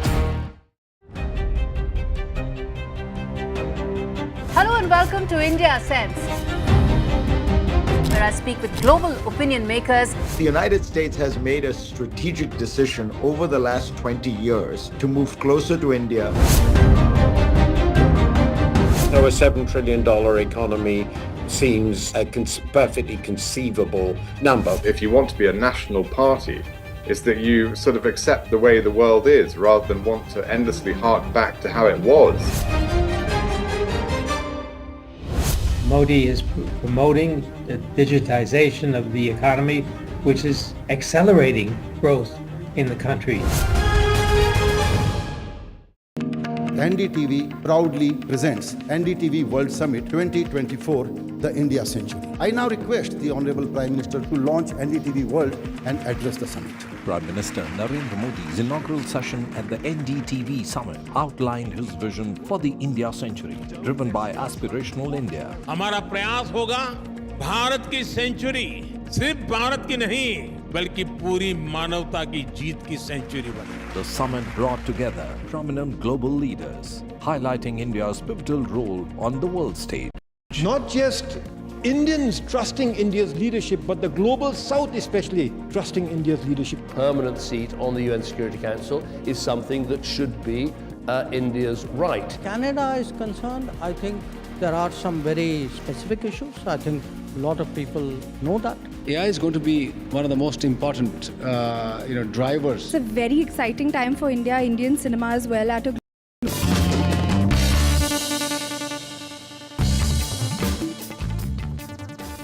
This is The Big Fight, and I'm Maria Shakil. The world's oldest democracy, the largest economy, and the world's biggest military power is going to polls. The United States will elect a new president in less than a week. Former President Donald Trump and Vice President Kamala Harris are locked in a fierce battle. It is considered one of the most significant elections in U.S. history. Tensions are high as the nation battles a cost of living crisis while simultaneously arming and aiding to wars happening in different parts of the world. One of the major issues on which voters are deciding their mandate is immigration policy. In fact, a study of the Pew Research Center showed that about 6 in 10 voters, that is 61%, say immigration is very important to their vote. It is of particular importance to Republican voters specifically, as 82% of Donald Trump supporters say it is a very important issue compared to 39% of Kamala Harris supporters who think the same. The fear that immigrants will displace workers, bring crime to the streets of America, and be a drain on services also matters. One thing is clear, this election polarizes the world as much as it does the United States. Will Kamala Harris carry on in Biden's footsteps with her conviction that in, and I quote her, these unsettled times, it is clear America cannot retreat? Or will it be Donald Trump with his hope, and I quote him now, Americanism, not globalism, will lead the way? We live in a world where the value of US global influence is under question. Regional powers are going their own way, autocratic regimes are making their own alliances, and the devastating wars in Gaza, Ukraine, and elsewhere are raising uncomfortable questions about the significance, relevance, and value of Washington's role. So these elections are a pivotal moment in the US history, which could have massive implications for how the country is governed and for the future of the post-war order that Washington has helped build. Donald Trump's election campaign has been about his messages of American carnage and America first, and it has led to a first sustained debate about the United States' role since the end of the Cold War.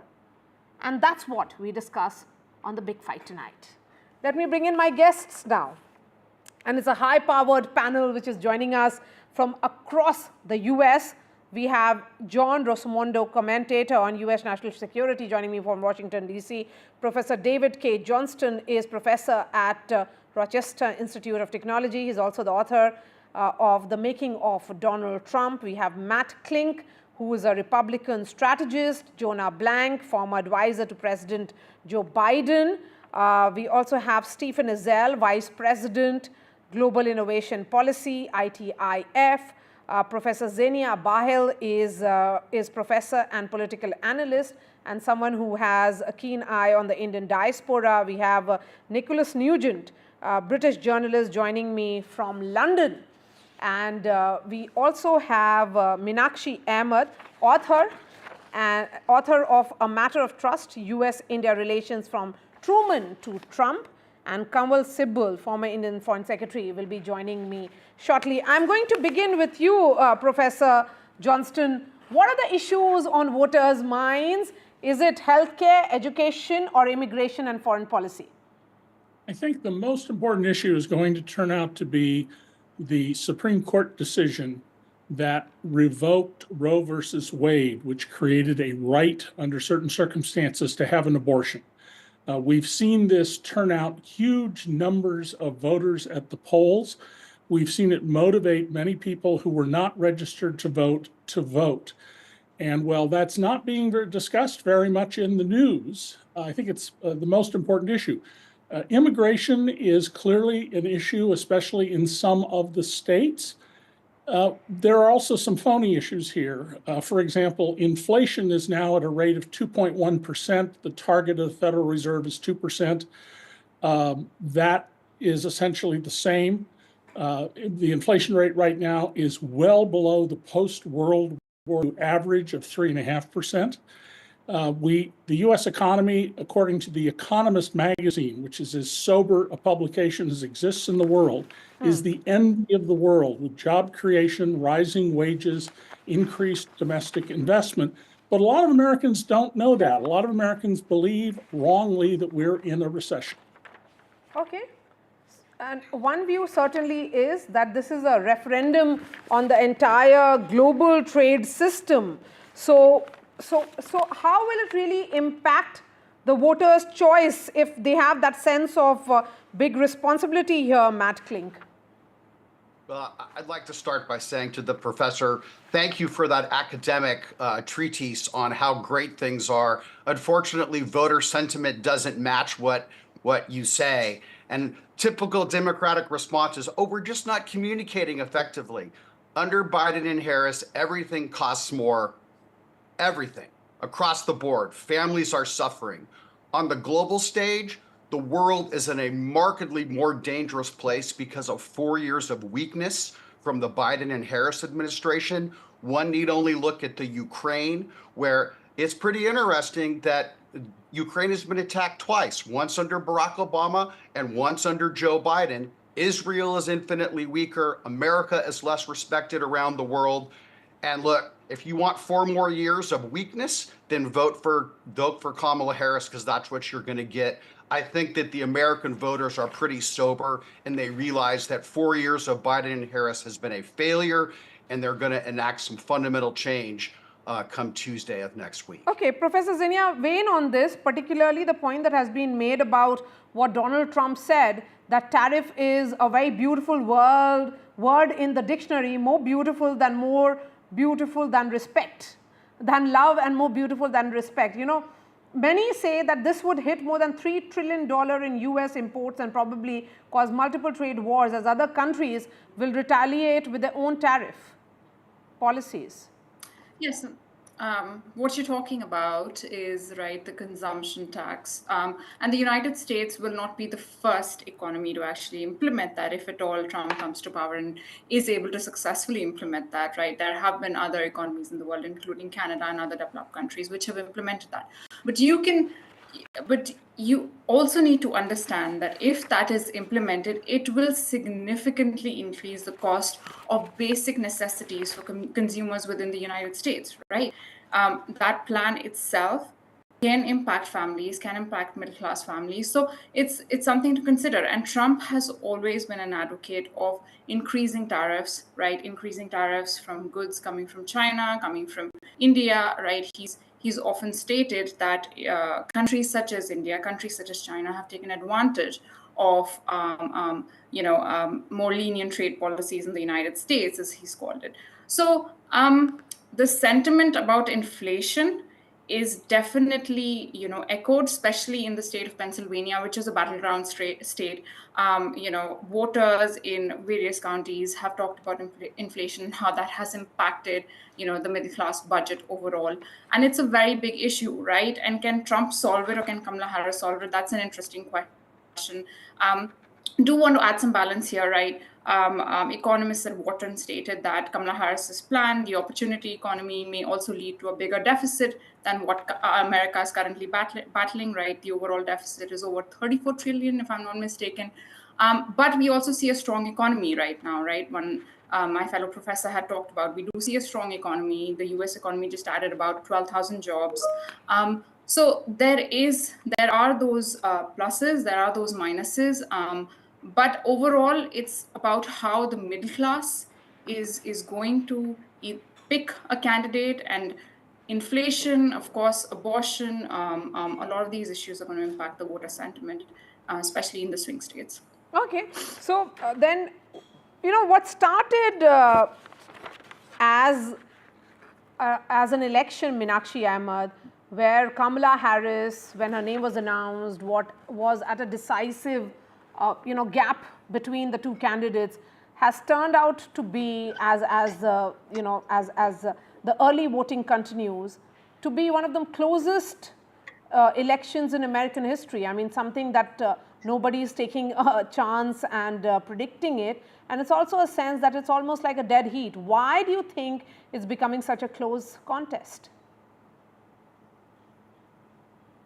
Well, I think that there's no question that it's a very closely contested election. And I don't think that any of us is in a position to try and guess what the outcome might be. I'd like to sort of make a point here. It is unprecedented that there's never been a situation in any election in the U.S. where close to 50 Republicans, some of whom worked for the president or the candidate, including his chief of staff, including defense secretaries, including people in the military, and his vice president, have denounced the candidate and said he's unfit to govern and that he is a danger to democracy and a danger to the Constitution of the US. This is unprecedented. So whatever people may have thought of Joe Biden, or that he was too old, or that the people were covering up some of his disabilities, what we have seen recently is unprecedented.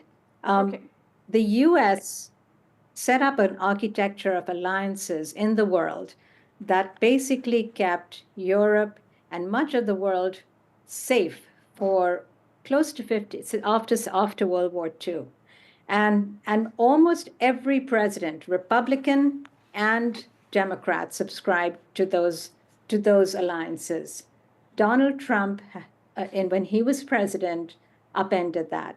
And I think there are many people in the military and surrounding him who are very, very concerned that when he comes in, and if he has a Republican Congress or a Republican Senate that doesn't have guardrails and doesn't have the people that he had before, like Kelly and Mattis and all these other generals who cared about those alliances, that he might just put the world in a much more dangerous place, with all due respect to the So let me ask Matt Klink to respond to that.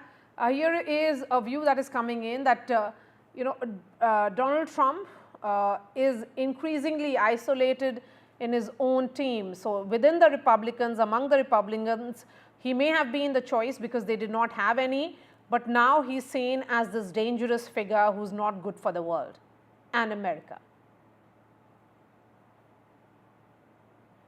Matt, will you respond to that, please? Oh, excuse me, I did not hear that. Well, look, if you want to talk about democracy, Kamala Harris got 0 votes in 2020. She was given the nomination because they had an inarticulate, mentally addled Joe Biden on stage. And Donald Trump has over 94% of the Republican vote. So he's going to overwhelmingly win the Republicans. He is clearly expanding the voter rolls. Young African American men and young Latino men are flowing toward him. They always talk about the gender gap. Married women will ultimately end up voting for Donald Trump, and he's pushing the envelope. He's now going to states like New Mexico and Virginia, expanding the voter universe. Kamala Harris has pulled her money out of the swing state of North Carolina. Her campaign is in retreat, and I think you're going to see, I don't think it's going to be that close on election day. I think Donald Trump is going to win. We won't know for 3 or 4 days afterward, just because some states count votes slowly. It's not going to be that close because Kamala Harris has not sealed the deal yet. Okay, John, come in now, and let's talk about... I'm sorry, can I respond to that, please? Yes, please, go ahead, ma'am. Yes. I really think Matt needs to get his facts right. I think he definitely speaks, based on a very polarized opinion, and that kind of gives you a sense of the elections here in the United States, right? When he talks about married women, right, putting that tag, thank you, sir, but really don't like the way you mentioned, the term married women. But any which way, Kamala Harris did not win in 2020. And that's a classic example of why women of color and women who seek positions of power are discriminated against here in the United States, and why racism is within the fabric of our society, right? because women have to be given opportunity. Women deserve opportunities. Women need to be given opportunities, and unfortunately, they aren't. Right? Absolutely. To run for yes, the president and, of the United States. You know, I have to bring in others also, Xenia, because there are a number of panelists who haven't even expressed their opening comments. So let me bring in John now. John, you know, moving away from bread and butter issues, there was this sense that did America discuss too much of immigrants? And that was because of the fear that was generated by Donald Trump. So kitchen table issues were put on the back burner, quite literally. So, you know, let's look at what Donald Trump actually said. So he sought to conjure up images of criminal immigrants eating dogs and maybe also cats. While both the sides, be it Kamala Harris or Donald Trump, they have spoken about immigration and tough policies which are needed. But when it comes to enforcement, Donald Trump has gone several miles ahead, and he has also spoken about perhaps the largest deportation ever in American history. John, if you heard me. Okay, I'm sorry, I was having difficulty hearing. I would say that, you know, we're not talking about, you know, immigrants. You know, an immigrant is somebody who follows our laws, who goes and applies for asylum at a U.S. consulate, or someone who comes in legally. We're talking about millions of criminal invaders who have been ginned up by, you know, places like Venezuela and its intelligence services, and also by criminal gangs across Latin America that have come in under this administration. You have Eric Adams, the Democrat mayor of New York City, who lambasted Kamala Harris last year for lack of leadership. The social services of our major cities have been overwhelmed by this tide of you know, criminal migration into this country. And also you have, you know, gangs like Trans-Aragua that the president likes to talk about that have brought them in here. We have a failure of this administration, or rather a decision by this administration to let unvetted individuals, some people say as many as 20 million, into this country. Now, if you want to come to this country, we are a nation of immigrants. Come to follow our laws, do things according to the rule of law. You know, a lot of Trump supporters are immigrants themselves. And, you know, recent immigrants, people from Lebanon, Afghanistan, India, for example, Latin America, who all support Trump. But they do not support people who come in, who cut in line. The best way to describe these individuals that Trump wants to deport is they're immigration cheats. They cheated, gotten bumped in line. But then the question is that is he closing America and the American dream? So, you know, Stephen Azell, Harris and Trump are offering competitive narratives on what they see is current state of affairs in America. Trump is talking about America's international perception on decline. Kamala Harris is redirecting the question about the US economy whenever there has been a discussion, particularly with regards to Trump's China policy. My question is, how did the foreign policy claims on both the sides take center stage in an election that is focused on Michigan, Wisconsin, and Pennsylvania? Well, one point I think it's critically important for your viewers in India to recognize is that this entire election comes down to 7 states: Pennsylvania, Michigan, Wisconsin, Georgia, North Carolina, Arizona, and Nevada. What happens in the other 43 states does not matter. They're going one way or the other. So as we talk about the issues in the discussion today, it's critically important to understand what issues are most important to voters in these particular states. Now, overall, Gallup says that for American voters, economy is the most important issue, and Trump has a 9-point lead over Harris there. Now, with regard to foreign policy in China, that's an interesting question vis-a-vis these particular states. Certainly in the Midwest, those three states are Rust Belt states. They've been hit very hard by unbalanced trade with China. We know from economists like David Otter at MIT, the China syndrome finds that the US lost 2.5 million manufacturing jobs in the past decade alone due to unbalanced trade with China. So it's quite likely that the candidate that is able to show that they'd be tougher on China trade policy issues will have an advantage, particularly in those Midwest states. The issue of fracking, I think, will be vitally important to Pennsylvania as well. And then when you look at Arizona and Nevada and Georgia, I think immigration will become a critically important voter issue for those states as well.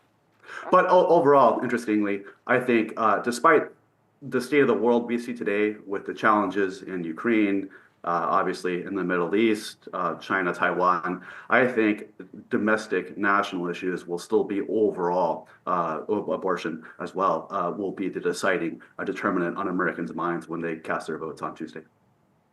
Okay, so Nicholas, now let's look at the world picture, because as we said, that this is an election which the world is watching. Who will be leading America because of the influence that US has on the rest of the world? I was reading this article of someone who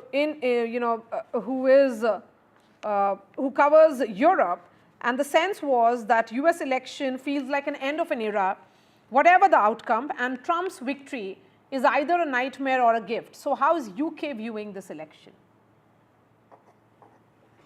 Well, I don't think I'm going to answer that question directly because I don't know, like nobody else knows. But I will tell you how the election is being perceived here. Yes. It's being covered like no election before. Maybe that's a slight exaggeration, but we're getting wall-to-wall coverage of the American election. Why? Because it matters, as you quite rightly say. It matters in Britain, it matters in Europe, it matters throughout the world. Why does it matter to us? Well, one reason already alluded to by Meenakshi Ahmed was about alliances, because America provides the security that much of the world depends on. I don't think that's overstating the case. It's definitely not overstating the case with regard to Europe, where NATO has kept the peace since the Second World War. Again, I choose my words carefully, but I don't think I'm overstating it.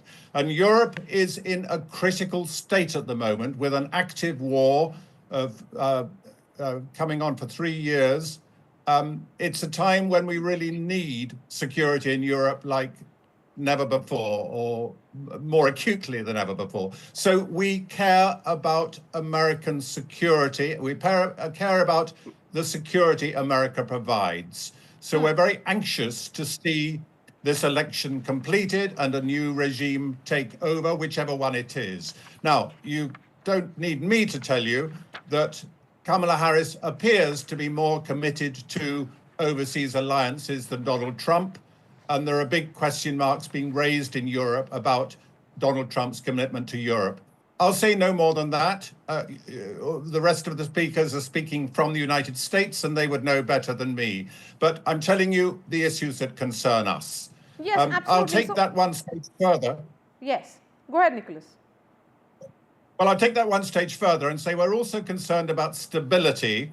And the election is really quite destabilizing. It may be destabilizing in the States. It's destabilizing in Europe as well. Because it's a long drawn-out process, which frankly won't be completed until late in January. And we find that a little strange. Bear in mind that, like you in India, we in Britain had an election this year in July, and the result of the election was enacted within 24 hours, quite remarkably. So we like smooth democracies where the change of regime takes place quickly. And I'm bound to say that's not the case in America. And I only have to say 6th of January for you to know what I'm referring to. There are reasons for concern about the long delay, at least I'm concerned about the long delay between the election result coming in perhaps late next week and the inauguration on the 20th of January, I think it is. So that's my second thing. But I will just say one more thing, which is economic. The United States economy also has an effect around the world. In other words, it's a sort of stabilizing influence. So we like to see a stable economy. So if I were having a vote, and I don't, economic matters would be high. But Yes. I'm not backing either candidate. I don't have a vote. I just want to tell you how we're perceiving that in Britain, and I suspect in Europe and even beyond. I haven't even mentioned Taiwan because we're talking about alliances. Absolutely.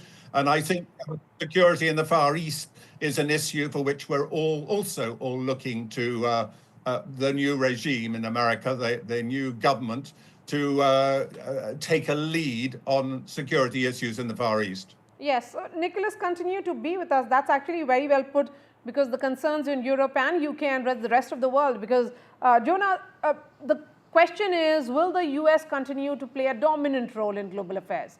Or will other nations like China or maybe India step up to fill the power vacuum? Because experts are of the opinion and weigh in on this, that the US needs to redefine its global role and prioritize what it looks at in terms of its policy. And that is the reason why, that election, many say, matters massively for Russia and Ukraine. There is a sense among the Ukrainians that Trump, in case if he gets elected, will force a quicker deal to end this war.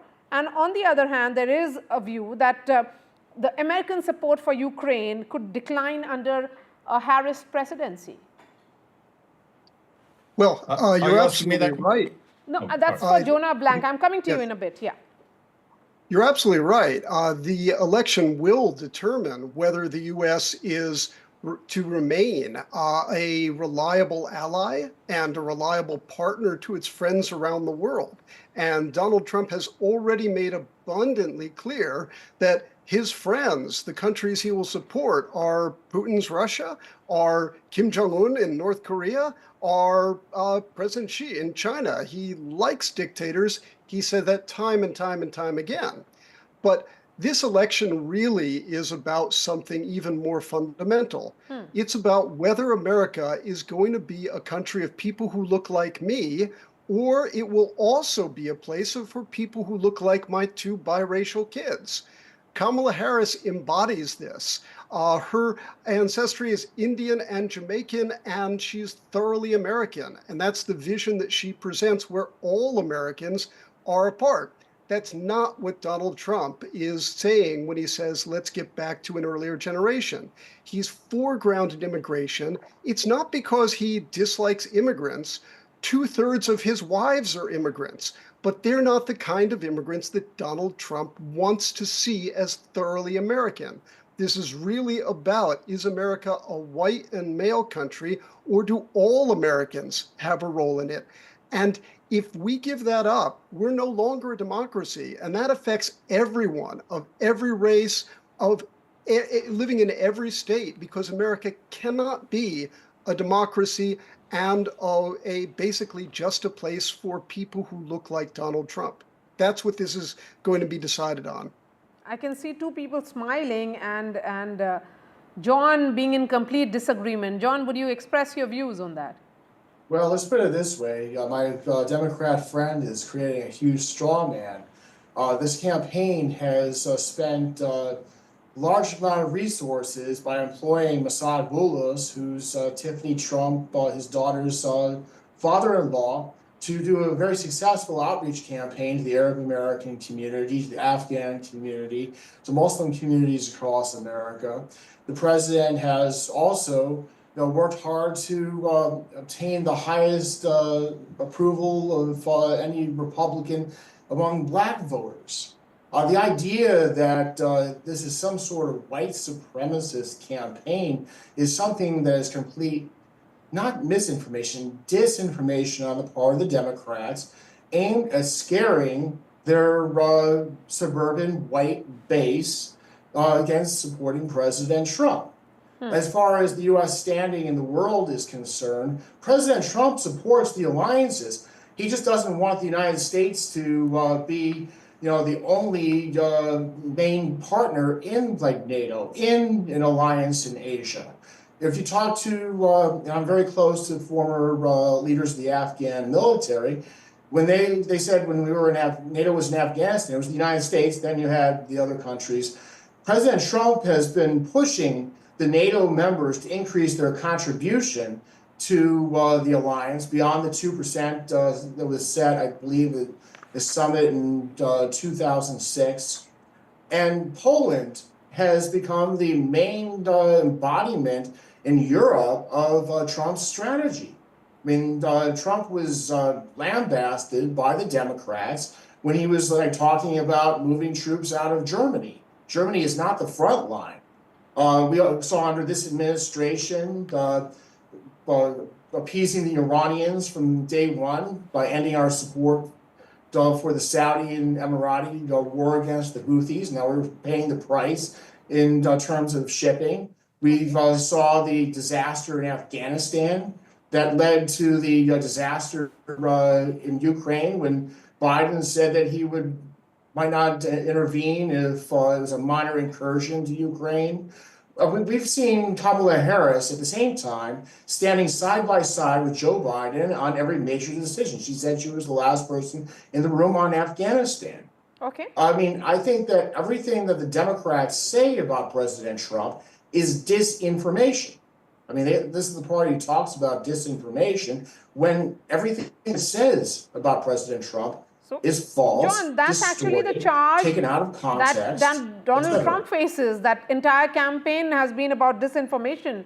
But the larger question is also of what happens, Meenakshi Ahmed, if the next administration, how will it really approach the Israeli-Palestinian conflict? And what implications do you think it will have for regional stability? Because the debate certainly has highlighted differences between Harris and Trump on the issue. We have heard it during the entire campaign so far. Well, look, in terms of the election, we can all look at the polls and we see that foreign policy is just right at the bottom of everyone's priority. It leads with Roe v. Wade and immigration and then inflation. So, U.S. elections are always driven by domestic issues. So foreign policy is, to be quite honest, right at the bottom of the agenda. So this election is not going to be driven by foreign policy. So let me just make that quite clear.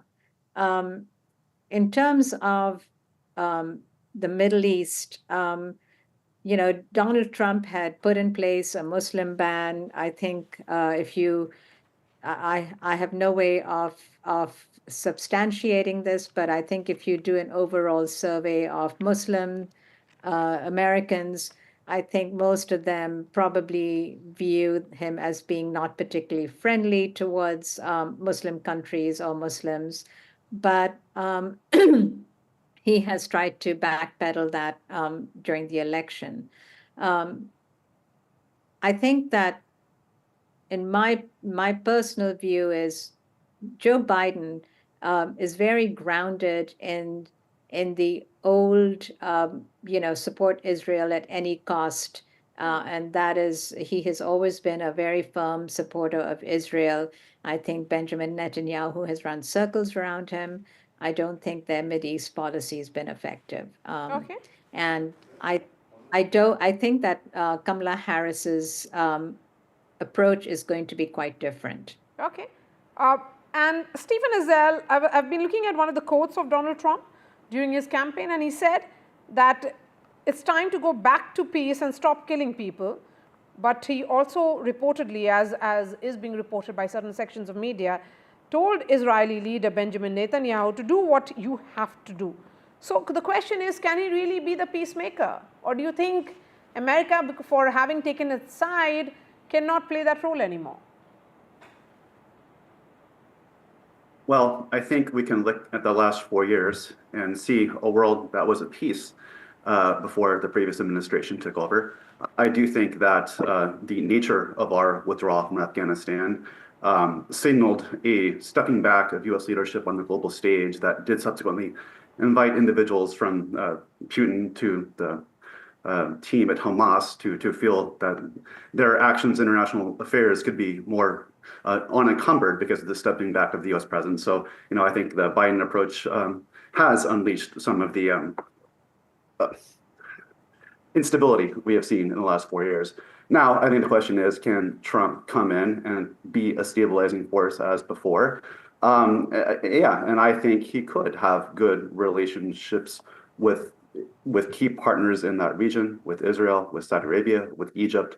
How we will broker a lasting peace in that region has certainly been a challenge for generations, for multiple American administrations. But I think for us to come to a resolution of the hostilities and then to lead to a path forward, I think that is something a Trump administration is capable of doing. And Stephen, are you sensing that the results will be out soon? Or as one of the panelists pointed out, and that was Nicholas Nugent, that we really do not know how events will be playing out, given how polarizing this entire campaign would be. Do you think it will spill over also during the counting, because it has become a very, very close election? Well, there are some states that are able to close the books very quickly after an election.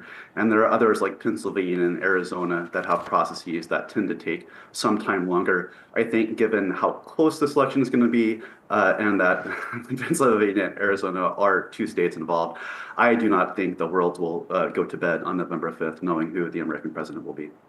So there won't be another episode which was really shameful, which was 6th of January. That's the sense here. So Professor David Kaye, let's start wrapping up this discussion. And I'm going to begin with you. What will you be watching out for in the next few days before 4th?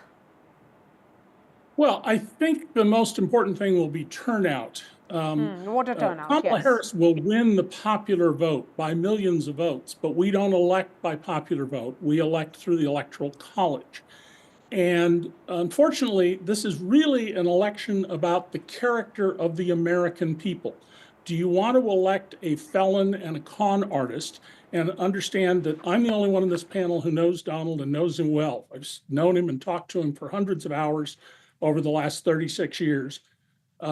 He is a con artist. He has been associated with criminals, including one of the biggest cocaine traffickers in America his entire life. He's a convicted felon.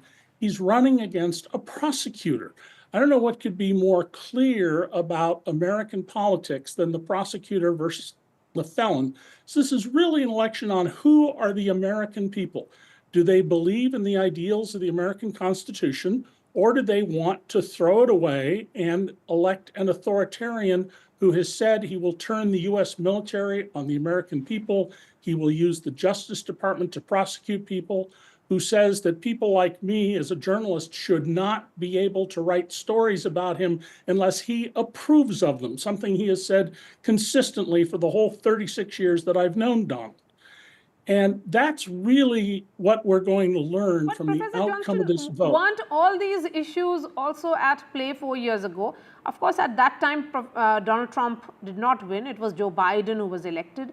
But it wasn't really such a close contest that we are seeing. I mean, there has been a decline in Kamala Harris's popularity. Maybe she got some narratives wrong. I don't think the polls are particularly reliable, and here's a major reason, as explained to me by one of America's leading pollsters. Fewer than 1 in 100 people who answer the telephone will answer the questions. And so while you can have a poll that appears to have the right number of married women between 25 and 45 and other demographic groups, there's some kind of self-selection going on here. There's been an enormous additional number of people who've turned out to register and have turned out to vote early. There are very large numbers of Republican women who are voting early. That's why I think Dobbs is a very important factor in this election. And Harris, I believe, is going to win the popular vote. But of course, as one of the other panelists points out, this is really an election about 7 states.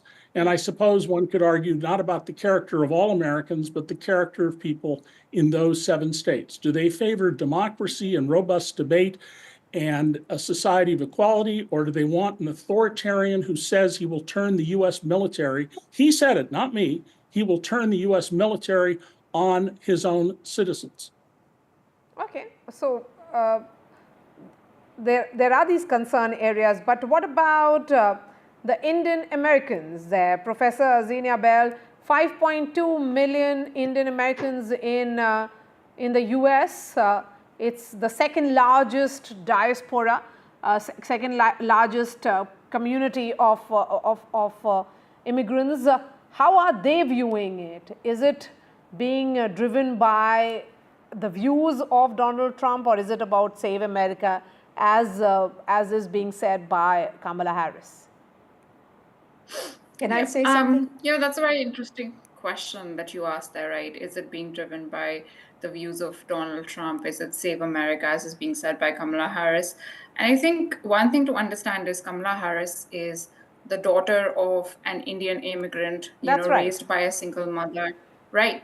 And that's very important. That's a key factor. Like, I'm in several WhatsApp groups wherein Indian women have come together to support Kamala Harris and I am one of those supporters. I will say that out loud. I'm one of those supporters who's voting for Kamala Harris in this election because, again, I would like to see diversity and inclusion in the White House.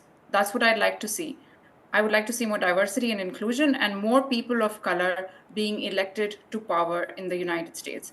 And I think it's very important for the Indian diaspora to see somebody who represents, not just Indian Americans, but also African Americans, go to the White House and be the president of the United States. We have not had a female president, right?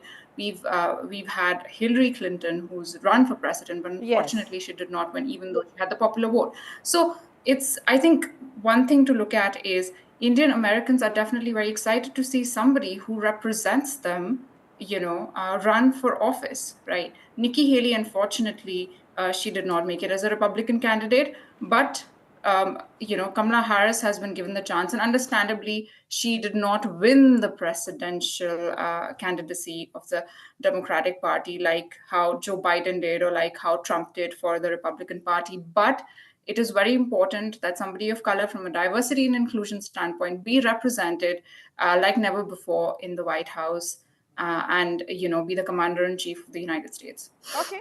Nicholas, I have just enough time for you. Your final thoughts about as the world watches as much as America does. You're asking me whether the world watches as much as America? Well, clearly the world does, because as all speakers have made clear, America matters a lot in the world, whether it is an economic power or a military power or just an influence power. I will just add to what I said earlier that I, for one, have been disappointed by the loss of American influence over crucial wars. And I'm talking particularly about the Middle East, because we expect American leadership and we expect America to do its best to bring these clashes on the European continent to an end, and it hasn't happened, so that's a disappointment. This is not saying that a Trump presidency would do better than a Biden presidency. I don't know. But if we're talking about America's influence in the world, it's taken a hit in recent months. I don't think there's any doubt about that.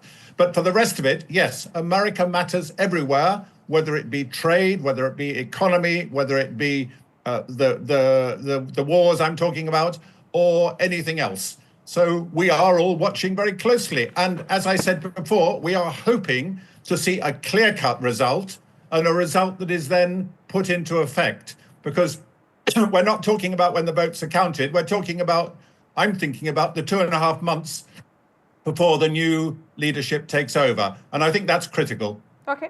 So you're watching not just in the next few days, but the entire period of 2.5 months. I would really appreciate all the panelists for joining us. So thank you so much. We'll continue this conversation over the next few days. So we will be logging on to you all in future as well. Let me bring in Kanwal Sibal, former Indian Foreign Secretary. Ambassador Sibal, of course, we have discussed how this election is being watched by the world. For America, again, the question is, which presidency is better? Is it Kamala Harris's presidency or Donald Trump's? Well, that is for the Americans to decide. We are not players in this game. We have absolutely no influence on the results of these elections. There is the Indian diaspora, which will vote this way or that way, but they are not going to be guided by what New Delhi says. Yes. So we are essentially observers and watchers. And what we have to be concerned with is what would be the likely policies of the two contenders vis-a-vis India, and of issues of interest to us and how they impact on us.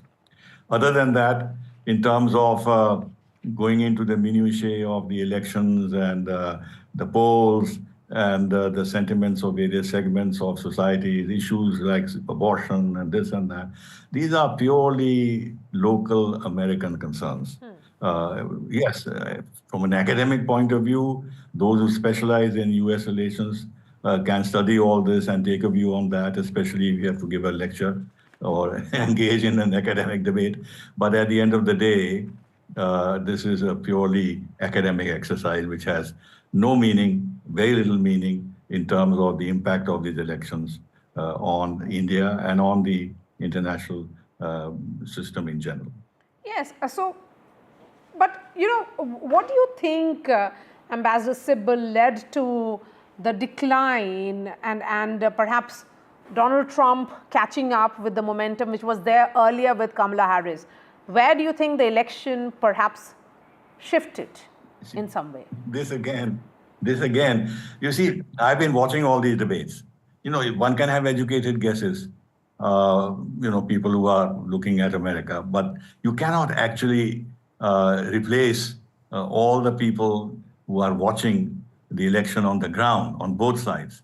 I mean, there's a whole group of people in all walks of life, ordinary people, think tanks, academics, press, media, lobbies, corporates, what have you. They are looking at the election very finely and seeing what the trends are, because they are the ones who actually create these trends. It depends on these big tamashas that they hold and what is said there. There is no real discussion on substantive issues. No programs are being discussed. It's all sound bites and rhetoric, and of course the level of discourse and abuse is staggering in a civilized society like the United States. They're all speaking to virtually committed audiences, and the thing about American election, which which everybody knows, is that there are a whole lot of states which are going to vote the way they're going to vote. Nothing is going to change. At the end of the day, there are 6-7 states which will make a difference, the so-called swing states. And within those swing states, there'll be small groups of people who are going to ultimately decide, the non-committed voters. And the entire effort is to try and win them over. Now, this says a lot about American democracy. And here we have a view, because we are lectured on the state of our democracy and backsliding and stuff like that. But look at the crisis in American democracy, the complete polarization and the sort of things that are said, that the elections may not be accepted. In California, they say you can come and vote without any identity, because if you show your identity card, this will disadvantage the minorities and things like that. I mean, if 1/100th of this had happened in India, there would be a hullabaloo in New York Times, Washington Post, Financial Times, Wall Street Journal, Le Monde, everything else, how the Indian elections are a farce and Modi is manipulating everything and stuff like that. I think the American democracy is absolutely no example to the world. It is sui generis, it is declining, and in fact, we shouldn't have much hope. Now look at these two candidates. If America can produce only these two candidates, look at the state of American democracy. I mean, one candidate is hollow, has no views that we know of, cannot actually speak at any length about our economic policies, about the geopolitical scene. She sort of reads from scripts and she's told to say what she has to say in order to make sure that they lose none of the votes. And the other man is a one-man show, completely unpredictable. And some of the people in your earlier show spoke about his character and his past. And he's the man who says that, who in the past has shown that if the election doesn't go in his favor, he can do anything. And he's been targeted by the Justice Department. That again is a is a commentary on the state of U.S. democracy. I mean, they talk about the Indian judiciary, not being independent and this and that, but look at how the justice system in the United States has been politicized. Absolutely. They've done their level best to prevent Trump from fighting this election. And all sorts of charges are against him. Some of the things he has done at the moral level are highly questionable. And he's supposed to be the leader of the free world. Now, I'm speaking very frankly about this. I don't think we have to worry too much about who wins or who doesn't win, except in the context of the assessment that we make, which of the two will be better for us, and which of the two will be better in terms of resolving international issues which are having an impact on us, whether it's the Ukraine war, relations with Russia, or what's happening in the Middle East, or what happens in U.S. relations with China. And in terms of follow-up on all that has been agreed to between India and United States under the Biden administration, where a lot of very, very important agreements have been made, especially in the high technology sector, the ICET, INDEX, and also in the defense area, and critical minerals and everything else. Now, we have to see how much of this is followed through. Now, insofar as Trump is concerned, he's threatening that he'll impose 20% tariffs on every country and 60% tariffs on China. Now we'll have to see whether he'll actually do it or not do it. Lighthizer, who will probably be Treasury Secretary this time, is a very tough nut, and we have to watch out what happens. On the other hand, Trump and Modi have a very good personal equation. That's right. Trump has been praising Modi very lavishly, at the same time, of course, talking about us as a tariff king. But nevertheless, at the personal level, he does seem to have a regard for Modi. And we have dealt with him for 4 years. And we know who he is, his personality, his unpredictability, and we have dealt with it successfully. Now, finally, at the end of the day, whether it is Trump or whether it is Kamala Harris, they cannot but keep in mind the rising importance of India economically, geopolitically, and the base of relations that has been created cannot simply be put aside. They have to build on it. Both will build on it, but there'll be problems on the one side, more on the economic side, that is Trump, and on the human rights and democracy and minorities and all that on the side of Harris. So we'll have to deal with it. Absolutely. We will see how results pan out, and of course the New Delhi will learn to deal with the new regime in Washington. So thank you so much, Ambassador Sibal, for expressing your thoughts on the big fight tonight. That's all from me. I'll be putting out this entire discussion on ndtv.com. Thanks so much for watching. I'll be presenting another episode of The Big Fight next week. Thanks so much for watching.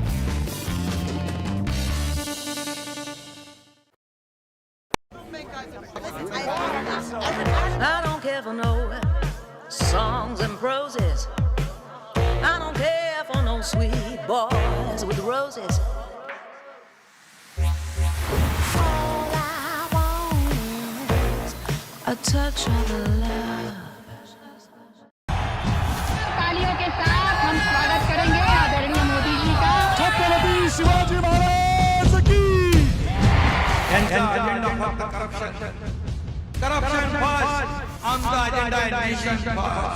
घोषणा आणि जनतेचे पैसे लुटणं. Cut commission आणि करप्शनला आमच्याकडे थारा नाही. त्यांचा परिवारवाद आमचा महाराष्ट्रवाद. महाराष्ट्रामध्ये 1,75,000 जागा रिक्त पण का भरत नाही? राज्याची जनतेच्या घमाच्या पैशाची तिजोरी लुटण्यासाठी हे सरकार आहे. पूर्वीच्या सरकारच्या काळामध्ये निधी देताना त्यांना असं वाटायचं की त्यांच्याच खिशातले पैसे चालले. शेतकऱ्यांना मोफत वीज देण्याचं काम आपल्या सरकारने सुरू केलं.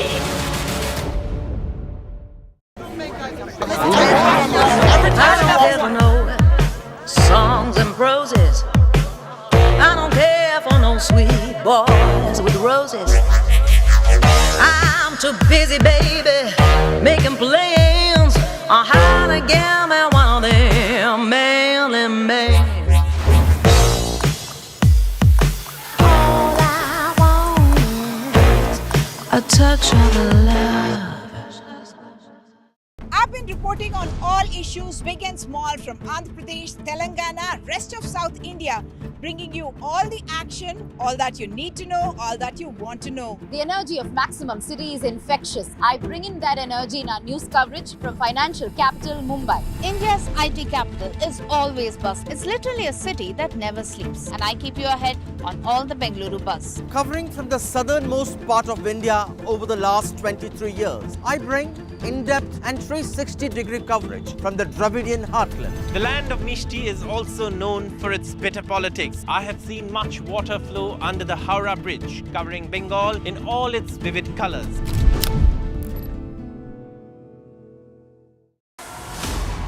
As the world watches with bated breath, the contest that will impact the world. Exclusive insights, expert analysis, and ground zero updates as history unfolds. We are not a vessel for the schemes of wannabe dictators.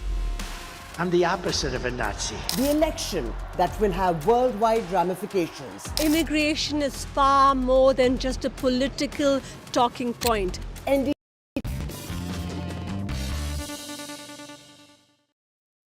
I think the most important issue is going to turn out to be the Supreme Court decision that revoked Roe versus Wade, which created a right under certain circumstances to have an abortion. We've seen this turn out huge numbers of voters at the polls. We've seen it motivate many people who were not registered to vote. And while that's not being discussed very much in the news, I think it's the most important issue. Immigration is clearly an issue, especially in some of the states. There are also some phony issues here. For example, inflation is now at a rate of 2.1%. The target of the Federal Reserve is 2%. That is essentially the same. The inflation rate right now is well below the post-World War II average of 3.5%. The U.S. economy, according to The Economist magazine, which is as sober a publication as exists in the world, is the envy of the world, with job creation, rising wages, increased domestic investment. But a lot of Americans don't know that. A lot of Americans believe wrongly that we're in a recession.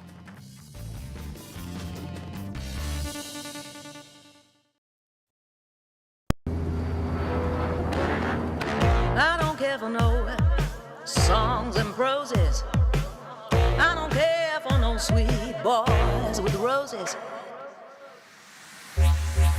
All I want is a touch of love.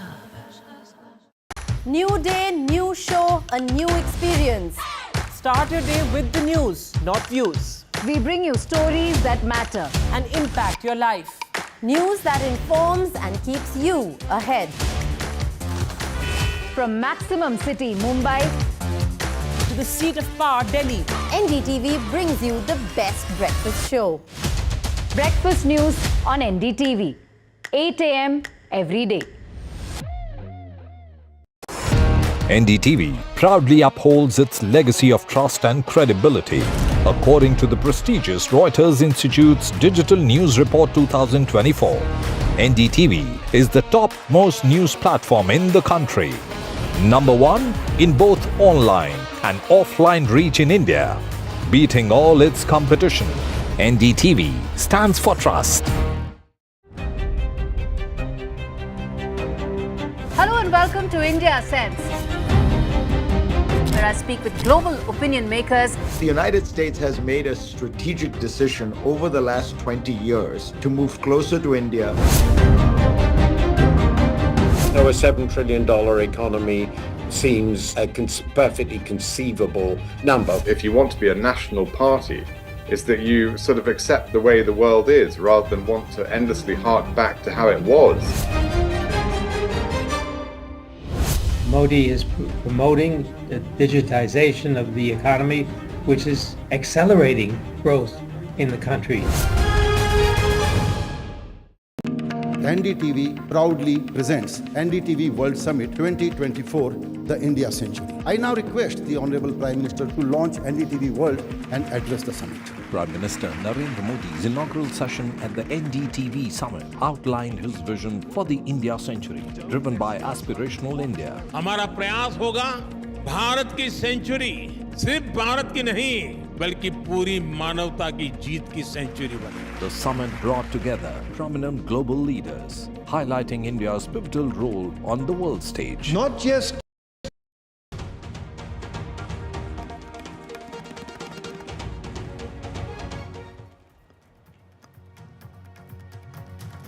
Good evening and welcome. You're watching Left, Right and Centre, the weekend edition. I'm Vedant Agarwal. Our lead story, well, the India-Canada diplomatic showdown continues. This as ties between the two countries have really hit rock bottom. India has hit back at Canada, and how? India says that, well, Canada is making these baseless allegations, unfounded allegations against the Home Minister, and there will be serious consequences to such allegations. In fact, India has also levelled a very sensational allegation against Canada, saying that, well, there is an attempt to snoop on Indian officials there, consular officials in Canada. There's an atmosphere of extremism in Canada in which officials are working. So serious allegations there. Remember, when it comes to diplomacy, charges of snooping and surveillance are seriously, grave allegations which will have wide-ranging ramifications. What is the road ahead as far as India-Canada ties are concerned? On Left, Right and Centre this evening, we ask, with this unprecedented escalation, what could be the serious consequences that India is talking about? Before I introduce my panel, let's listen in to what the Ministry of External Affairs spokesperson had to say this evening. We had summoned the representative of the Canadian High Commission yesterday. A diplomatic note was handed over in reference to the proceedings of the Standing Committee on Public Safety and National Security in Ottawa on October 29th, 2024. It was conveyed in the note that the Government of India protests in the strongest terms to the absurd and baseless references made to the Union Home Minister of India before the committee by Deputy Minister David Morrison. Yes, some of our consular officials were recently informed by the Canadian government that they have been and continued to be under audio and video surveillance. Their communications have also been intercepted. We have formally protested to the Canadian government as we deem these actions to be a flagrant violation of relevant diplomatic and consular conventions. So extremely serious allegations there. Let me introduce my panel this evening. Joining me on Left, Right and Centre tonight, Vivek Mishra, Deputy Director, Strategic Studies Program, ORF, visiting fellow ORF America. Also, Brahma Chalani, Strategic Affairs expert, is with us. Dr. Tara Karta, former Director, National Security Council Secretariat. Also, Pinak Rajan Chakrabarti, former MEA Secretary and Ambassador. Thanks all very much for being with us. Mr. Chakrabarti, let me begin by asking you, this is truly an unprecedented showdown between India and Canada, something that we've perhaps seen only vis-a-vis Pakistan, in the past decade or so. How do you see this? Because diplomatic ties have certainly hit rock bottom. There are certain differences that have become irreconcilable between the two countries. Well, I was, in fact, in my diplomatic career, I have seen only Pakistan and Canada acting like this. And it's unfortunate that this has happened. Canada was always a friendly country. We did a lot of business with them. We have a lot of Indian community there. But this is absolutely something that I have never anticipated. And I think this has gone beyond all the red lines that India has in its relations with various countries. And I think it's also a kind of a eye-opener as to what happens. In diplomacy, we don't normally announce all these things. Whatever we do, and let's face it, I mean, diplomats are there in each other's country to gather information as per their national interest. And to say, and if Canada makes these announcements publicly, that this is what has happened, I blame so-and-so and I blame so-and-so, It's absolutely bizarre. I mean, I've never come across this kind of allegations. Now, the question in my mind is, why are they doing it? And I think in the background, there is another hand, and that is of the USA. They are acting as a proxy for the USA. And we know why. Because the USA is so unhappy with our stand vis-a-vis Russia. They are willing to cross certain lines, but not directly. So they are using Canada as a catch. And this is, in my view, is the kind of a bottom line that I see it this way. I don't know, others may disagree, but I see it this way. Because that is a very radical argument, Mr. Chakravarti, as many would say, given the fact that India-US relations perhaps have been better than ever before. Well, I would say that look, every country in diplomacy and international politics seeks leverage, both positive and negative. And I think the US has found a way of seeking negative leverage with India. And I think this is certainly a factor that is going to impinge not just Canada, forget India-Canada relations, it's already in the gutter. But I would say that this would also affect India-US relations. But so far, I think we've been managing it.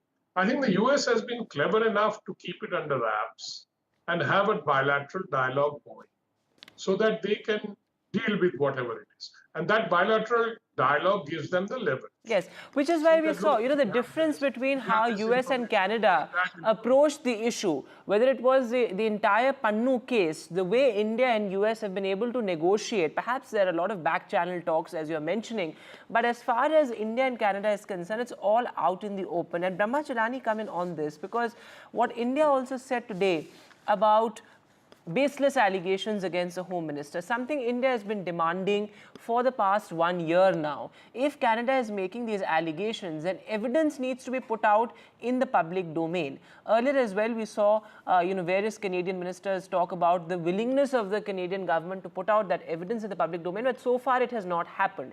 Till the time evidence is put out, these allegations remain unfounded, as India has put it. You're right.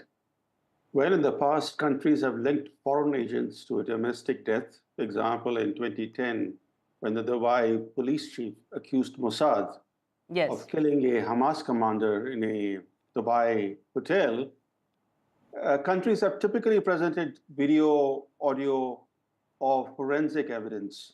They have presented that evidence in the public domain. And they have mostly avoided blaming the government that the foreign agents represent. Trudeau, by contrast, cast direct blame on the Indian government without presenting an iota of evidence. And as he recently admitted that when he made that allegation in September last year, he was relying on raw intelligence, not on hard evidence. So all this raises the question as to why Canada has triggered this downward spiral in relations with India. And of course, the domestic political factor is very much an important consideration. There's no doubt that Khalistan radicals wield real political influence in Canada, including as funders, and Jagmeet Singh, who just in September withdrew support to Trudeau's minority government, accusing Trudeau's Liberal Party of being corrupt, of trying to destroy Canada with its links to the corporate world. Now, this week, after the main Quebec party decided to join hands with the Conservatives to pull down the Trudeau government, Jagmeet Singh has again re-emerged as the kingmaker, as the savior of Trudeau. Precisely. He wants to keep the Trudeau government afloat because he's thanking Trudeau for the expulsions of Indian diplomats, for taking the tough line against India. All this means that with Jagmeet Singh now keeping the Trudeau government afloat, Trudeau has even less room to mend relations with India. In other words, until elections are held in Canada next year and a new government takes shape, unless Trudeau falls before that, we're going to have very strained relations between India and Canada. But, your reference to the US and Pannoon, if I could make a comment on that. Yes. Pannoon is still making terrorist threats against India from American soil without the US reining in this guy. He's been targeting specific Air India flights. Now, if you just imagine a scenario where somebody wanted by the US was based in India, somebody the US had designated as a terrorist and was operating from Indian soil and making threats against American airlines, how would Washington react? And yet, the US has basically condoned Pannoon's terrorist threats against Indian targets. And this is completely unacceptable. So I think going back to the point the question that you were raising, the fact is that it was the US intelligence sharing with Canada that provoked Trudeau to take on India. And the intelligence that the US provided Trudeau was sketchy intelligence. So behind Trudeau has been the Biden administration. And Canada is only one element in a broader canvas which have brought US-India ties under strain. Bangladesh, the US role there. I think that's an important point. You're perhaps reiterating also what Mr. Chakravarti said about Canada sort of acting as a proxy. But Dr. Tara Karta come in on this because diplomatically speaking, Canada has really become extremely difficult to deal with because it's on the offensive. I mean, week after week. I mean, first they, talked about Indian diplomats, Indian envoys. Now, of course, making direct references to the Indian Home Minister. This is truly unprecedented. Canada is on the offensive. And India's stand has been constant that there's zero tolerance against extremism, and that's something India said today as well, that there's an atmosphere of extremism in which our diplomats are operating in Canada. I mean, we just saw a couple of weeks back how the diplomat was recalled as well, and he made those similar points. But diplomatically speaking, how do you see India dealing with the Canada challenge? I'd just like to add to what he said earlier, just 1 second. Jagmeet Singh has also said that, the Sikh genocide needs to be recognized by Parliament. So this is going full lick. I mean, this is the way that they're going to go in future, in the immediate future. You'll see more of this. I just want to differ slightly. See, if you look at how the events have unfolded from 2021 onwards, the main issues in the Canadian press was of Chinese interference. Yes. There was repeated calls of, there was a leak in the media. There was a Canadian national security official who wrote anonymously in the media talking of Chinese interference and saying he couldn't take it anymore, which is why he wrote. Right. Then Trudeau was forced to call upon, for a sort of in-house probe. Probe means that's secret. That is not available to the public. Side by side, there was another one, a public inquiry against Chinese interference. This was all going on till March, April, it went on. Early this year. It was all over the newspapers, right? In June, Nijjar was killed. After June, there is no talk of China. This is date-wise. I'm just telling you, this is what happened. China's gone off the thing and it's all about India. Of course, then you had this ridiculous report which came out recently saying that naming Indian media, X has done this, B has done this, C has done this. And by the way, Trudeau was asked that there was a leaked Chinese report, intelligence report, saying China preferred a minority conservative government. I mean, liberal government. That was a leaked intelligence report. So when they asked him, he said, no, I've never heard about it. Now you contrast what they did vis-a-vis the Chinese interference to Indian interference. Look at the difference in the way it's being handled. You see, in one, they're keeping very quiet. Trudeau said nothing. In this, he's all over the place talking about India. So this is just the facts I'm putting before you. What are we going to do about it? It is extremely serious. We can expect that this will only rise as the trial unfolds of those citizens, of those people who were caught, not citizens. As the media catches hold of more, juicy stuff on this, we are going to have to face this kind of rising escalation because that is what he wants. He wants this to escalate. He has shown no sign at all of wanting to de-escalate. That is all I'm saying.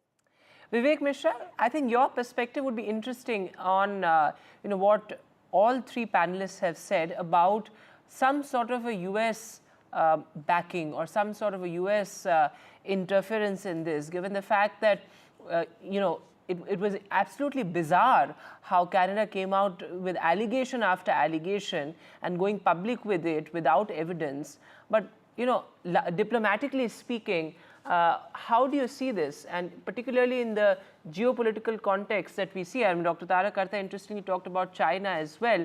But how do you see this, in terms of the larger geopolitical context? So, I mean, interesting points. I wouldn't,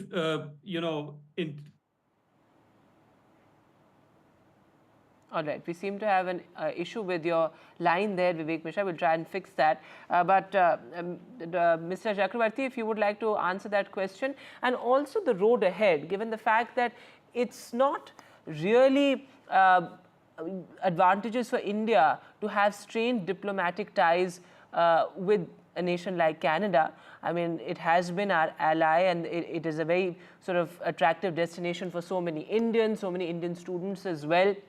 So, do you see any sort of reconciliation as far as our diplomatic ties are concerned going forward? Because now, of course, it's all over the place, with India also not backing down and sort of leveling counter allegations against Canada as well.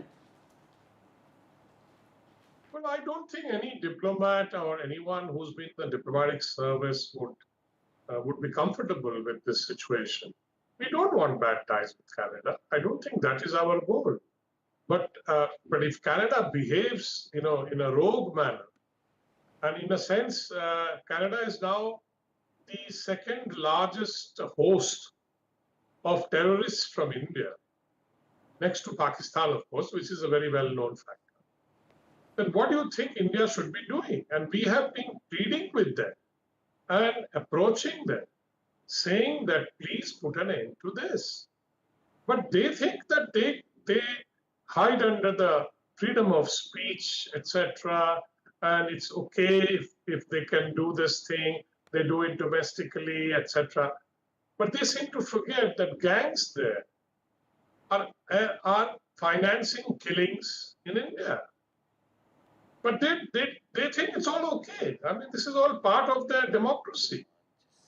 And today we have reached the end of the tether, because for 40, 50, remember the Kanishka bombing? What they did? Yes. They dodged it. Absolutely. They couldn't convict anyone. They caught a few people, but they were all out. And they are still active. I think that's an important point, because India's stand has remained constant in that sense. India has said time and again that there's zero tolerance towards extremism of any kind. Vivek Mishra is back with us. Yes, Vivek Mishra, go ahead. I had to interrupt you there. Go ahead. Yeah, I mean, the US question is pretty interesting from an India's perspective. The saga started by US sharing the intelligence and pushing the envelope on Canada. But I think, to my mind, it's really baffling that it's diplomatically so naive for Justin Trudeau to take that evidence and scale it up as he has. Clearly, as the other panelists have pointed out, that he's really on the verge with all the domestic political support, etc. As you saw recently, the Diwali celebrations was cancelled by the Conservative Party, which many people believe in India is better for India, so to say, and they are almost double in terms of polls next year. So they're likely to win. But see how the nuts and the bolts are sort of coming together in both the parties. There are three particular MPs in the Conservative Party who are now being seen as the prime suspects of who sort of enabled this cancellation or enforced this cancellation of Diwali celebration. And within the Hindu communities group, WhatsApp groups, they're doing the rounds that let's make sure that these three MPs are not elected, and rightly so. So I think, to think that this has now become bipartisan in many ways, or is threatening to become bipartisan, the anti-India So it's really bad for India-Canada relations. I think an off-ramp from here is very difficult, given that the Trudeau administration has really taken it to another level and his steps and diplomacy doesn't suggest that he's going to scale down. Now, India, interestingly, has suggested that it's going to take it, going to respond and retaliate in commensurate measure. And I think it's in many of these, if you go through the Vienna Convention, for example, the snooping bit could really be taken to court. Absolutely. I think that's a very important point you're making. And Brahmachalani, come in on this because we're talking about certain red lines in diplomacy which have been crossed in this dynamic, certainly by Canada. I mean, when it comes to diplomacy, the snooping allegation is a big allegation. But as Mr. Chakravarti also mentioned at the outset, that all governments collect intelligence, and that is part of diplomacy. But to go public with it and to say that Indian consular officials were under audio-video surveillance is an extremely grave allegation. I mean, it's an extremely grave sort of aspect to look at when we talk of India-Canada ties. You're right, but I think let's look at the bigger picture. And we should not forget that this is not a new problem, but an old problem. Of course. For example, under Trudeau's father, the then Prime Minister Pierre Trudeau, Canada's reluctance to rein in or extradite Khalistan extremists wanted in India for terrorism led to the 1985 twin bombings targeting Air India flights. In a way, history is repeating itself. History is repeating itself in part because of India's failure, the failure of successive Indian governments to exert sustained pressure on Canada. We let Canada off the hook even over the Kanishka bombing. Canada took 21 years to set up a commission of inquiry. The mastermind of that bombing, according to Canadian inquiries, Talvinder Parmar, was not brought to justice by Canada. He was killed by Indian police when he sneaked in from Pakistan. And even today, why are we talking about Canada now? Why did we not wake up earlier? For example, we ignored all the diplomatic cables from our missions in Canada about how Justin Trudeau was coddling Khalistan terrorists. We woke up only after Justin Trudeau got up in Parliament in September last year and leveled that allegation against India. Sure. We have to realize that we need to exert sustained pressure on Canada. Canada has become the global hub of Khalistanis. There is a link now between Khalistan militancy, drug trade, and gangland killings in Canada's British Columbia. And we need to force Canada to wake up to the threat posed by Khalistan militants. They pose an international security threat, and it's incumbent on India to exert pressure on a sustained basis. I think that's an important point. Dr. Tarak Artha, the last word to you. Would you agree with Brahmachalani when he says that India was perhaps caught off guard when it comes to Canada? And also going forward, what do you see the sort of larger ramifications of this as far as India's global standing is concerned also? See, I just want to differ a little bit on the US charge. The US may have shared intelligence with Canada. I mean, it did share intelligence with Canada. Yeah. But which is, normal between two allies, right? It's not unusual. The point is how each handled it. The US has handled it in a very legal, proper manner with the case and everything shared, and it's proceeding. Trudeau chose to go public. That is why I was making that point about China, that huge thing about him, the Chinese influence on the elections, which he won. Yes. That got deflected completely after June. That's the point I was making. See, in 2020, Trudeau had also, answering your question, he had talked about the farmers' agitations and things. He tried to interfere in that. And Delhi was extremely annoyed with that. So there was a lot of, talk, up and down talk on that and stuff. Right now, what is happening is they've had at least 2 major operations against drug trafficking between US and Canada in one operation, and one I think was yesterday. Yeah. One massive lab This was week. caught. So I think it's finally dawned on the Canadian intelligence that there is a strong drug factor, there is a strong criminal factor in the things that we've been saying all And along. funds, That look, and it's not funds, as we honest. discussed earlier. Absolutely. And I know for a fact that we've shared this intelligence with them, that there is a huge organized crime racket going on. And I mean, how can you not act on it? Now they've started doing that. So that could be a possible off ramp. But like I said, I don't think Trudeau is going to bring down the rhetoric. Absolutely. This serves He's his. not going to bring down the rhetoric. I think that's a very important point you're making, because Canada has been on the offensive in the past 1 month particularly, but India also giving it back. And how? Thanks all very much for being with us on the show this evening. India-Canada ties hitting rock bottom. But of course, as India has said in multiple statements that Justin Trudeau is hostile to India and he is running an anti-India campaign for domestic political gains. That's all the time that we have on Left, Right and Centre this evening. Thanks so much for watching. Good night.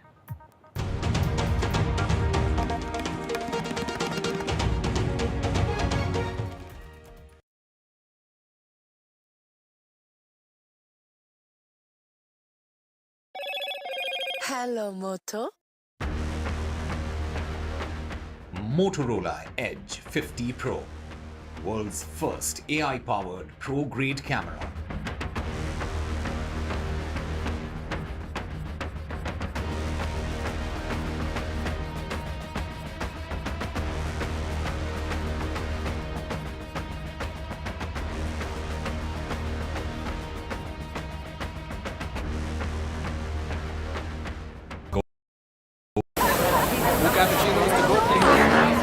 I don't care for no songs and proses. I don't care for no sweet boys with roses. I'm too busy, baby, making plans on how to get me one of them mail-in bands. All I want is a touch of love. तालियों के साथ हम स्वागत करेंगे आदरणीय मोदी जी का। छत्रपति शिवाजी महाराज की।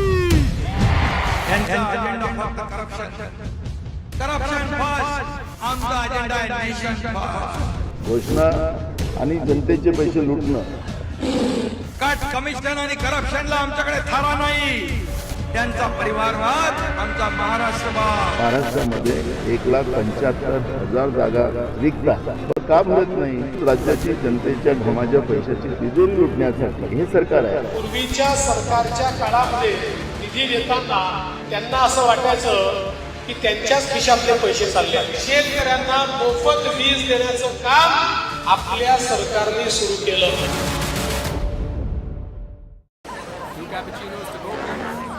I don't care for no.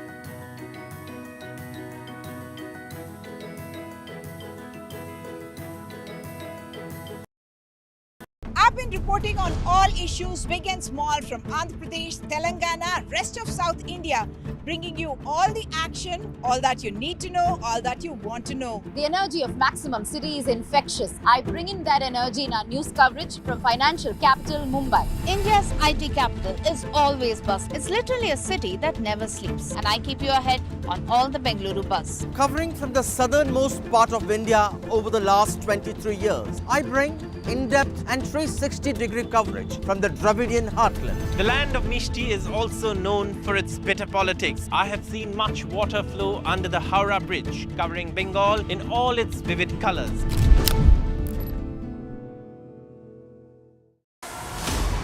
As the world watches with bated breath, the contest that will impact the world. Exclusive insights, expert analysis, and ground zero updates as history unfolds. We are not a vessel for the schemes of wannabe dictators.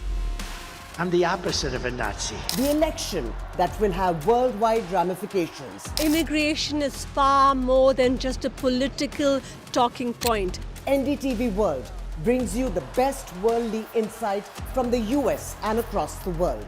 This is not just an election, it's a moment that will define a nation and the world, and we will be present. Your view to the world. NDTV World. New day, new show, a new experience. Start your day with the news, not views. We bring you stories that matter and impact your life. News that informs and keeps you ahead. From Maximum City, Mumbai, to the seat of power, Delhi, NDTV brings you the best breakfast show. Breakfast news on NDTV, 8 a.m. every day. NDTV proudly upholds its legacy of trust and credibility. According to the prestigious Reuters Institute's Digital News Report 2024, NDTV is the top-most news platform in the country. Number 1 in both online and offline reach in India. Beating all its competition, NDTV stands for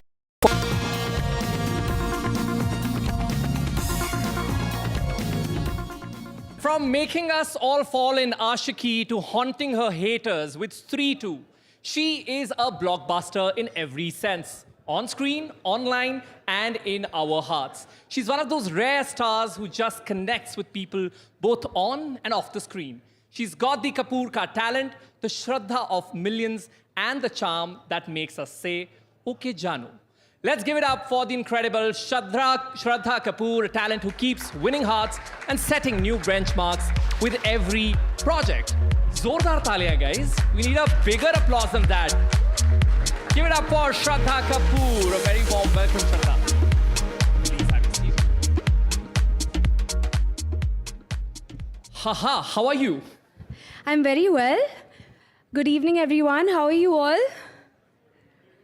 Khana wana khaya? Everybody is charged with their lunch. नहीं तो ऐसे होता ना खाने के बाद की good, you know, you नहीं, want but I'm sure एक आधे घंटे की झपकी. Sorry, you had your chai also. यार मेरे बिना चाय पी लिया. We'll get her elaichi wali chai, Delhi special. Okay, guys, we have a Q&A session after we have this conversation, so you will be given an opportunity to talk to Shraddha Kapoor. Of course, there are a lot of people already waving at you, Shraddha, so we'll have that thing. But, you know, 93.7 million followers on Instagram, maybe more. This is what I checked last evening. And then 3-2 has Indian box office's number one. It's number one Hindi film of all time when it comes to the box office collection. So she has beaten our Prime Minister Narendra Modi on Instagram. You've beaten Shah Rukh Khan when it comes to Jawan at box office. How does that feel? See, first of all, the two gentlemen you're speaking about are phenomenal in their own fields. Give it up for them as well. They have been idols in their own right. We have an absolutely fantastic leader leading our country. We have an absolutely fantastic leading man of our Indian film industry who I have grown up being a fan of.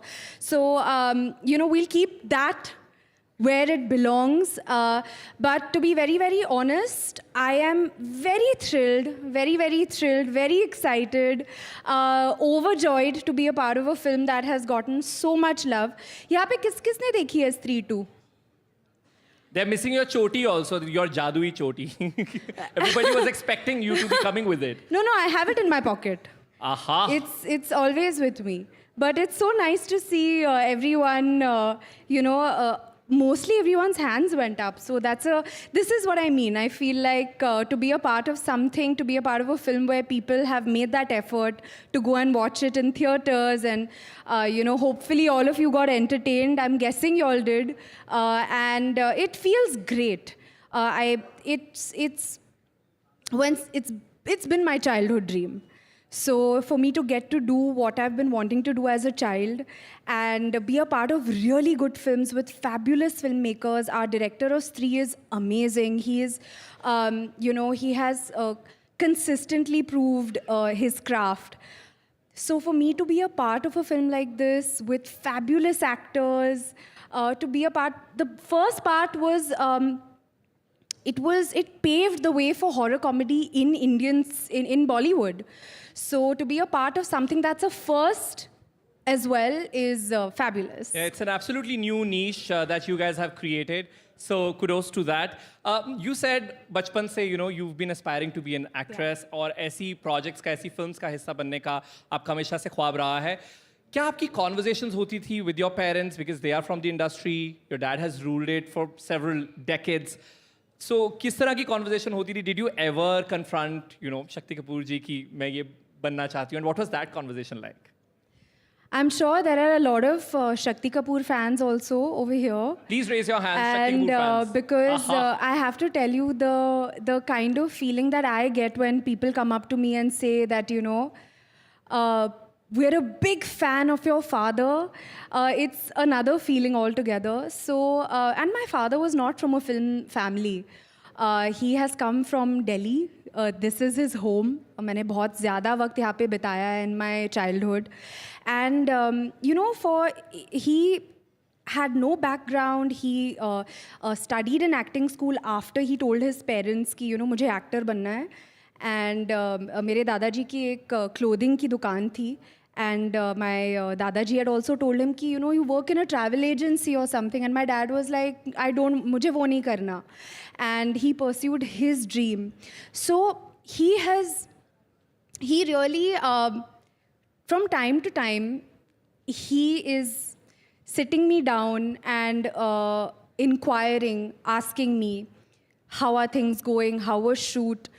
Even when I'm thinking about signing a film, I go to him, I speak to him.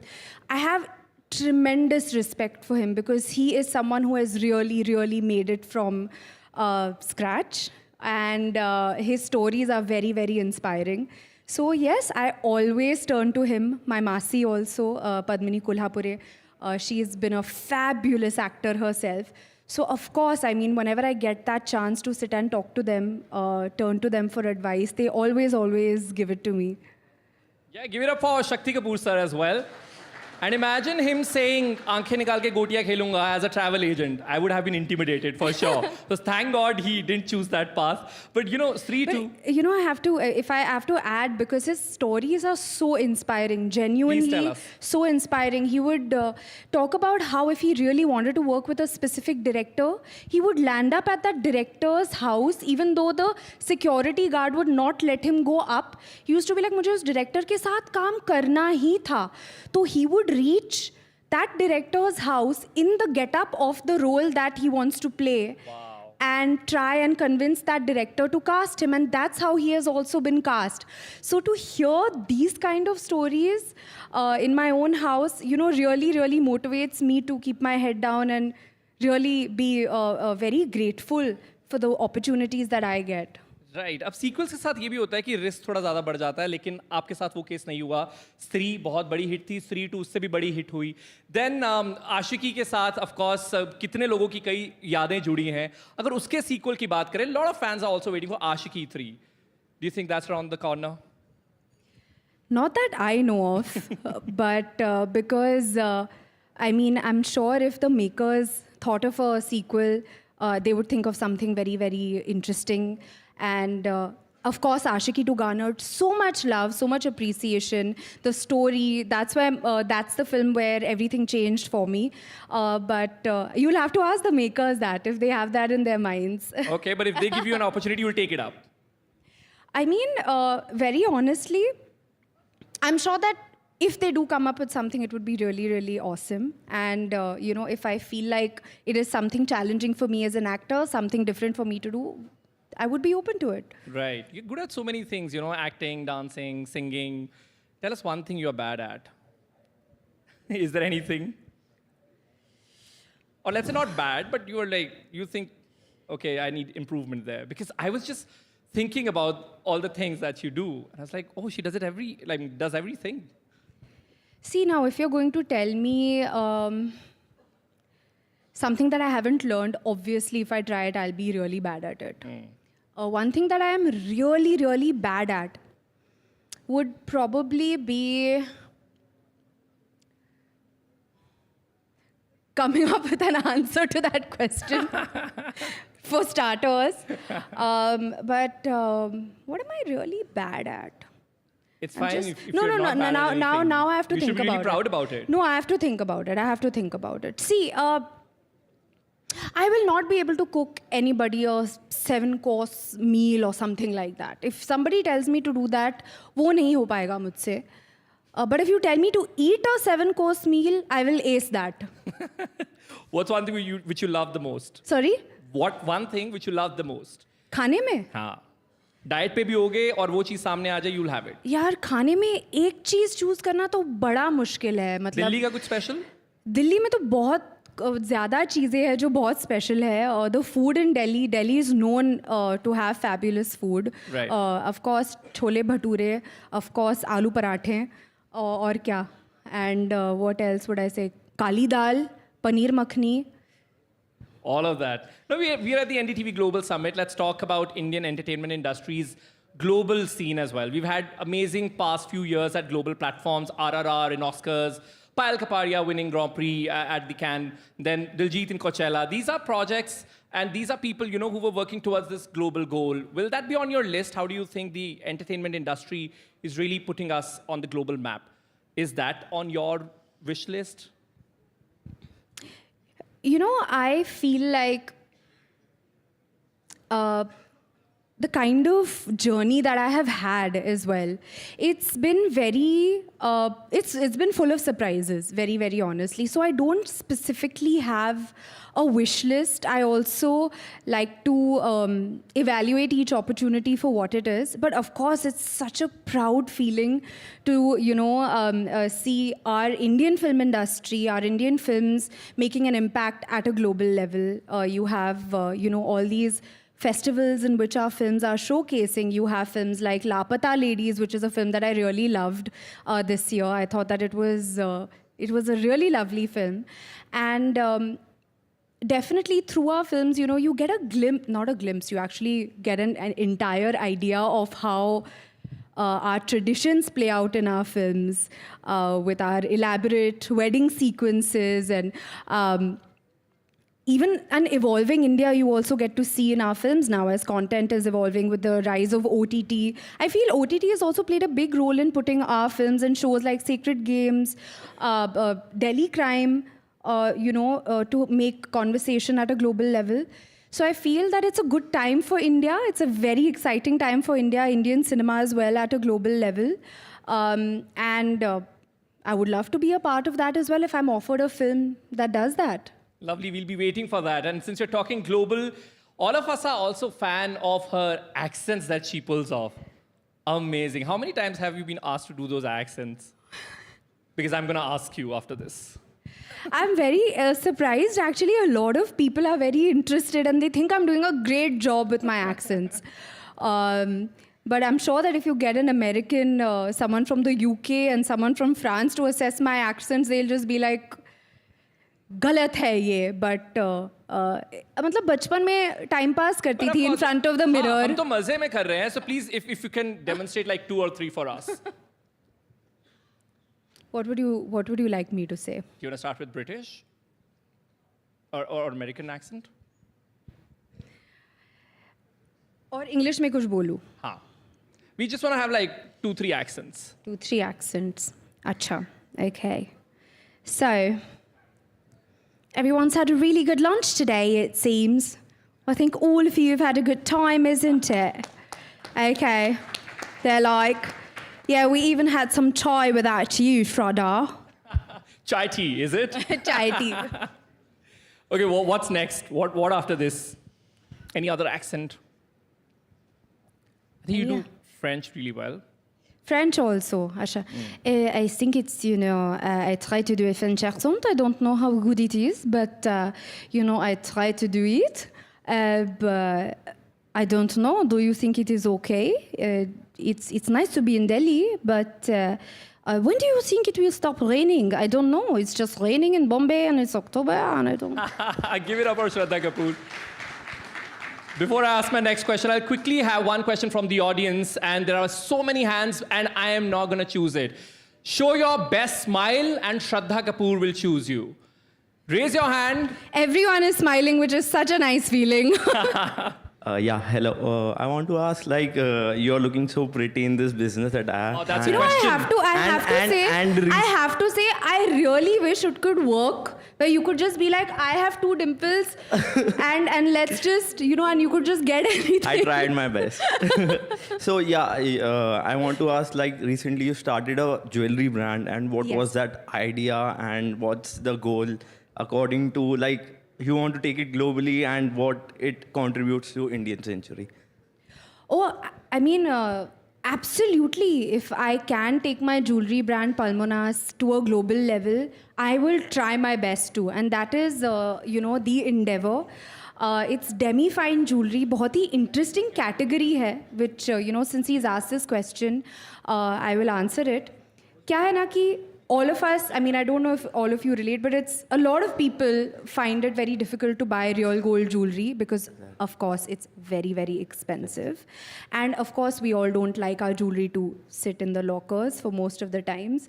So we want to wear something that is, you know, has quality finish to it. At the same time, it doesn't pinch your pockets. But we don't want to wear imitation jewelry, जो मतलब 1-2 बारी आप पहन लेते हो तो वो खराब हो जाता है, टूट जाता है, आपको शायद rashes आ जाते हैं. So my jewelry brand is in the category of demi-fine jewelry, which is right in the middle, which is on its 18 karat thick gold plating on premium base metals. It's hypoallergenic, it is tarnish free, it is waterproof, we give you lifetime warranty. So my brand is offering some really fabulous things. We also have jewelry for men and accessories for men and women also. Shraddha's fans get a special discount coupon. So, maybe I'm getting one. Absolutely. Yes. And what do you say? So my vision and my co-founder Pallavi's vision is that, you know, we wanted to solve this issue where all these, you know, Gen Zs and millennials and all of you over here are like, we don't want to pay so much for jewelry, but हमें एक अच्छी quality की jewelry piece चाहिए या many jewelry pieces. So definitely our vision is, you know, to solve this issue and give really trendy, really good quality jewelry options to everybody out there. You have a question? Yeah. Shraddha ji, मैली, और बहुत ही जैसे भाई ने कहा था कि आपकी वो फिल्म थी कि तेरी गलियां, जिस तरीके से बहुत ही एक तरीके से जो यूथ है वो ज़्यादातर बहुत अटैच हो जाता है, क्योंकि हर एक इंसान जब सोचता है कि हर एक एक्टर में होता है कि उसकी स्माइल बहुत अच्छी है, वो जब एक तरीके से डांस करती है, लेकिन आपके अंदर ही जब आप रोते हैं ना, और तो आपको अच्छा लगता है वो रोना जो आपका वो ऐसा रियल वाला रोना है. एक बार क्लैप कर दे एक बार ज़रा. तो वो जो रोने की जो आपने ये जो ये स्माइल है, ये बहुत ही बेहतरीन वाली, जो जिसे जब आप रोती है ना मुझे क्लैप करने का मन करता है. तो बस ये मैं कहना चाहता हूँ कि ये क्या नेचुरली होता है या आप बिल्कुल इस सच में बहुत दर्द भरा है मुझ में. आप ग्लिसरीन यूज करती हैं? नहीं, मैं मजाक कर रही हूँ. That's essentially the question. But I mean, no, honestly, it's my job. It's a part of my job. So, जो भी सीन होता है, if you have to cry, उसमें हंसना होता है या रोना होता है, वो करना पड़ता है. तो it's a part of my job. बहुत अच्छा. हमेशा Thank you. आपके ऐसे मूवी बनते रहे और हम देखते रहे. बहुत बहुत शुक्रिया. Thank you. Hi Shraddha, I'm Dr. Adrita. The reason I can get to ask you a question because I'm a dentist and I'm a smile designer. So, like you were saying, you were looking at the smiles.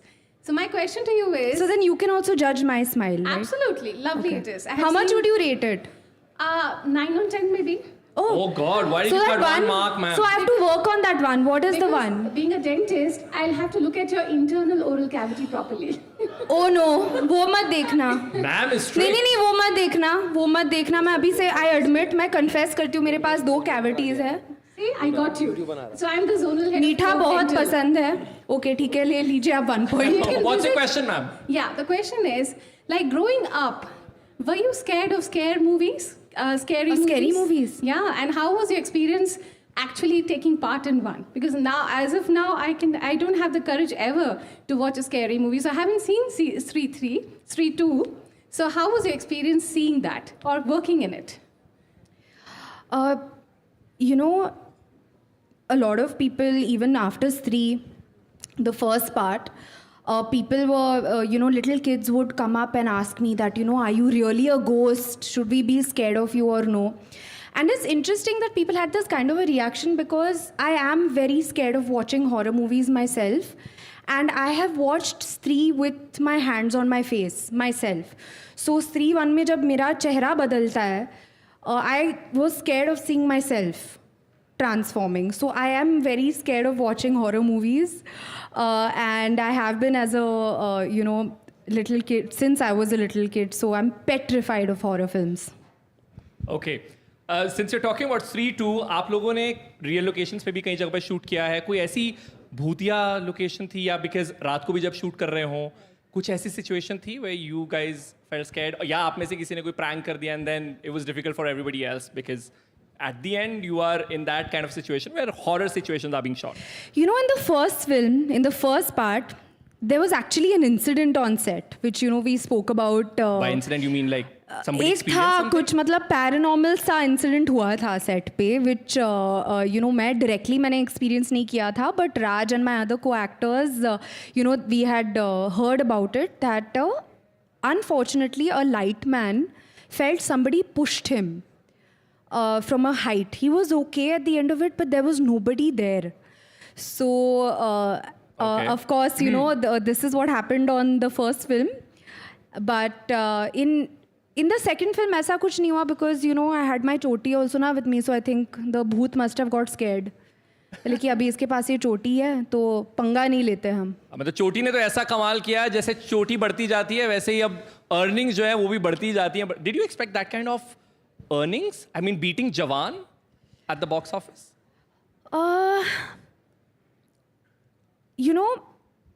Very honestly, after being a part of this film and after reading the script, Stree 2, it was so important that we cracked a sequel that was not just created for the sake of a sequel being created. मतलब कि चलो पहला भाग इतना successful था तो दूसरा बना लेते हैं. What Maddock did, what Dinesh Vijayan did, Amar Kaushik, my director, Niren Bhatt, our writer, and I have to give credit to Stree 1's writers as well, Raj and DK, who, are responsible for the inception of Stree, which got so much love. All of us, when we heard the film, we were excited. We felt that, okay, this is a sequel that is justified to the story of the first part. Has any of the senior actors, artists reached out to you, complimented you for Stree 2, and if you can share who it was? Anybody that compliment stayed? By the way, did Shah Rukh Khan, did you meet him by any chance since you've beaten Jawan? Did you get a chance to meet him? No, first of all, I don't, I know you're saying this again and again that our film has done this and our film has done that. Our film has beat this film and our film has beat that film. Very honestly, the way that I see it, I see that any Hindi film doing well is great for the industry. I feel like I have long-term vision. It's, of course, very, very exciting to have one film that does well, but it's even more exciting when your industry is doing well. Yeah. And it's even more exciting when collectively a lot more films do well. So I would say that I got a very, very lovely call from Tabu ma'am. Oh. A very, very, very special and lovely conversation we had. She even sent me a personalized perfume with Stree written on it. Oh. And that's a very, very precious gift to me. And she had the most amazing things to say to me on the phone. She is a perfect example, Tabu ma'am, of really, really making you feel, or rather, this is how she made me feel. She made me feel so proud of, being a part of this film. She made me feel empowered. I mean, she is one of the most iconic actors we have, right? So for it to come from her was really, really special. Lovely.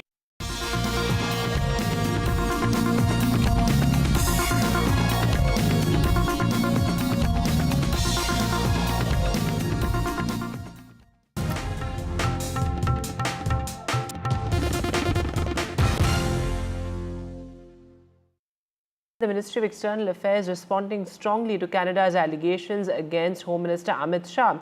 Now, India has said categorically that all these allegations are baseless and unfounded. In fact, India has also warned of serious consequences if these allegations continue without any proof whatsoever. Remember, India has said that, well, these are just media leaks which show their strategy to discredit India. In fact, of course, the Ministry of External Affairs in the past has also said that Justin Trudeau is hostile towards India, and this anti-India campaign that he's running is only benefiting him domestically. We had summoned the representative of the Canadian High Commission yesterday. A diplomatic note was handed over in reference to the proceedings of the Standing Committee on Public Safety and National Security in Ottawa on October 29th, 2024.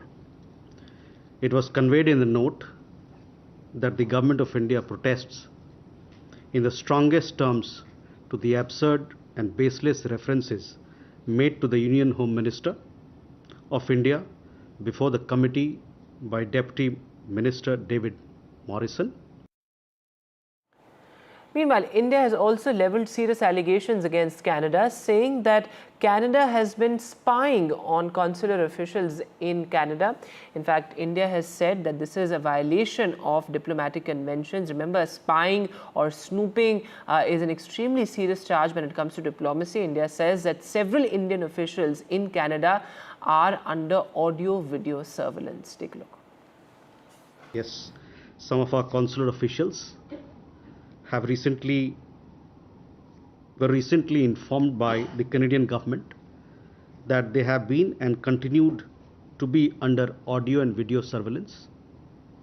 Their communications have also been intercepted. We have formally protested to the Canadian government as we deem these actions to be a flagrant violation of relevant diplomatic and consular conventions.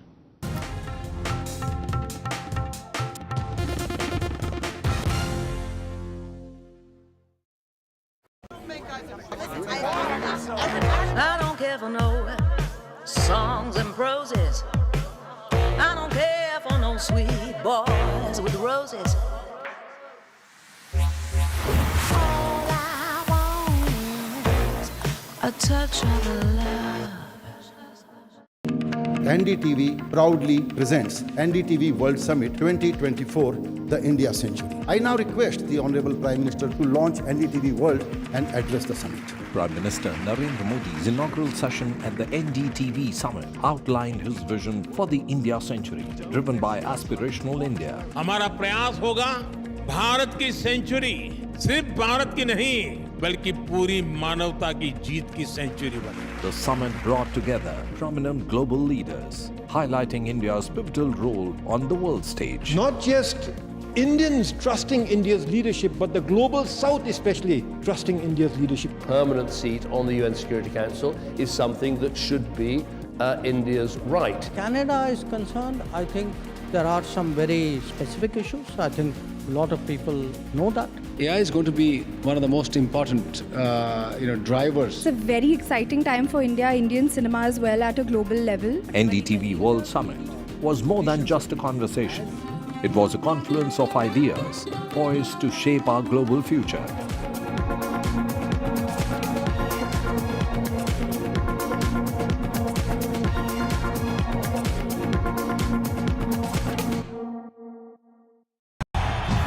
तालियों के साथ हम स्वागत करेंगे आदरणीय मोदी जी का। छत्रपति शिवाजी महाराज की.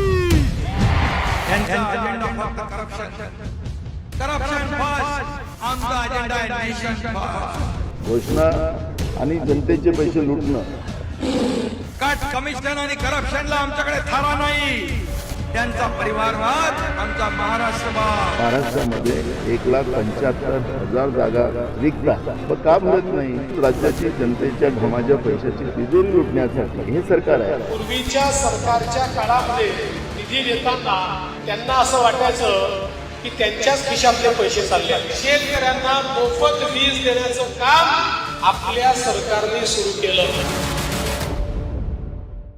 I've been reporting on all issues big and small from Andhra Pradesh, Telangana, rest of South India, bringing you all the action, all that you need to know, all that you want to know. The energy of Maximum City is infectious. I bring in that energy in our news coverage from financial capital Mumbai. India's IT capital is always bustling. It's literally a city that never sleeps. And I keep you ahead on all the Bengaluru buzz. Covering from the southernmost part of India over the last 23 years, I bring in-depth and 360-degree coverage from the Dravidian heartland. The land of Mishti is also known for its bitter politics. I have seen much water flow under the Howrah Bridge, covering Bengal in all its vivid colors.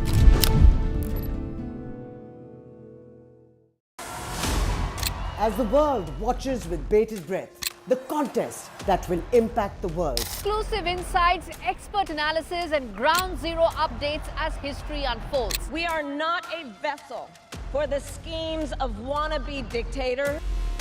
I'm the opposite of a Nazi. The election that will have worldwide ramifications. Immigration is far more than just a political talking point. NDTV World brings you the best worldly insight from the US and across the world.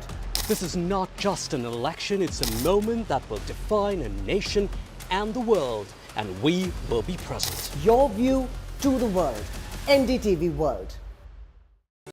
Stay informed and entertained with the new and updated NDTV News app. You can watch all our channels live, listen to podcasts.